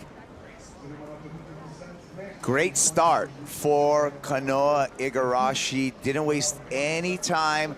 Got that in the non-priority heat, in an open priority position in that non-priority heat. Basically last in line, found that wave and performed on basically what was a leftover wave, but he's still going to get a good number and a great start for his matchup. Yeah, really interesting matchup to see this one with Fred. He spent so much time surfing here this winter. It has been a notable winter, as we've been mentioning, but so's Kanoa. And these two have actually been heading up and surfing together up here, and getting barreled off their dials pretty much most of the winter while they've been over in this part of the world preparing for this event. Yeah. Let's see how they go in these kind of conditions. Cool moment there for Toledo. It's always got time for the fans, and a great character to have on tour. Fans love him, we love him. Well, I want to talk about heat number 5 in the matchup with Kanoa Igarashi and Frederico Moraes. Those two guys are really good friends. They surf all the time together. Kanoa spends a lot of time here in Portugal. So this is a friendly rivalry, but what we've seen before in a friendly rivalry, much like we've seen in the brotherly rivalry that was between Sammy Pupo and Miguel Pupo, sometimes you go extra hard when it's your good friend. Yeah, absolutely. We talk about leaving those friendships on the beach when you paddle out for a heat and the singlet goes on. Sometimes you take those friendships and you sort of hold their head underwater and try to do anything you can to get one up over them. And a man who didn't need anything like that in terms of aggressiveness, basically had a free run of the park, put together amazing performances. Felipe Toledo, he's standing by with Luisa. You had an amazing start of this heat, and a sick air there. You had an amazing consistency too, so it's take you to the quarterfinals. How are you feeling? Yeah, I feel great. Such a bummer for Jake. Right at the start of the heat, he got injured. I don't know what happened actually. I guess it was his shoulder or something like that. For now, I just wish him a speedy recovery and hope he's back stronger for Australia. And yeah, all the praise for him, his family, and hope he's well. But yeah, I mean, waves are firing and now, so good. Conditions are perfect. I feel great. My board's working good, and yeah, I'm excited. Felipe, show us what you're riding out there. Yeah, I'm riding the same black board as last year on the finals, the 5.9 quad, dire carts, Sharp Eye, Inferno 72 Moto. Magic board. I saved it since the finals. I saved it, put it in a board bag, left it at home. Lucky board. Yeah, lucky board. I'm not surfing on it. I know it's a really good one, but I'm not surfing on it. And well, it's paying off. The board's working really good in these conditions.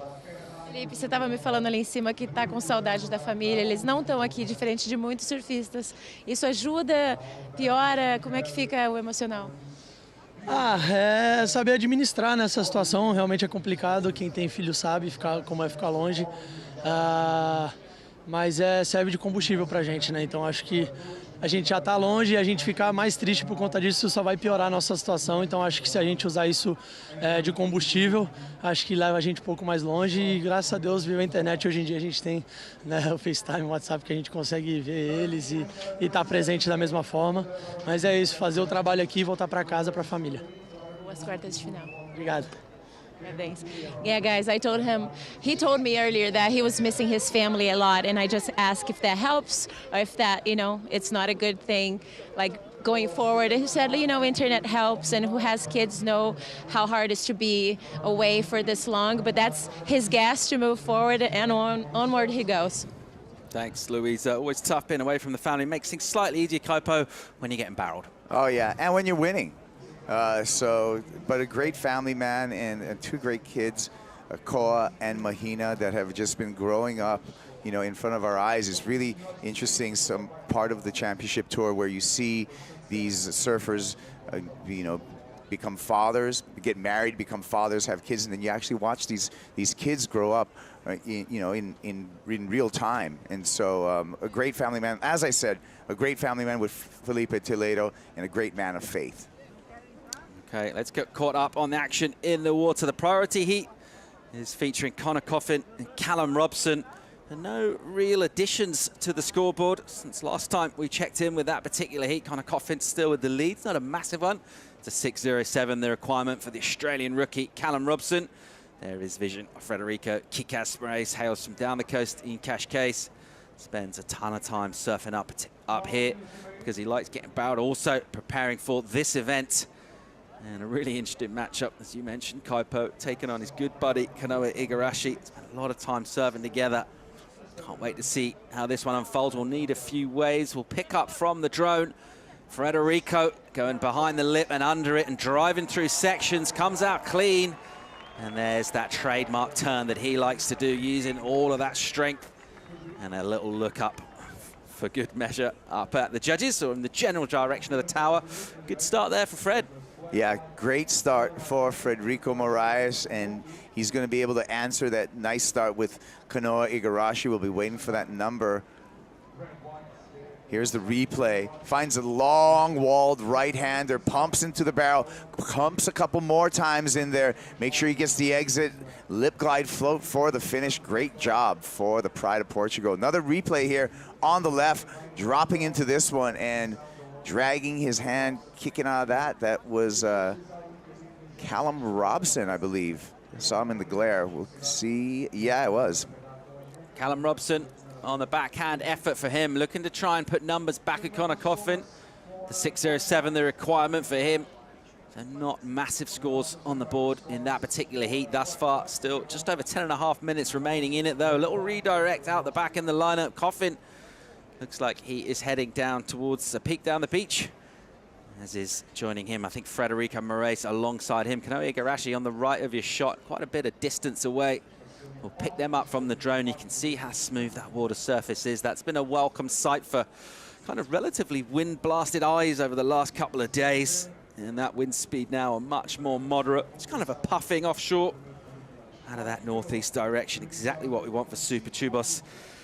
The swell direction as well is much nicer, giving us some corners and some opportunities for surfers to make it out of great tubes. It's exactly what we've been seeing all day, but we haven't seen much of it just in this last half an hour or so. Kaipo, things slowing down a bit. We keep talking about it. That's to do with where the tide is, but meanwhile, let's just stick with live coverage here from the drone, and we'll watch a paddle tucking in to a tube and realizing that one's just going to run away and exit through the back for Callum Robson. He's not going to add to his total with that.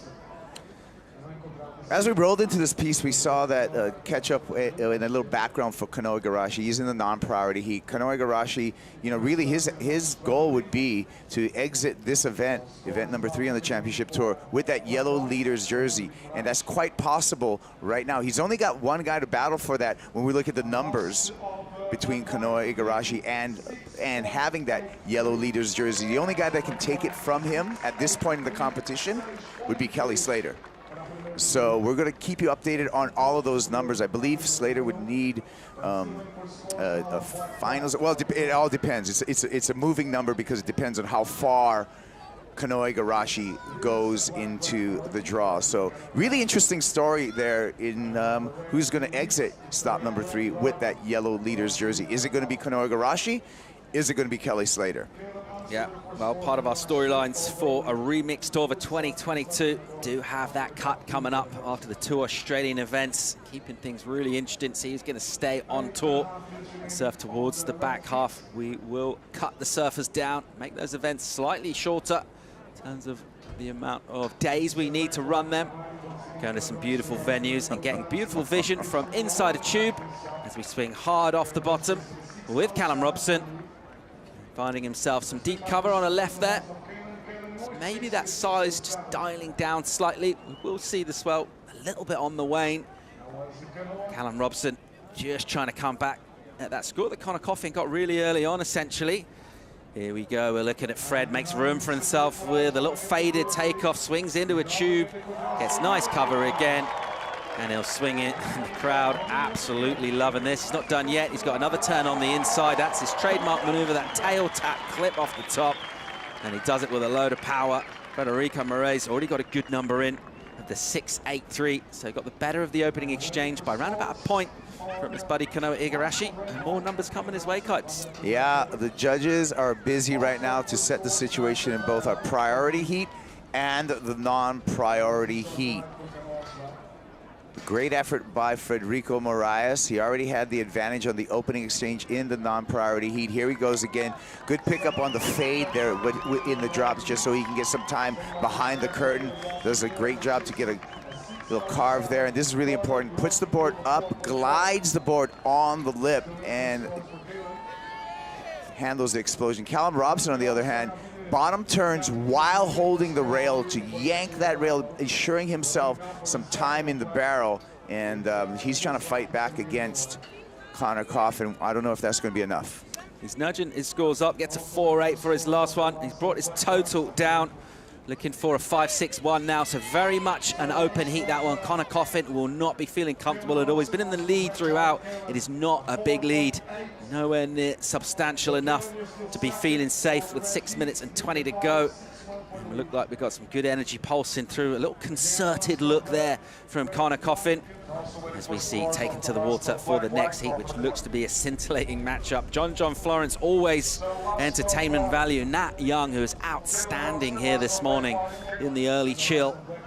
And that is coming up next, heat 6 of the round of 16. Let's stick with live right now. Coffin, late drop, really late, goes down hard. Oh, that looked like a brutal wipeout. We talked about how shallow the sandbank is right now. You can see the boiling water, and Connor Coffin just only coming up now. Igarashi styling into the pits, and he'll go exit from behind the curtain. Beautifully done turn if he can hang on, which he can. That was so nicely done.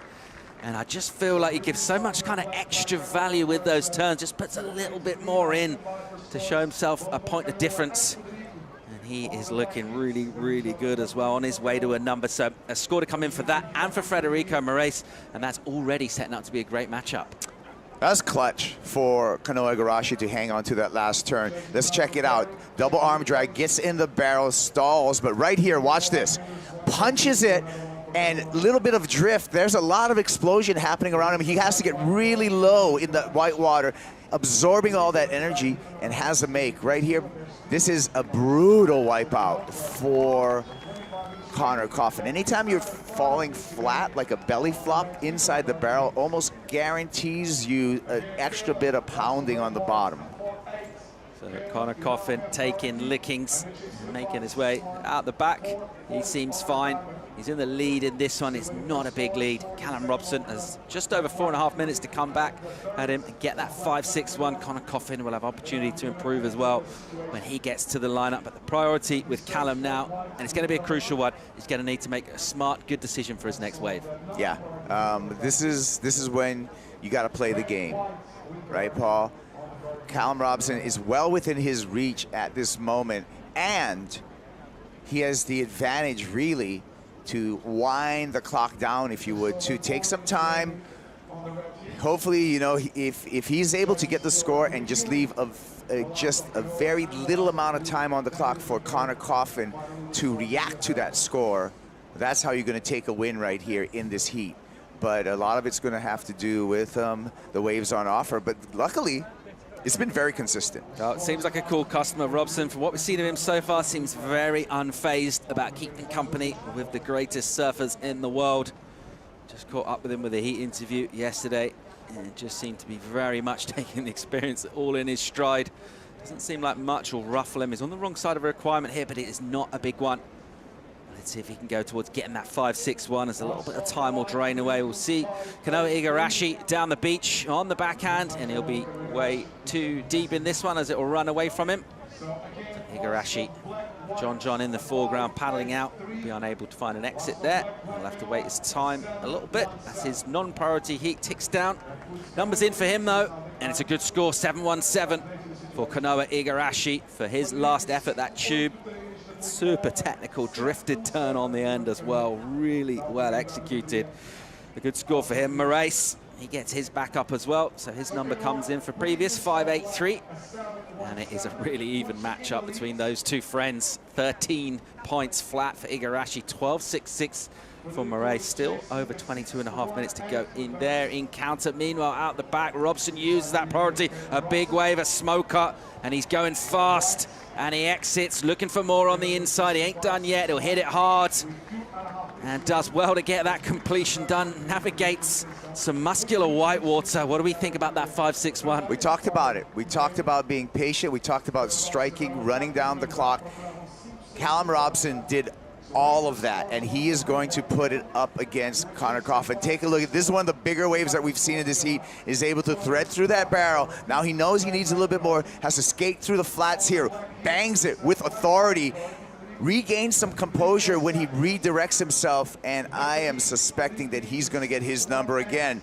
Low safety stance, 3-point stance, a little bit of drifts, handles that drift on his fins, and now needs to get on the giddy up on the front foot, tic-tacs through there, but bangs that oncoming section, redirects, and could slip off right there, but a great job of maintaining control. Callum Robson, you know what? He answered the call. Clutch decision in a clutch situation. Meanwhile, Connor Coffin looking to come back himself, gets a nice tube, and Connor Coffin comes out. There's the raised arm. Wow. So, wow, what a finish to this heat, Kaipo. This is going to be fascinating to see where these scores go. Oh, and that's Fred in the non-priority heat, but the real story is going to be the last two scores for Callum Robson, because I thought Callum flipped the heat with his last wave, but then Connor Coffin answered right back. Here's Coffin. Check this out. So much time behind the curtain and coming out, knowing that that was a great ride. So, Callum Robson's reply, we had the feeling it was going to be enough. It was. It puts him to first, 5.7 for Callum Robson. Yeah. However, the requirement now for Connor Coffin is only a 4.5, Kaipo. That's going to be a temporary lead change. That is absolutely temporary. Hey, hats off to Connor Coffin to be able to react and get back in it. And right when it looks like the script was flipped on Connor Coffin, he answered back, and I have no doubt that he is going to win this heat as it counts down. Time will tick down on our priority heat. We're waiting for a number for Connor Coffin. We're anticipating a healthy one. Doesn't need a huge score. And as it comes in, it is going to turn this one as you thought, Kaipo. Connor Coffin, who got good work done early on, bookended his heat with his high scores. His first wave he rode and his last comes in as a 7.5. He knew it was going to be a good number. That's why he was so happy after he emerged. And he's very good value for the win. Coffin gets it over Robson. That wraps up heat 4, the round of 16. Loads more live action to come from the MEO Pro Portugal. We'll be right back after the break.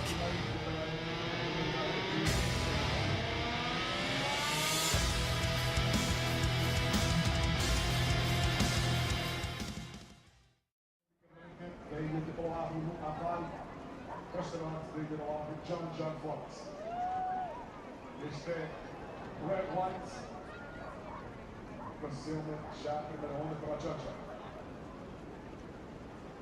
Atrás, Frederico, infelizmente apagaram o take.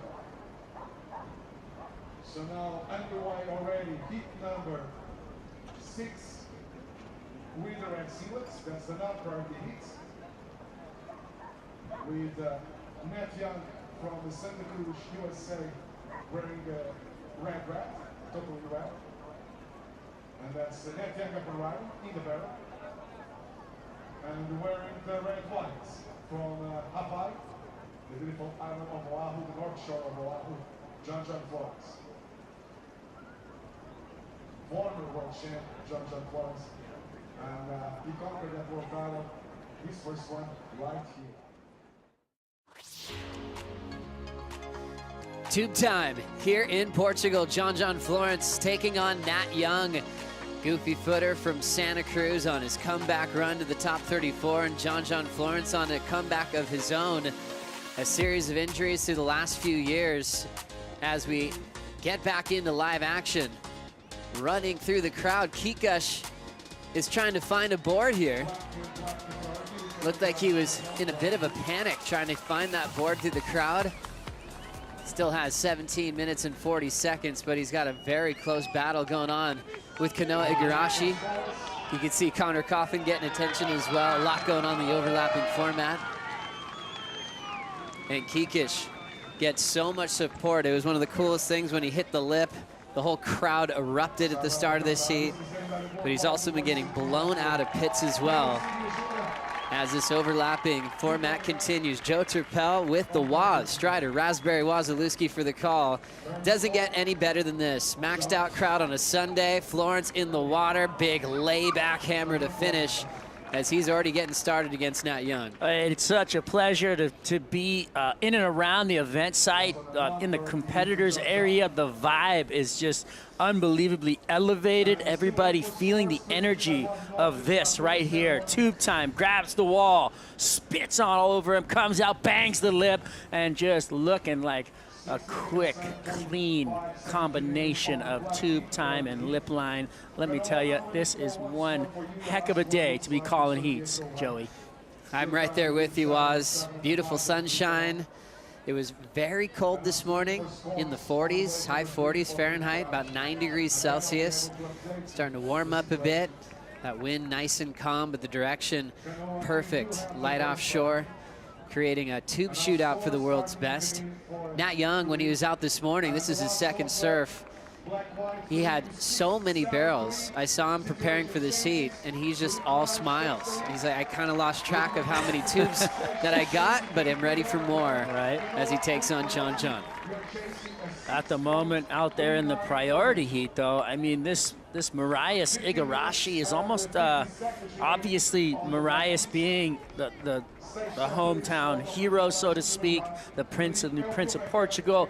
But Kanoa Igarashi has a big following here. He does live here. I mean, he's taken up some residency here, and he's speaking Portuguese, and he's embedded himself in this community. So I feel like he's at home here as well. He comes up here and does a lot of reps, especially in the evening. It gets crowded on the free surf, so Kanoa knows when he wants to strike and get some waves here at Super Tubos. And obviously Freddie, born and raised in this amazing country. Whoa! What went wrong here? That grab from the top. So what happened was as he got to his feet, he was just a little bit late and in the lip line. You need to be underneath that thing when it lifts, and he was just on the lip line, which means that he's going to be in the momentum of the lip projecting out. You need to be underneath the lip projecting down on the rail, and that was the opposite of what happened there. The takeoff is so fun to break down in tube riding, and how technical it is when you're looking at basically a pit that's hollowing out underneath you,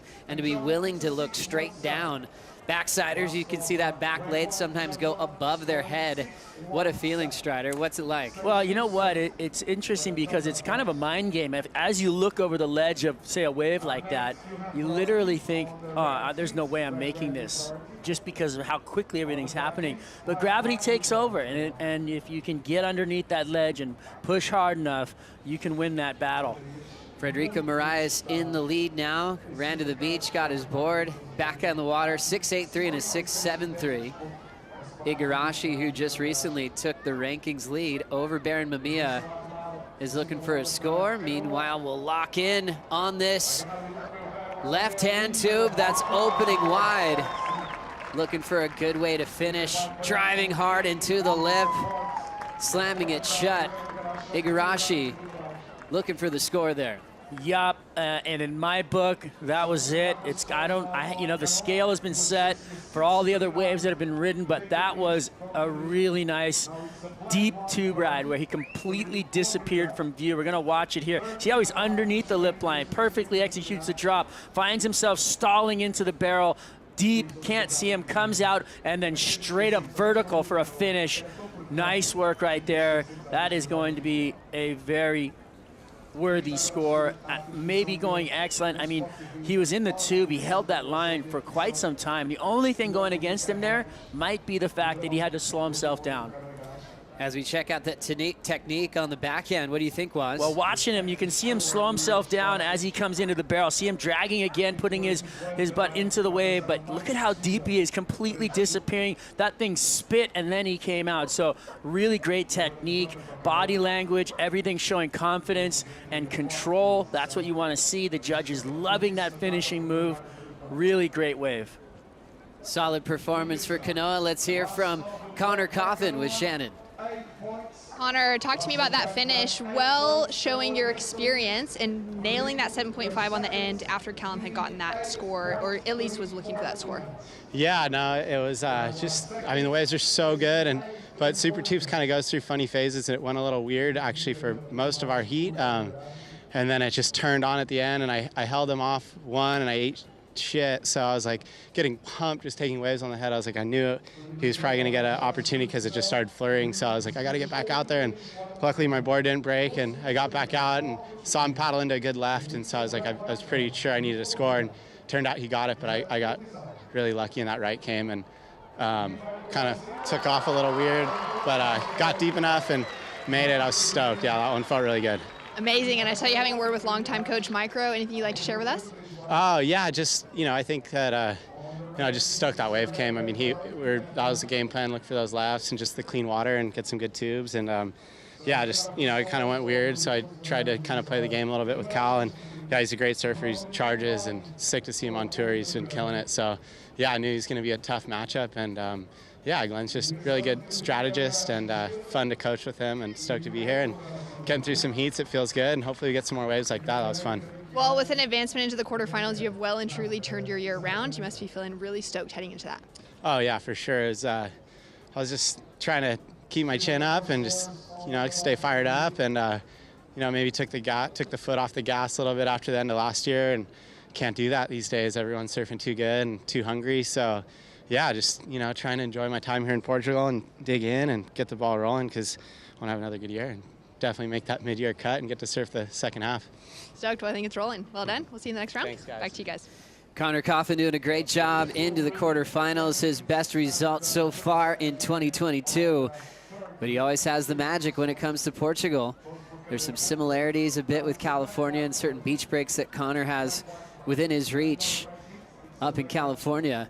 As we have a great view of this perfect peak. Going through that tunnel on the forehand is a man from the North Shore of Oahu, John Florence, a two-time world champ. 617 was his start, as he is just warming up against Nat Young. Couple of scores dropping in there. John and Nat battling out. This was the split with Nat Young. Kanoa went left. Grabbing that wall, pushing it up. You see him pull that rail in, try and get that speed line through this tube, and has the completion. So that is gonna stack in another, mid-range score probably for Kanoa, and he is on a tear right now. Look at that score that dropped for Kanoa's other wave, that really deep barrel that he got. Kanoa Igarashi dropped an 8 and got the lead change over Marias. Remember, Marias waiting for his last to come in as well.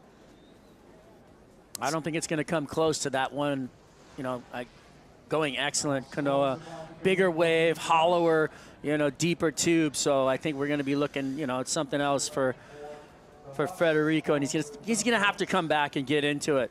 This was Frederico during the interview with Connor Coffin, checking out this left-hand tube.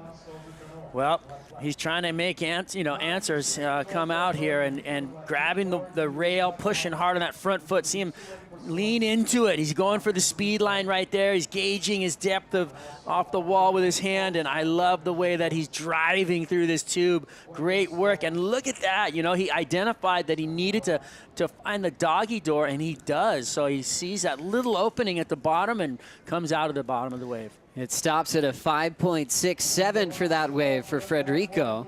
So still needs an excellent score of an 8.34 against Igarashi. Freddie has had a bunch of reps out here. He actually had 3 wild cards at Super Tubos before he qualified full time.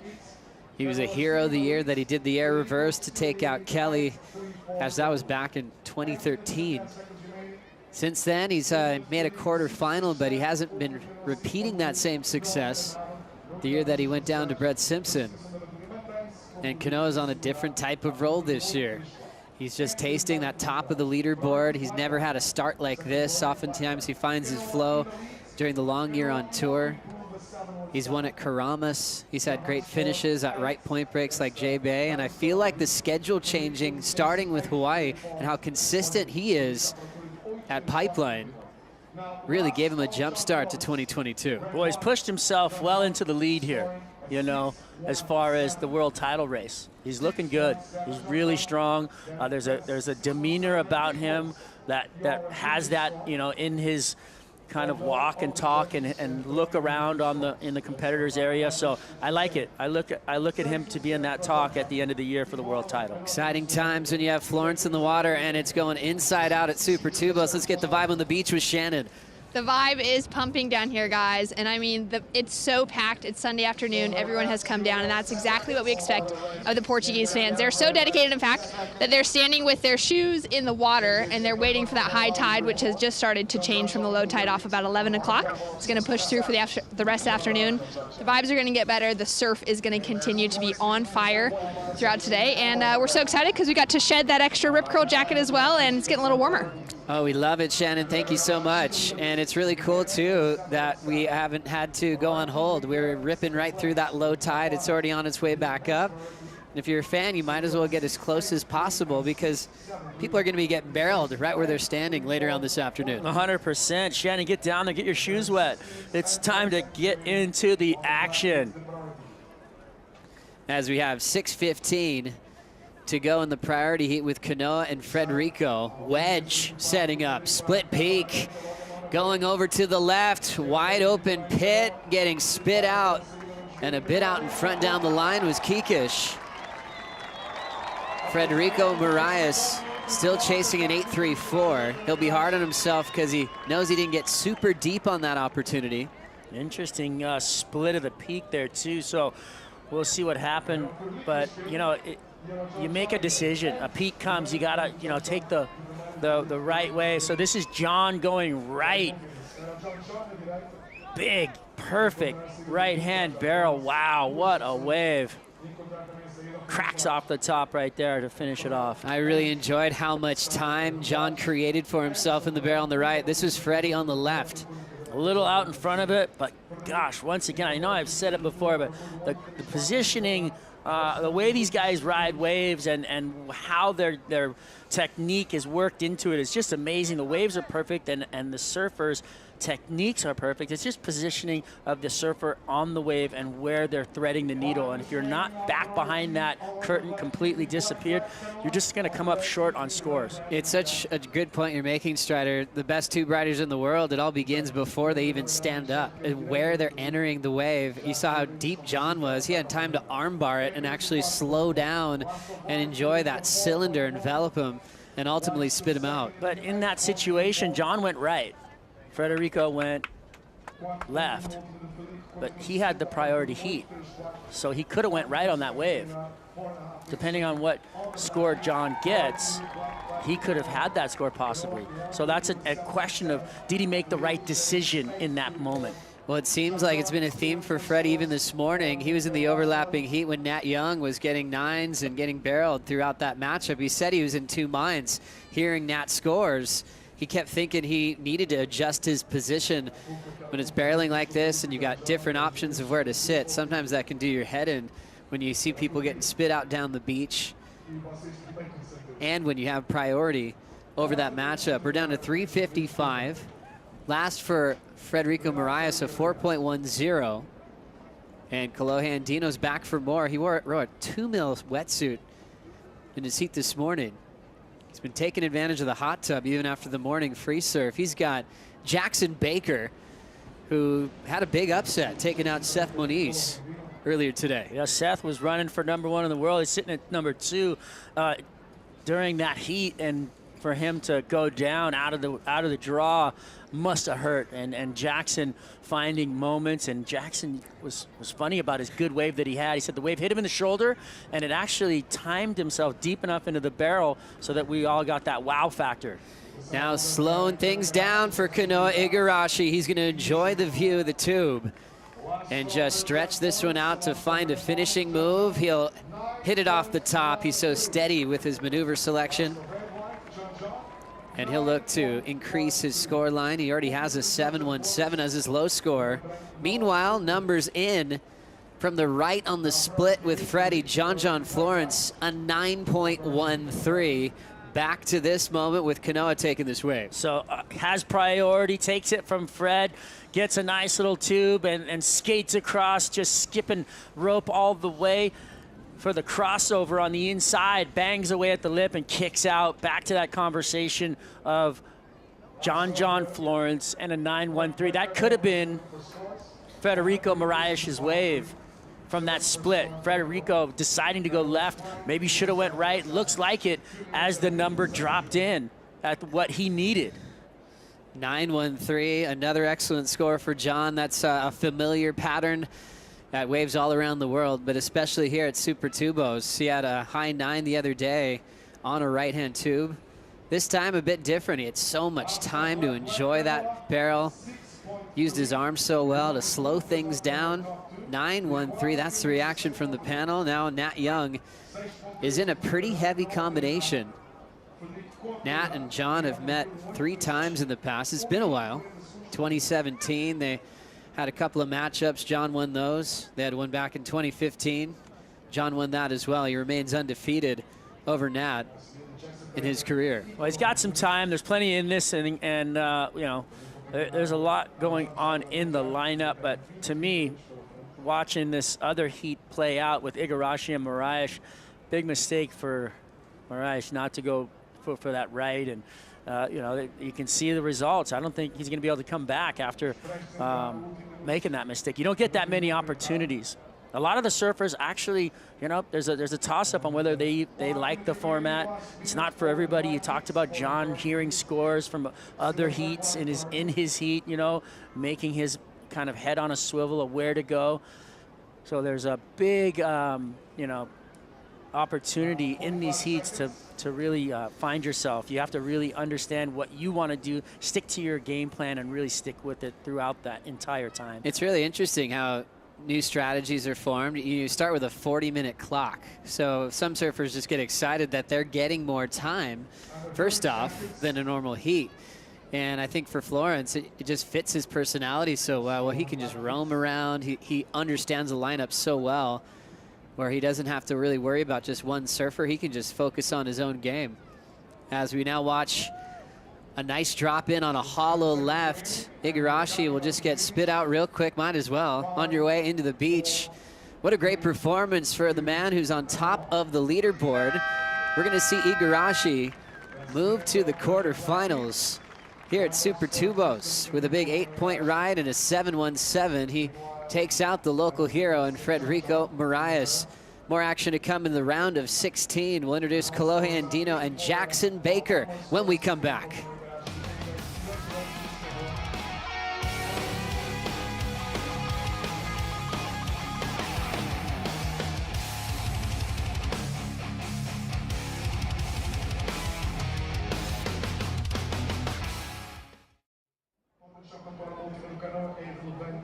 Vai para a situação da bateria, 3 para 3. It's a 3-9-3, the last one of Igarashi. Kanoa advancing to the next round. That's safe to say, Kanoa in the quarterfinals. Vou pedir-vos com certeza que recebam com enorme aplauso de motivação Frederico Moraes assim que chegar aqui à praia. Tem ainda muito ano de competição pela frente e os campeões não se fazem no meio.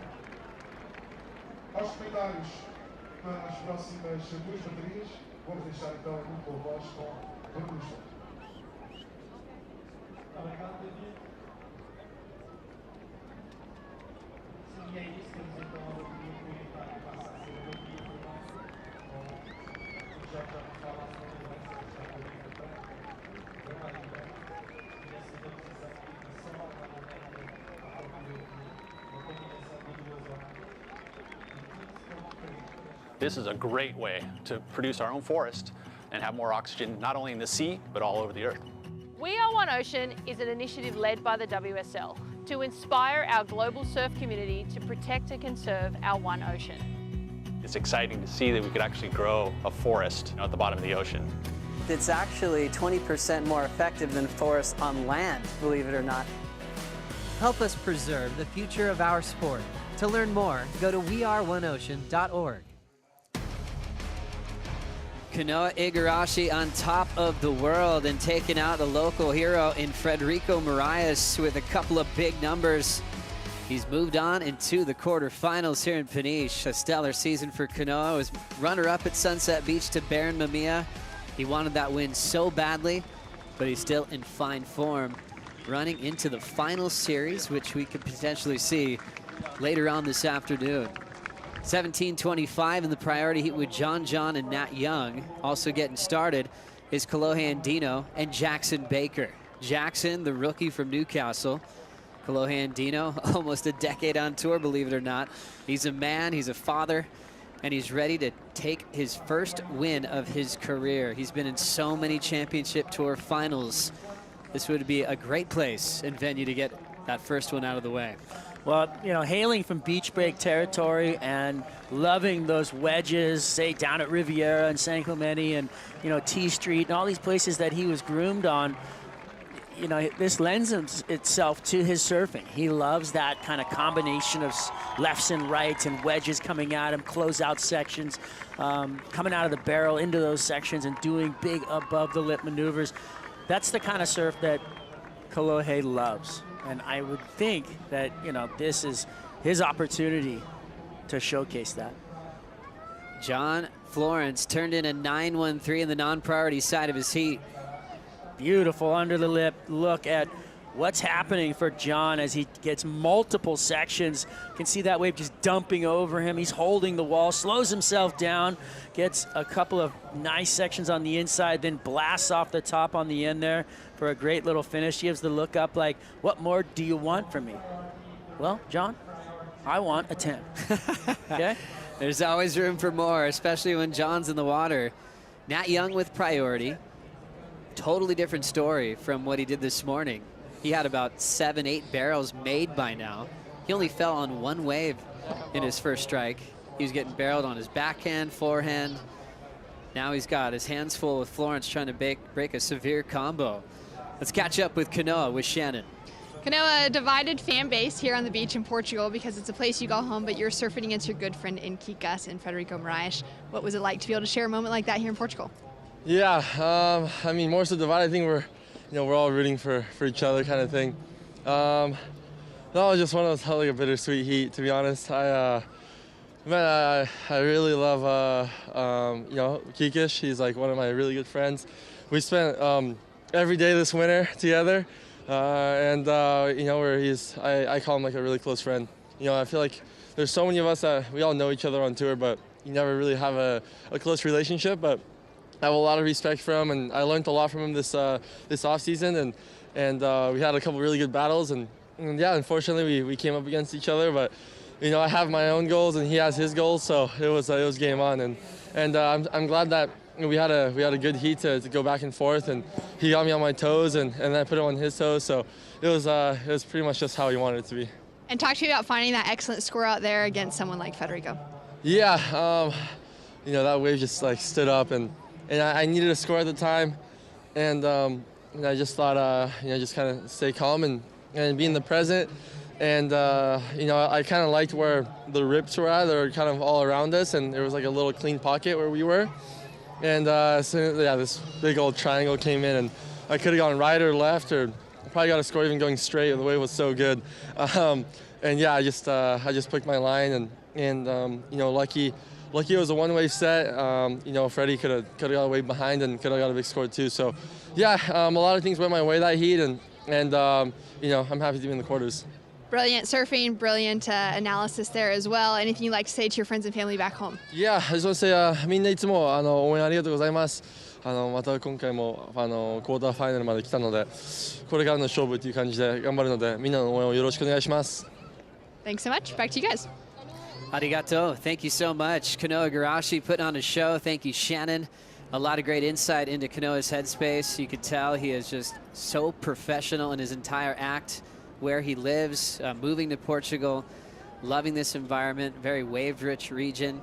He can hunt down waves by himself or find sparring partners like Frederico Moraes during the off-season. So spending a lot of time paid off here at Super Tubos, and he's into the quarterfinals as we're getting some good matchups all ready to go. Italo is going to have Jordy Smith in the first quarter. Felipe Toledo will have a heat with Connor Coffin. That's going to be a fun one to watch. You know, when the waves are this good, the surfing at this stage is kind of, you know, apples to oranges. Everybody can win, no matter what. It's just about finding your position in that lineup and being deep enough into the barrel and making sure that you execute. So it's going to be super fun to watch the rest of the day. Like, you know, we're going through that high tide. We're going to have water starting to push back in onto the sandbar. It's just going to get better as the push happens. The winds are good. Crowd's getting bigger. So it's going to be a super fun afternoon. Priority heat still has some time. 12 minutes on the clock. John's third event of 2022. He has not made it past the sixth stop of the season since 2017. As we see a big committed drive from Nat Young.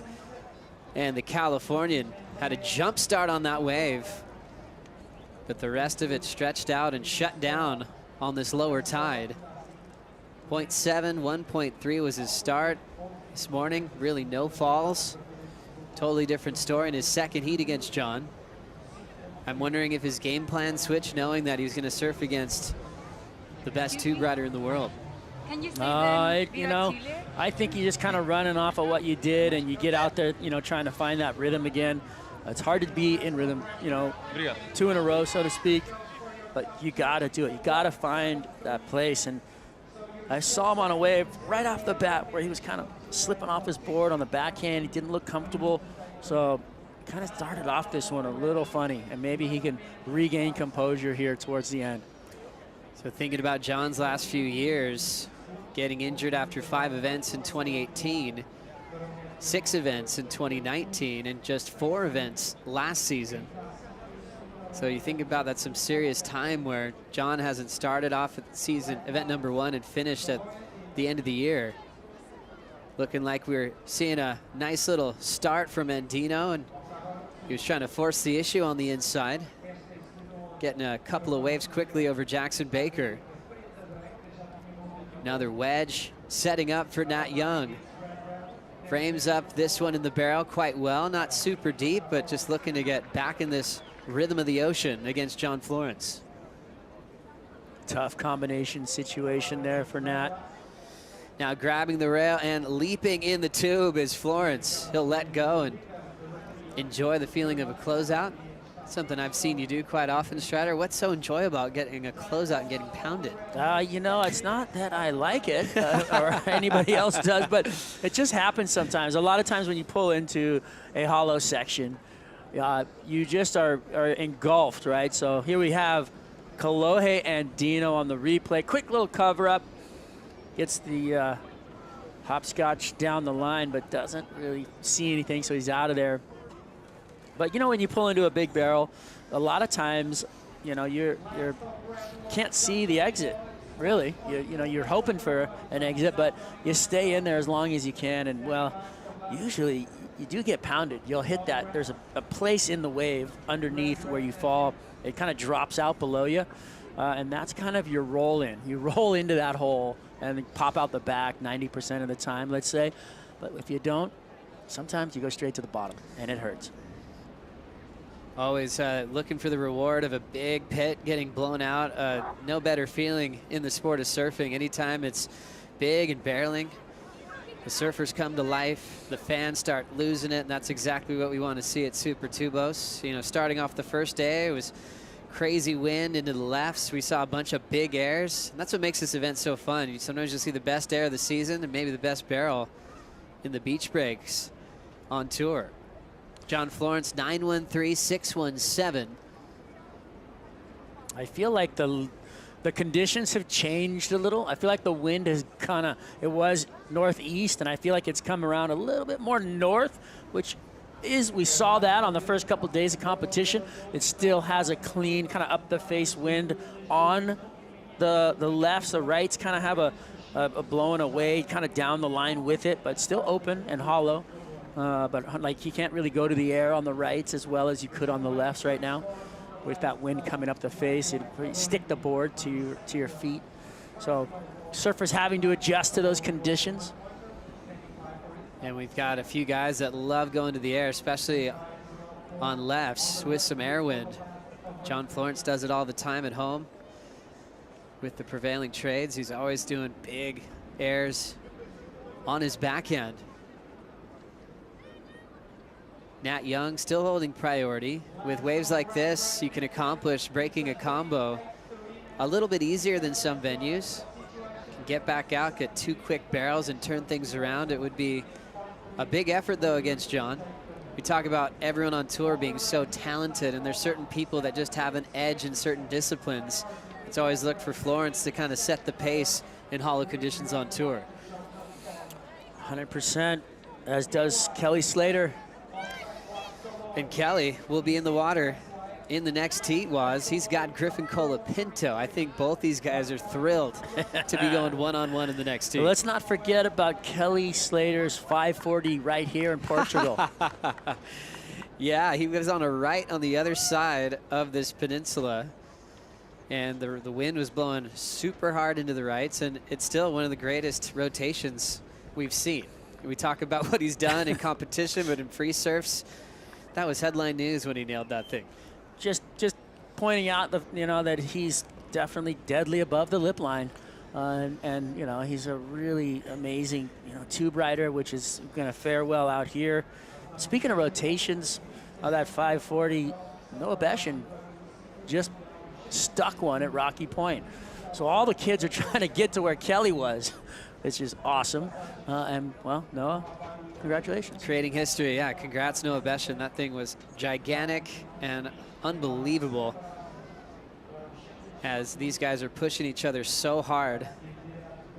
And it's impacting the sport. They're just pushing each other, landing things that have never been done before. 5:55 on the clock. Pulling into the first section on the right and punching free. Florence gets another quick tube. Low score 617 will stay there. It's so impressive to see the surfers come out through the lip line and the whitewater. It's so hard to stay over your board and stay in a position to where you don't get knocked off by all that turbulent water. You see him quick to his feet, grabs the wall, but right there where it kind of squeezes together, that compresses you, and you have to hold super strong and stay centered over your board even though you're completely blind. So you literally are kind of going by the force and just hoping for the exit, and all of a sudden, the water clears enough to see the light. Really hard to do. They're literally so good. They do it with their eyes closed at times. It's just part of the game. I love it. How natural that they are in the ocean. John Florence, 4:55 on the clock. We talk about his season and his run to accomplish a 3rd world title. We obviously always bring up the rivalry he's had with Gabriel Medina and the friendship that they've created from wanting to beat each other over the years. When Medina got a title before John, interviewed John, and everyone thinks he's not competitive because he's mellow. And they're like, did that inspire you at all? He's like, 100%. It made me want a world title so bad. And they're going back and forth. I think John was hoping that Medina would be ready to go this year. But it's really fun when you see two people on top of their game, pushing each other from different parts of the world. John chasing that 3rd title this year, and it would be done in a different way if he can make that Rip Curl WSL Finals. Also something that this man wants to be a part of, Kelly Slater. One of the coolest moments of the day when the surfers run down through the crowd.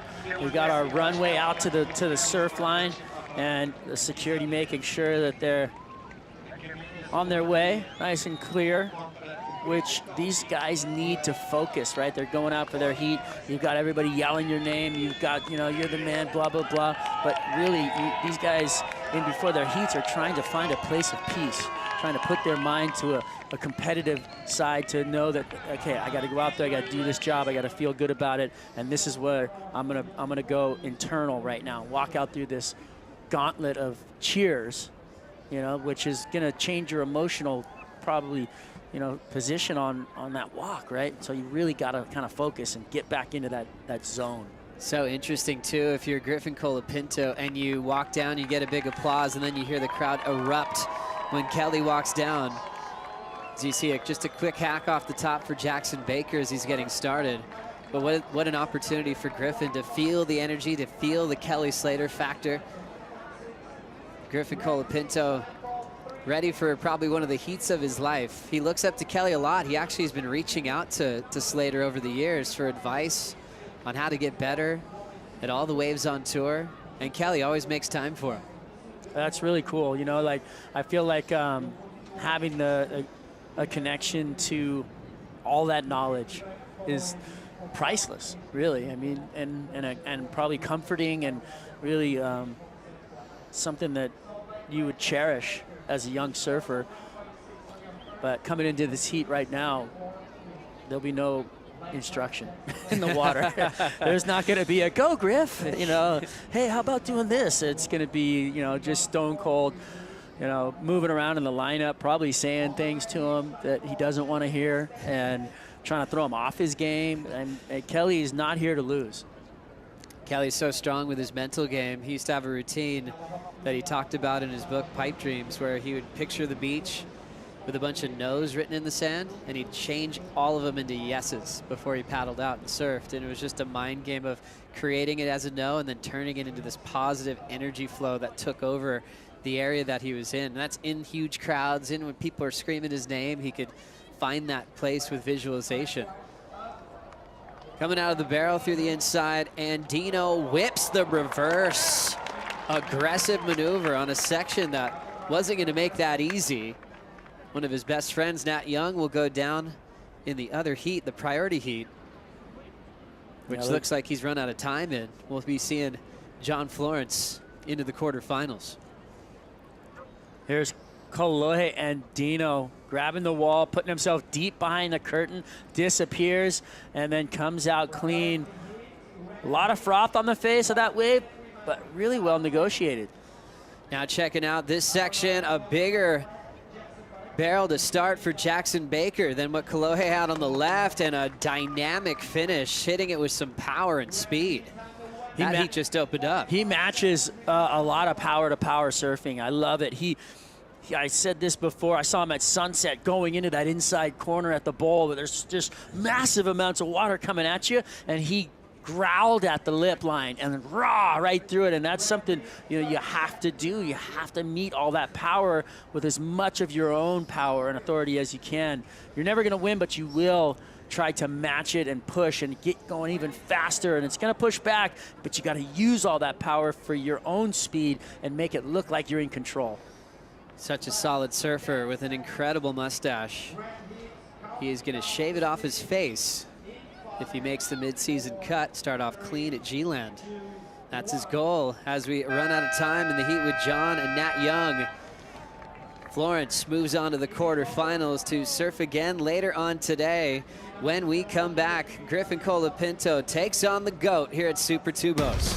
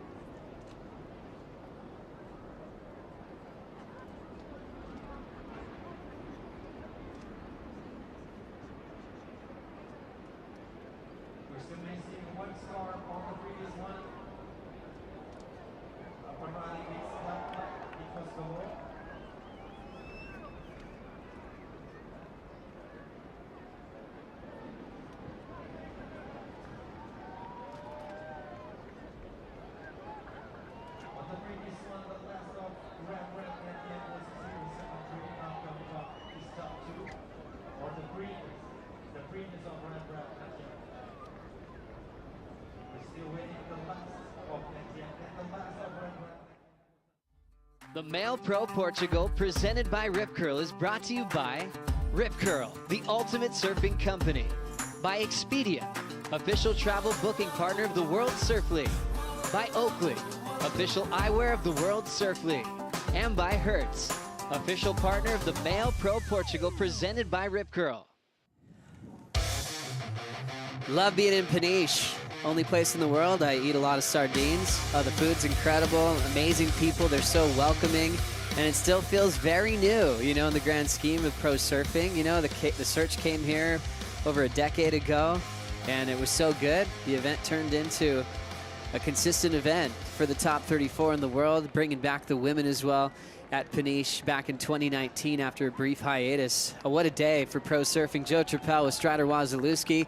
Kelly back in the water again to take on Griffin Colapinto. This is going to be insane. It's going to be great. Couple of American bright, you know, for future for Colapinto, and we've got the, well, Captain America, Kelly Slater, the greatest of all time, kind of towing the line for him. And these guys are going to, you know, hopefully Griffin gets to rise up to the occasion here, and Kelly is not going to give him any room. He does not want to go down. He's here to win, and that's 100% why he's here.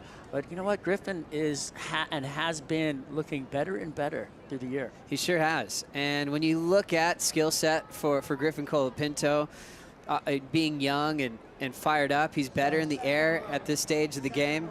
To Kelly, he's very consistent. Right on the buzzer, he got this crazy drain pipe to try to get a big start over Kelly. Yeah, he was sitting up in the competitors area, you know, and he had his Oakleys on, he's got his custom shades, and he just kept looking over at me. Oh, look at this, little live action, sorry. Hollow cylinder and getting spit out. Kolohe Andino driving off the lip, looking for another big section. Float to finish for Andino, a 7 and a 4.33 already. Baker's good score, a 6.0. As that is the priority heat, Kolohe versus the rookie named Jackson Baker. And coming from a couple of great surf towns, Newcastle versus San Clemente. There's the entry into the pit for Andino. Yeah, really late drop. That you see they almost fall into it, and it leaves him in this great position to drive speed through the tube, come out with more, and then have this, you know, fun inside section to work with. So, yeah, great look at what it takes to get a deep tube. Drop in late, hit that bottom, and then hit the gas pedal. Great heat for John Florence. Louisa, he must be over the moon right now. Are you over the moon right now, John? Yeah, that was a lot of fun out there. Yeah, well, 9.13, and we had a great heat. It felt comfortable for us out of the water. How was it for you out there? Yeah, it felt really good. I was happy to get the 9 when we were in the under priority heat. It's always like, feels good to kind of get a heat started like that. And so, yeah, and then going into the priority side, just kind of having a little more control. So for me, that was good. The conditions changed a little bit since the last heat that you served. So how are you reading the ocean right now? Yeah, the tide's a lot lower. There's a lot more barrels, and so just kind of looking for those. A lot more barrels. Yeah, it just seems like every wave is barreling, and so not so much turns anymore. But yeah, I like it. When we watch you, it seems like the love for the game is always growing, and I wonder what drives you? I'm still learning what drives me, but I think just being here and trying to perform my best and kind of be myself in the pressure of a heat is kind of what I'm trying to learn how to do, and I guess that's what's driving me to try to be better and better. Amazing. Good luck. Thank you.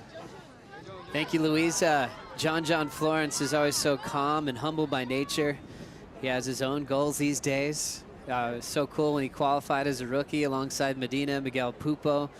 Medina had the early success at 17, winning in France and San Francisco.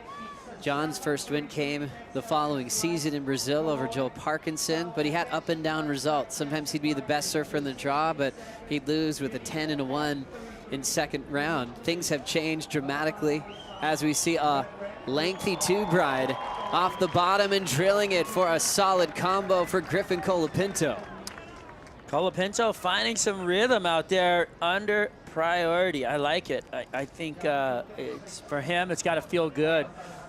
Back to that quick story, he was wearing his, you know, comfort up there in his zone. There's Oakley shades on and looks over. He kept looking over. He's just like, I just can't believe this is the best I've ever seen it. I think this is like some of the best conditions you could compete in. He just kept having this positivity just flying out of him, which, you know, it's gonna lead itself into more positivity. And here he is grabbing the rail, really nice and deep actually on that section, and then comes out clean with a big backhand schrack in the lip. So looking really good out there. Look at this replay right here. You can see this is the section that really gets him deep, and he finds himself, he doesn't slow himself down, but he's pushing on that rail, so that's good. We like to see the driving barrels, which are gonna score higher than the ones where you slow yourself way down.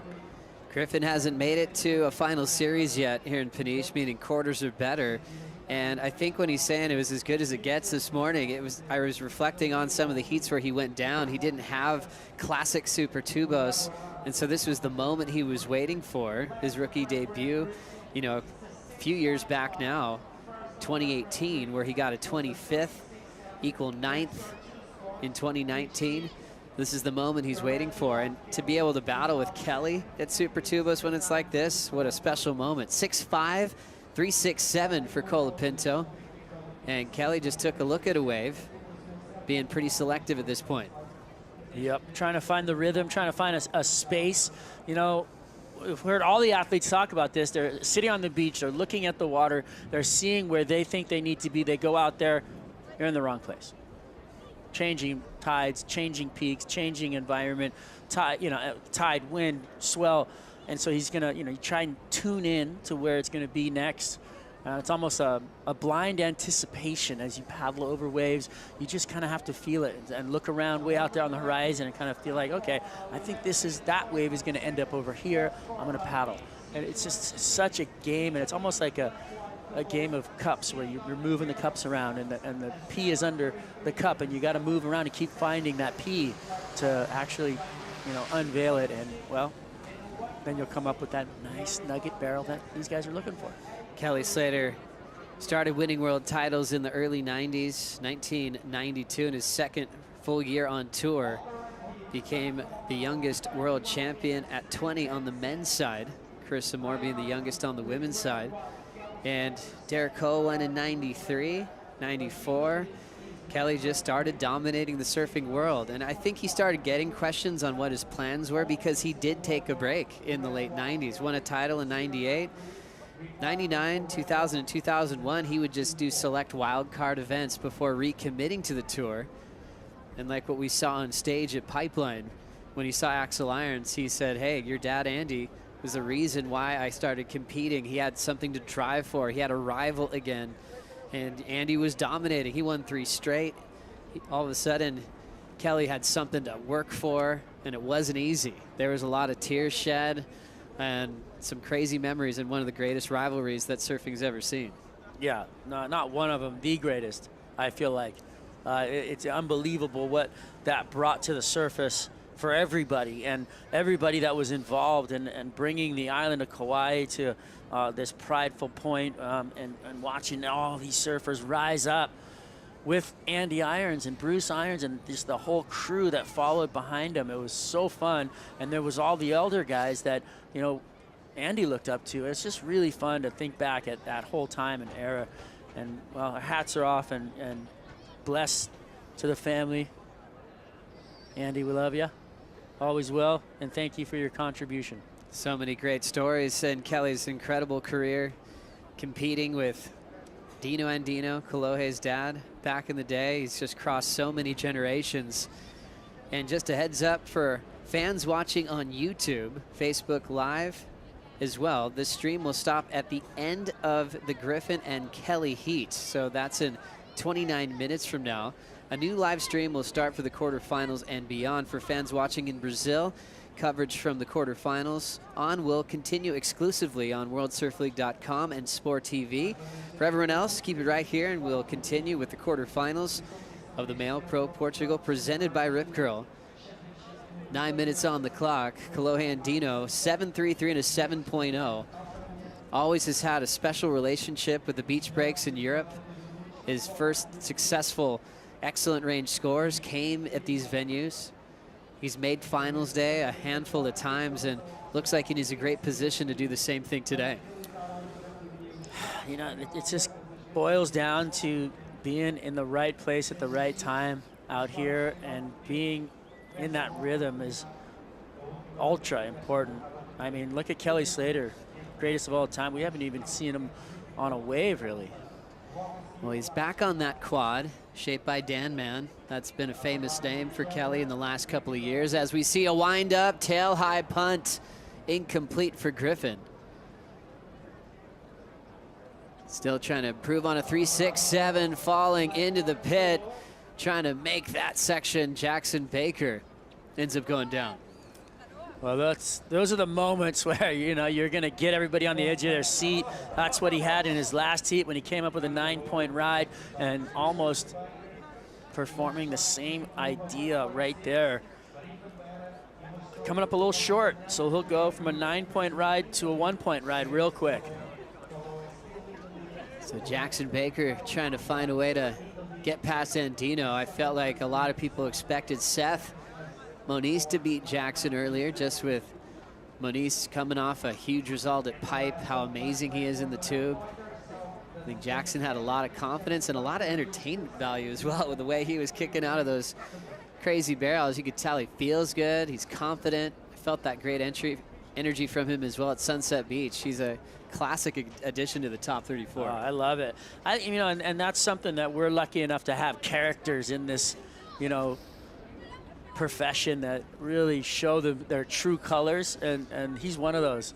You know, outspoken, fun, performing, looking back at the tube, looking up at the competition area, and having a great time doing all of it. He said he came out of the barrel on that one wave on his 9-point ride that he had in his last heat, and he didn't know what to do. He was so excited. He just was looking around and looked up at the competitors area, and he's like, did that just happen? You know, and yeah, doing it in your heat, it just makes it even better. Great rookie class we have this year. Sammy Pupo went down to Miguel, his big brother. We lost Callum Robson earlier to Connor Coffin. Imai Kalani DeVault went down as well. Unfortunately for Jake, he got injured in the heat with Felipe Toledo. We also lost Joao Chianca when Connor got past him yesterday. So this is a big result for Jackson Baker. Top of the charts for the rookies here at Super Tubos. Only one left. Let's see if he can hold on here and get a couple of waves, put himself in a better position. He's gotten the big score already today. Can he do it again? He only needs an 8.33. And surfing against the experienced athlete of Kolohe, as we will roll in with Colapinto deep on this one, but an aggressive drive to try to force a make through the inside corner. Incomplete number for Griff. I feel like that tide is going to start pushing fast, which will get us back in the corner of kind of maneuvers as well. We saw that at the end of the day yesterday. I mean, if yesterday is any indication of what it's going to look like this afternoon, we are going to be blessed again. We can never count on anything 100% here with Mother Nature at hand, but it looks pretty good for a great day all the way to the end as the sun's going to set. As we look at the tide, we already passed the low tide. That was about 11 o'clock this morning. So it's going to continue to rise. It's about 12:30 in the afternoon local time. Hopefully it'll start getting more consistent. Really interesting, because we always talk about favorites and hollow waves compared to if it does adjust to maneuvers. How will that affect the heat with Kelly and Griffin Colapinto? If it went to maneuvers, I would really have to just rest my hat with Colapinto. You know, above the lip line, and what his firepower that we've seen out of him is just incredible. So that said, Kelly Slater, the power surfing that he can do, I think he might be able to, you know, get some solid surfing in, close to excellent range scores. But I think above the lip line, it would be our guy, Colapinto. You can see all the winds that work in Peniche on that peninsula. What a great shot that was, so high in the sky. A lot of open space as well, a lot of dirt roads, a lot of old fish farm setups that you could see. It was really cool when Betty Lou was driving around and saw someone that was harvesting cauliflower She just walked up, introduced herself, and she got to join in the farming. So cool. What a great town. Colapinto packs a closeout just for fun. 3:30 in the priority heat. Jackson still looking for an 8.33. But I suppose that topic, when it goes from spitting barrels all morning, then there's an adjustment of having to adapt to maneuvers. There's some surfers that really clue into that in the heat of the moment and will adjust appropriately to get the heat win.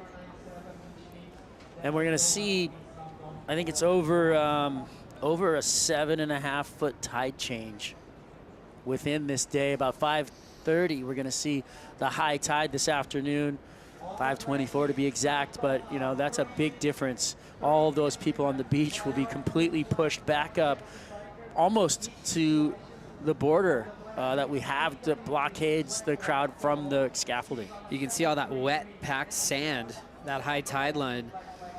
All that will be filled back up with water. And everyone will be pushed back up to the dry sand. That'll be the new takeoff point for the athletes this afternoon. That's going to be fun to watch. We're anticipating a lot of big heats.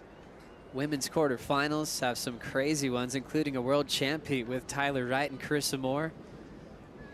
Steph Gilmore got down here a couple hours ago to eye out the conditions. Already with the jersey on. Looking happy. Nat Young just shaking off that loss to John John. He's still going to enjoy the show from the Red Bull Athlete Zone. Hard to leave when the waves are like this. You know, the area is not offering up a bunch of different waves right now across the peninsula. This north wind straight on shore, so there's nowhere really to run unless you go down south. There's some fun little waves down there. Yeah, if you got some time and energy. There's that view of our playing field. And just the fact that Kelly has just a .93 and this man keeps swinging. We've got Colapinto exiting the tube on the back end, doing a great job hunting under Kelly's watch. Kelly's just dropped anchor for the first 19 minutes of this matchup. I'll be honest, I don't like it. I feel like he's barrel hunting, and Griffin's made the adjustment. He actually also found a tube underneath Kelly's watch. Well, you know, Griffin is getting into rhythm, which is a scary thing for somebody like Kelly, because Kelly needs to be really aware of what's happening around him. Right there, you see Griffin having to duck under that little bit of foam ball, but he's super deep, and the foam kind of pushing on his rail as he was pushed up against that and up high, and then slides right out for the completion. So Griffin, happy camper right now. Yellow jersey between Kanoa and Kelly at the moment. And remember, Kanoa has already moved forward from this round when he got past Frederico Moraes. So if Kelly stays in second, that would make it clear for Kanoa to be in yellow heading into Bells Beach. Wow. That's a massive call right there. Kelly, time to get busy, buddy. Let's get some waves. We got 20 left on the clock. I haven't seen really anything out of him. I mean, isn't this odd? Does this mean that there's something wrong? What's going on here? Or he's just sitting and waiting for something special. It's been a while. He had a .93. He's just pacing himself. Meanwhile, Jackson Baker is not going to find anything at the end of that heat. And it looks like the last rookie standing is going to deal with the round of 16 loss. Kalohe Andino makes it to the quarterfinals once again at one of his favorite events on tour. 7.33 and a 7.0. Still have half the heat to go with Kelly Slater and Griffin Colapinto. We'll be right back for more after this.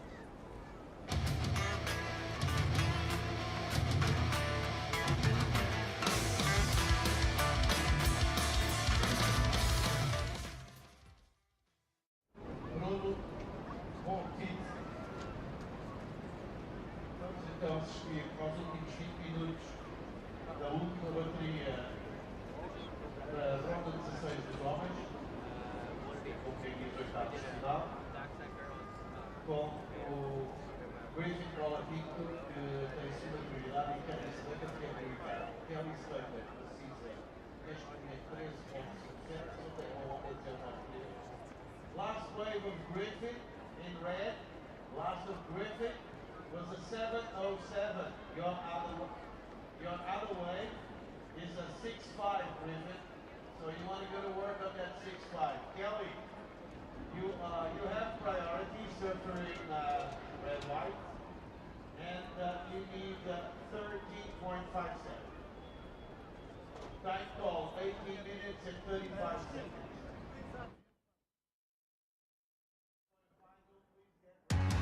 Sunshine blessed with swell. It's been a super Sunday so far at the MEO Pro Portugal as we check out the remaining 20 minutes of the clash, which sees the GOAT, Kelly Slater, taking on Griffin Colapinto. And thus far, it's been the young Californian with the better of him. There's a man from the Golden State who also put in a fairly commanding performance in his last heat.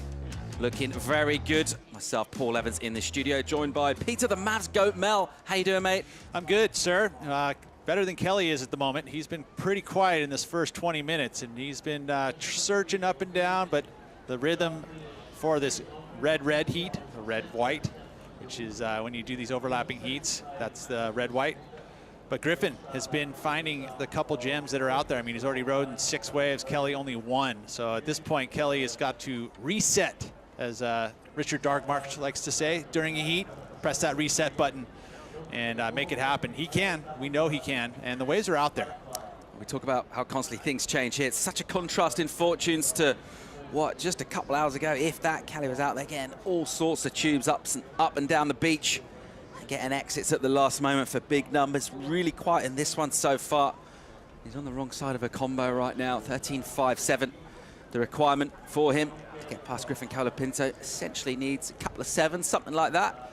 As we can see, Pete, as we like to keep a pretty close eye on conditions, but there's a cross-shore flow to that wind out there right now. Yeah, it's still, when the waves get into the clean water, it has turned a bit more of the northerly direction, which is from the side, but still enough offshore there for some brilliant barrels to be had. It's just a matter of being in that clean water, like you mentioned, in between the rips, and having a nice set come, because we are seeing that decline in the swell throughout today. I think we've hit our peak kind of in the mid-morning to afternoon, and now we'll see the tide start to switch, though, and I think that'll be a positive note as well. So these two having a little redirect here, and it's time for Slater to roll the sleeves up and get busy in this one. He's got nothing of note on the board so far. This man's got a couple of numbers, Colapinto, and he's got a nice looking right-hander here, smoothly in, smoothly out, the little hair flick. And that'll be another wave for him. Let's see if it manages to get in his top 2. It needs to go north of 6.5 if it's gonna do that. Kelly Slater now with the priority out the back, and with 16 to go, Pete gets to that point where he really does need to find himself a set. Yeah, and the next, use of this priority for Kelly needs to be something that'll match Griffin Colapinto. If it comes in a bit less, that just makes his job really hard. If he gets himself a nice, beautiful, excellent ride, he's right in this heat in a big way, because door's not closed on Kelly Slater. I mean, it's 13.57.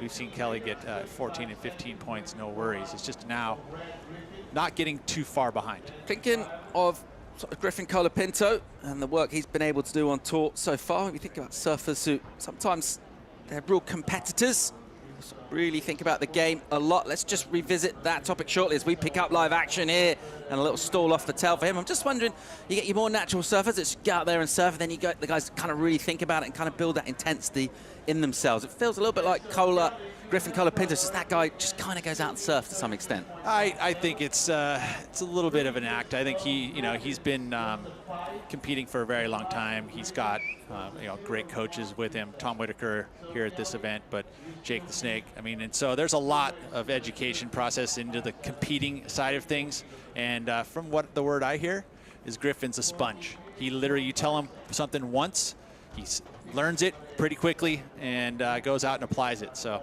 I would say that a lot of that fun-loving stuff, of course, he loves having fun. But when the jersey's on, he's very serious and he's very intense. Yeah, he's got a strong matchup so far in this one. Good numbers in. He'll throw away a 5 for that last effort. The interesting thing about that, of course, from his point of view, it doesn't count to a scoreline, but he managed to keep Kelly off that wave. Kelly could have got himself that wave. Maybe, for example, got slightly deeper and thrown a slightly bigger number. He would have kind of been back in this. But Griffin keeping him off.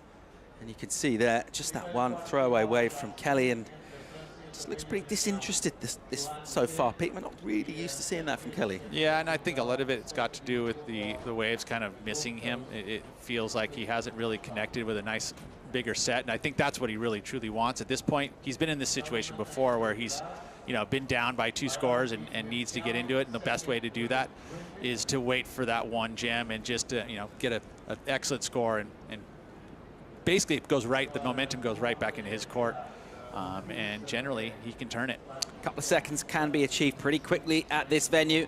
Let's see if he goes about doing that. That's the size of the task he's looking at. Meanwhile, let's go down here from the winner of the last heat. Brother is with Louisa. Yeah, the conditions are changing a lot, but still managed to get 2 really good waves. How is it out there?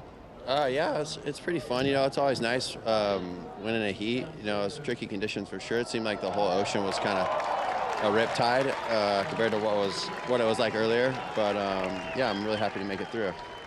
I saw you talking to your team up there before you came down here. Is there any insights you can share with us for the next heat? I'm probably going to be on really high tide, so it'll be a lot different than this. Yeah, I'm excited to serve against Kelly or Griffin. It should be pretty fun. You're going to change your board? You're going to keep the same? Probably go a little shorter. Amazing. We'll see you next time. Thank you so much, Chloe. Back to you guys. Chloe Andino coming up later on in the quarterfinals. Still got great surfing ahead of him in this event to go really deep. Come back for finals day, which won't be today. Unable to wrap things up today, but we are going to go into the quarters for men and women. And we heard a little bit of motion, a little bit of noise and activity coming down the beach during that cross. And we'll see if we can get caught up with what's going on out on the water. Looks like we're due a number for Kelly Slater. Long overdue from his point of view. The amount of time he's been in the water, the amount of points he hasn't been able to put on the board. Wait for that score to come in and see where that puts him. Could set up something very entertaining as we go in towards the final 12 minutes. Well, we're in the final 12 minutes of this heat. Here's a replay, Pete. Kelly Slater from the deep end of the pool into the shallow end and through. And of course, he likes to add a little extra by stalling it out. Nice wraparound cutback. So where is this matched to Griffin Colapinto's 6.5 into a 7? We'll see what the judges think. Kelly's up again. Here he is. Well, he's broken the seal and he's in the tube again. Nicely done, just slots in. And let's see if he can emerge from that. He can't, so unable to get a second score on the board as he'll go incomplete on that one. But prior to that, a wave will come in and it'll put him right back in this heat. It's more than a mid-3. It'll break the combination. So we see Econologue getting all psyched, getting ready for the quarterfinals for the women coming up. She's in the second of those. Numbers in for Kelly. It's a good one. Peak 6.73. He's right back at this. Yeah, that's exactly it. You know, now sitting outside of priority so he can roam the lineup a little bit more. There is some lines heading this way. They are out there by themselves at the moment because overlapping heats are going to end as we hit into the quarterfinals. Either way, they are in that priority heat and they get the free reign of the lineup over the other heat. But at this point, it's just the 2 of them out there. Quite a big spread from the panel. The significant number is the average. It is the 6.73. Now he needs a similar score to that. 6.85 is that requirement. We'll look at some energy coming through. Just a little announcement, update for the broadcast. For fans watching on YouTube and Facebook Live, this stream will stop at the end of this round. A new live stream will start for the quarterfinals and beyond. Fans watching in Brazil, coverage from the quarterfinals onwards will continue exclusively on WorldSurfLeague.com and SporTV. For everyone else, keep it right here as we power through to the quarterfinals of the MEO Pro Portugal, presented by Rip Curl Paddle. And no takeoff on that particular wave as that explodes on this shallow sandbar. A little time will tick down and we're set up for a nice finish inside 10 minutes to go here, Pete. Kelly right back at this and well within striking distance. So true, and let's hope the ocean provides us some canvas. You know, I think that if we can get a few more set waves here, we can get a very climactic finish. Griffin in a situation where he needs results to keep himself up and get himself into the cut line. Kelly, on the other hand, is fighting for a yellow jersey. You know, if he can get through and end up making a few more heats, he could see himself heading into bells in that yellow jersey. But right now, job at hand, he needs to get himself something above a 6.85 so he can get himself in first place. Super Tubos has provided us throughout the day with really entertaining conditions. Always the drama in a venue like this. We're dealing with a powerful breach bait close to shore. A lot of barrels coming through with our overlapping heats. A frenzy of activities really throughout the morning. People getting tubed up and down this beach. Big numbers coming in for our panel. just dialed it back a little bit now. We just got the one heat in the water. What a heat it is, though. And this one, you kind of feel the tension a little bit here, Pete. And we like to read into how significant things are going to be and, you know, how much does this loss mean. But thinking about Kelly Slater, and we want to see him staying interested, right? We want to see him participating, and we want to see him go as far as he can in events. It's so true. It really is. But we are heading into events that I feel like he is very capable to win as well. This event has been hot and cold for him, as self-admitted. You know, he came into this event the first couple of years and he did really well. But then since then, it's been a little bit rougher for him. But you got Bells, past champion there, Margaret River. You know, so he's one of these past champions. So he's obviously got that winning feeling for both those two events too, and he loves Australia. Absolutely. And then looking past the mid-season cut as well, the first event that looms after that, G-Land, the Quicksilver Pro. Here's live action. Oops. And Slater goes down pretty hard, made a late decision to go on that. Griff had the priority. Kelly inside him, had to spin late, and he's straight back up on his board. And back out into the lineup on the prow once again. Still looking for that number. It's a 6.85. It's not a big one. But he was quiet, pretty much silent for the non-priority portion of this. And if you notice, they're constantly paddling towards the north, which means that the current is moving pretty strong. We're getting that tide moving around. You get the wind blowing.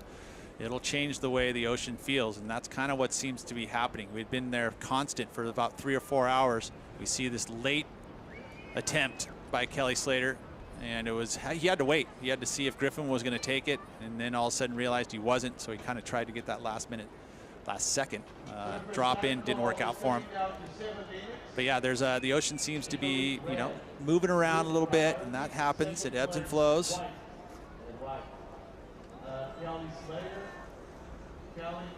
A busy Sunday afternoon in Portugal, one of the iconic venues of European surfing, the famous peninsula of Peniche. Once again, hosting the world's finest surfers, and all the intrigue and action and drama that goes along with that. It's been an amazing story down the years. Started back in 2009 with the Rip Curl Pro Search event. Here was a fixture on tour in 2010 through to 2019. Missed the season in 2020 due to the pandemic. An abbreviated season last year. And it's so cool to have the championship tour back in Super Tubos, back in Portugal. As we'll watch a relatively quiet second portion of this heat, not loads of wave ridden through the mid portion of it. Here goes Slater though, looking for something. Backhand from him. He commits to a little speed line, and he realized a bit of a wobbly wave. The wave coming at him had a lot more energy and impetus than the one he was riding. And for that reason, he just flicks off. He'll deal with a couple of duck dives. It's going to eat a little bit more time off the clock, Pete. Yeah, you see that duck dive, so important too, and you're right behind it to be able to almost swim underneath the wave so you can get back out and not get dragged towards the beach. That was a great view of that. Those boards that these surfers are riding nowadays are so much smaller than we used to, and Kelly is at the forefront of that part of surfing, of getting into smaller equipment. Colapinto pumping hard here. Get some good travel time, won't find an exit. He was way deep on that. And unable to add to his total with that particular ride, and now that means priority will be with Kelly Slater. Just over 5 minutes to go in this heat. Kelly, let's remind you, looking for 6.85, has got priority, has got the run of the lineup. He's just over 5 minutes to get that number, assuming that Griff can't also improve himself. Setting us up for a tight and tense finish. Oh yes, as Kelly likes to have it. I mean, we saw it at Pipeline last second, heroics, getting the 9 to get through his heat against Barron, I think, right? And so he's used to these moments. I mean, considering he's gotten 3 decades of competition under his belt, he's had similar situations probably 20 times over. And I would say that a high percentage of the time he's able to execute. Thinking of ways that our athletes find to challenge themselves, to inspire themselves, to draw the best performances out they possibly can. One way of doing that is putting Kelly Slater in a bit of a corner and challenging him and seeing what he's got, and I don't think he'll mind that one bit here. Let's see if he can draw on that inspiration. Let's see if he can take the opportunity. In the meantime, let's go down and sample the vibes on the beach. The Was is down on the sand.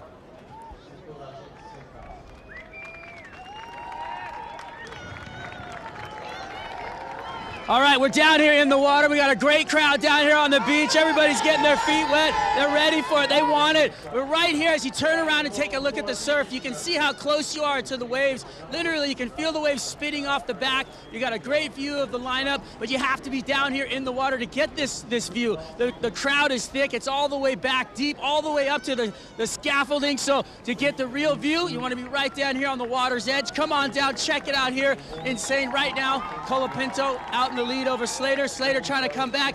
Can he take the young dog down? Can the old dog do it? I'd say yes, but he needs the waves. Back to you guys.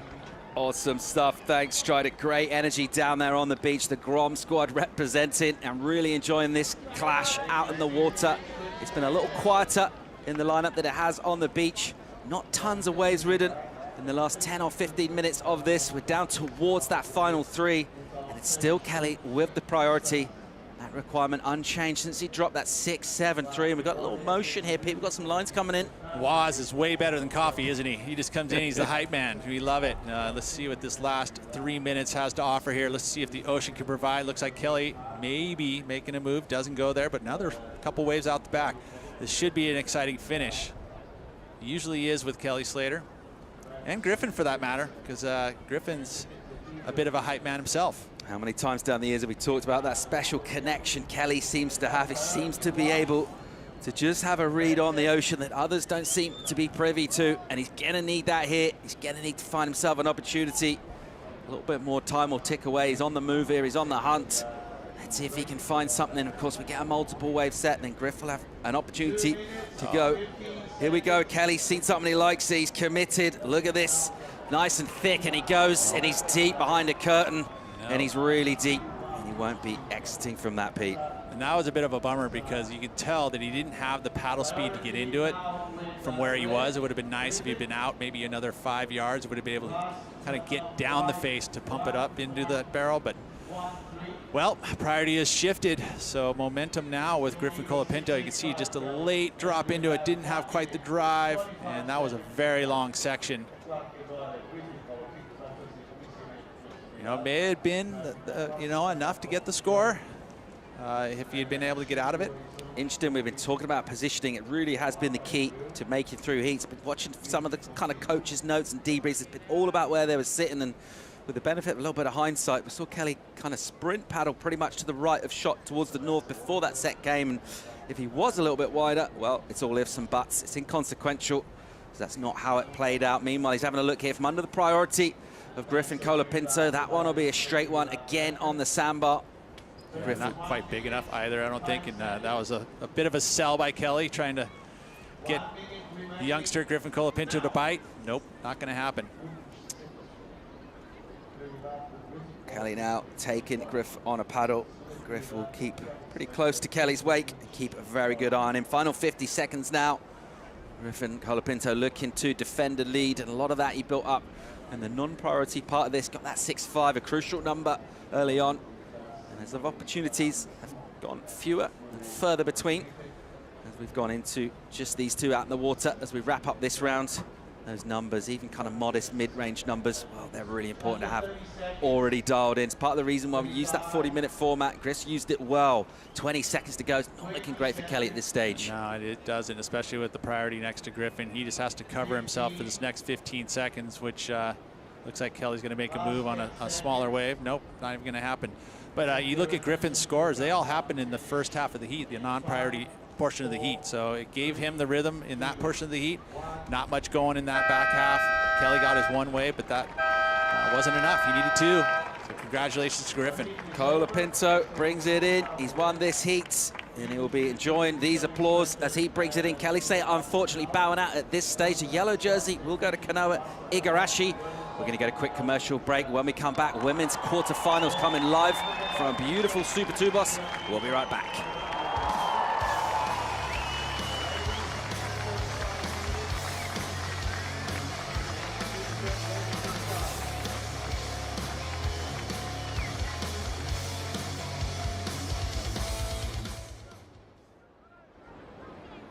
Ladies, please hold your position. Please hold your position. We should start you in around 30 seconds or so.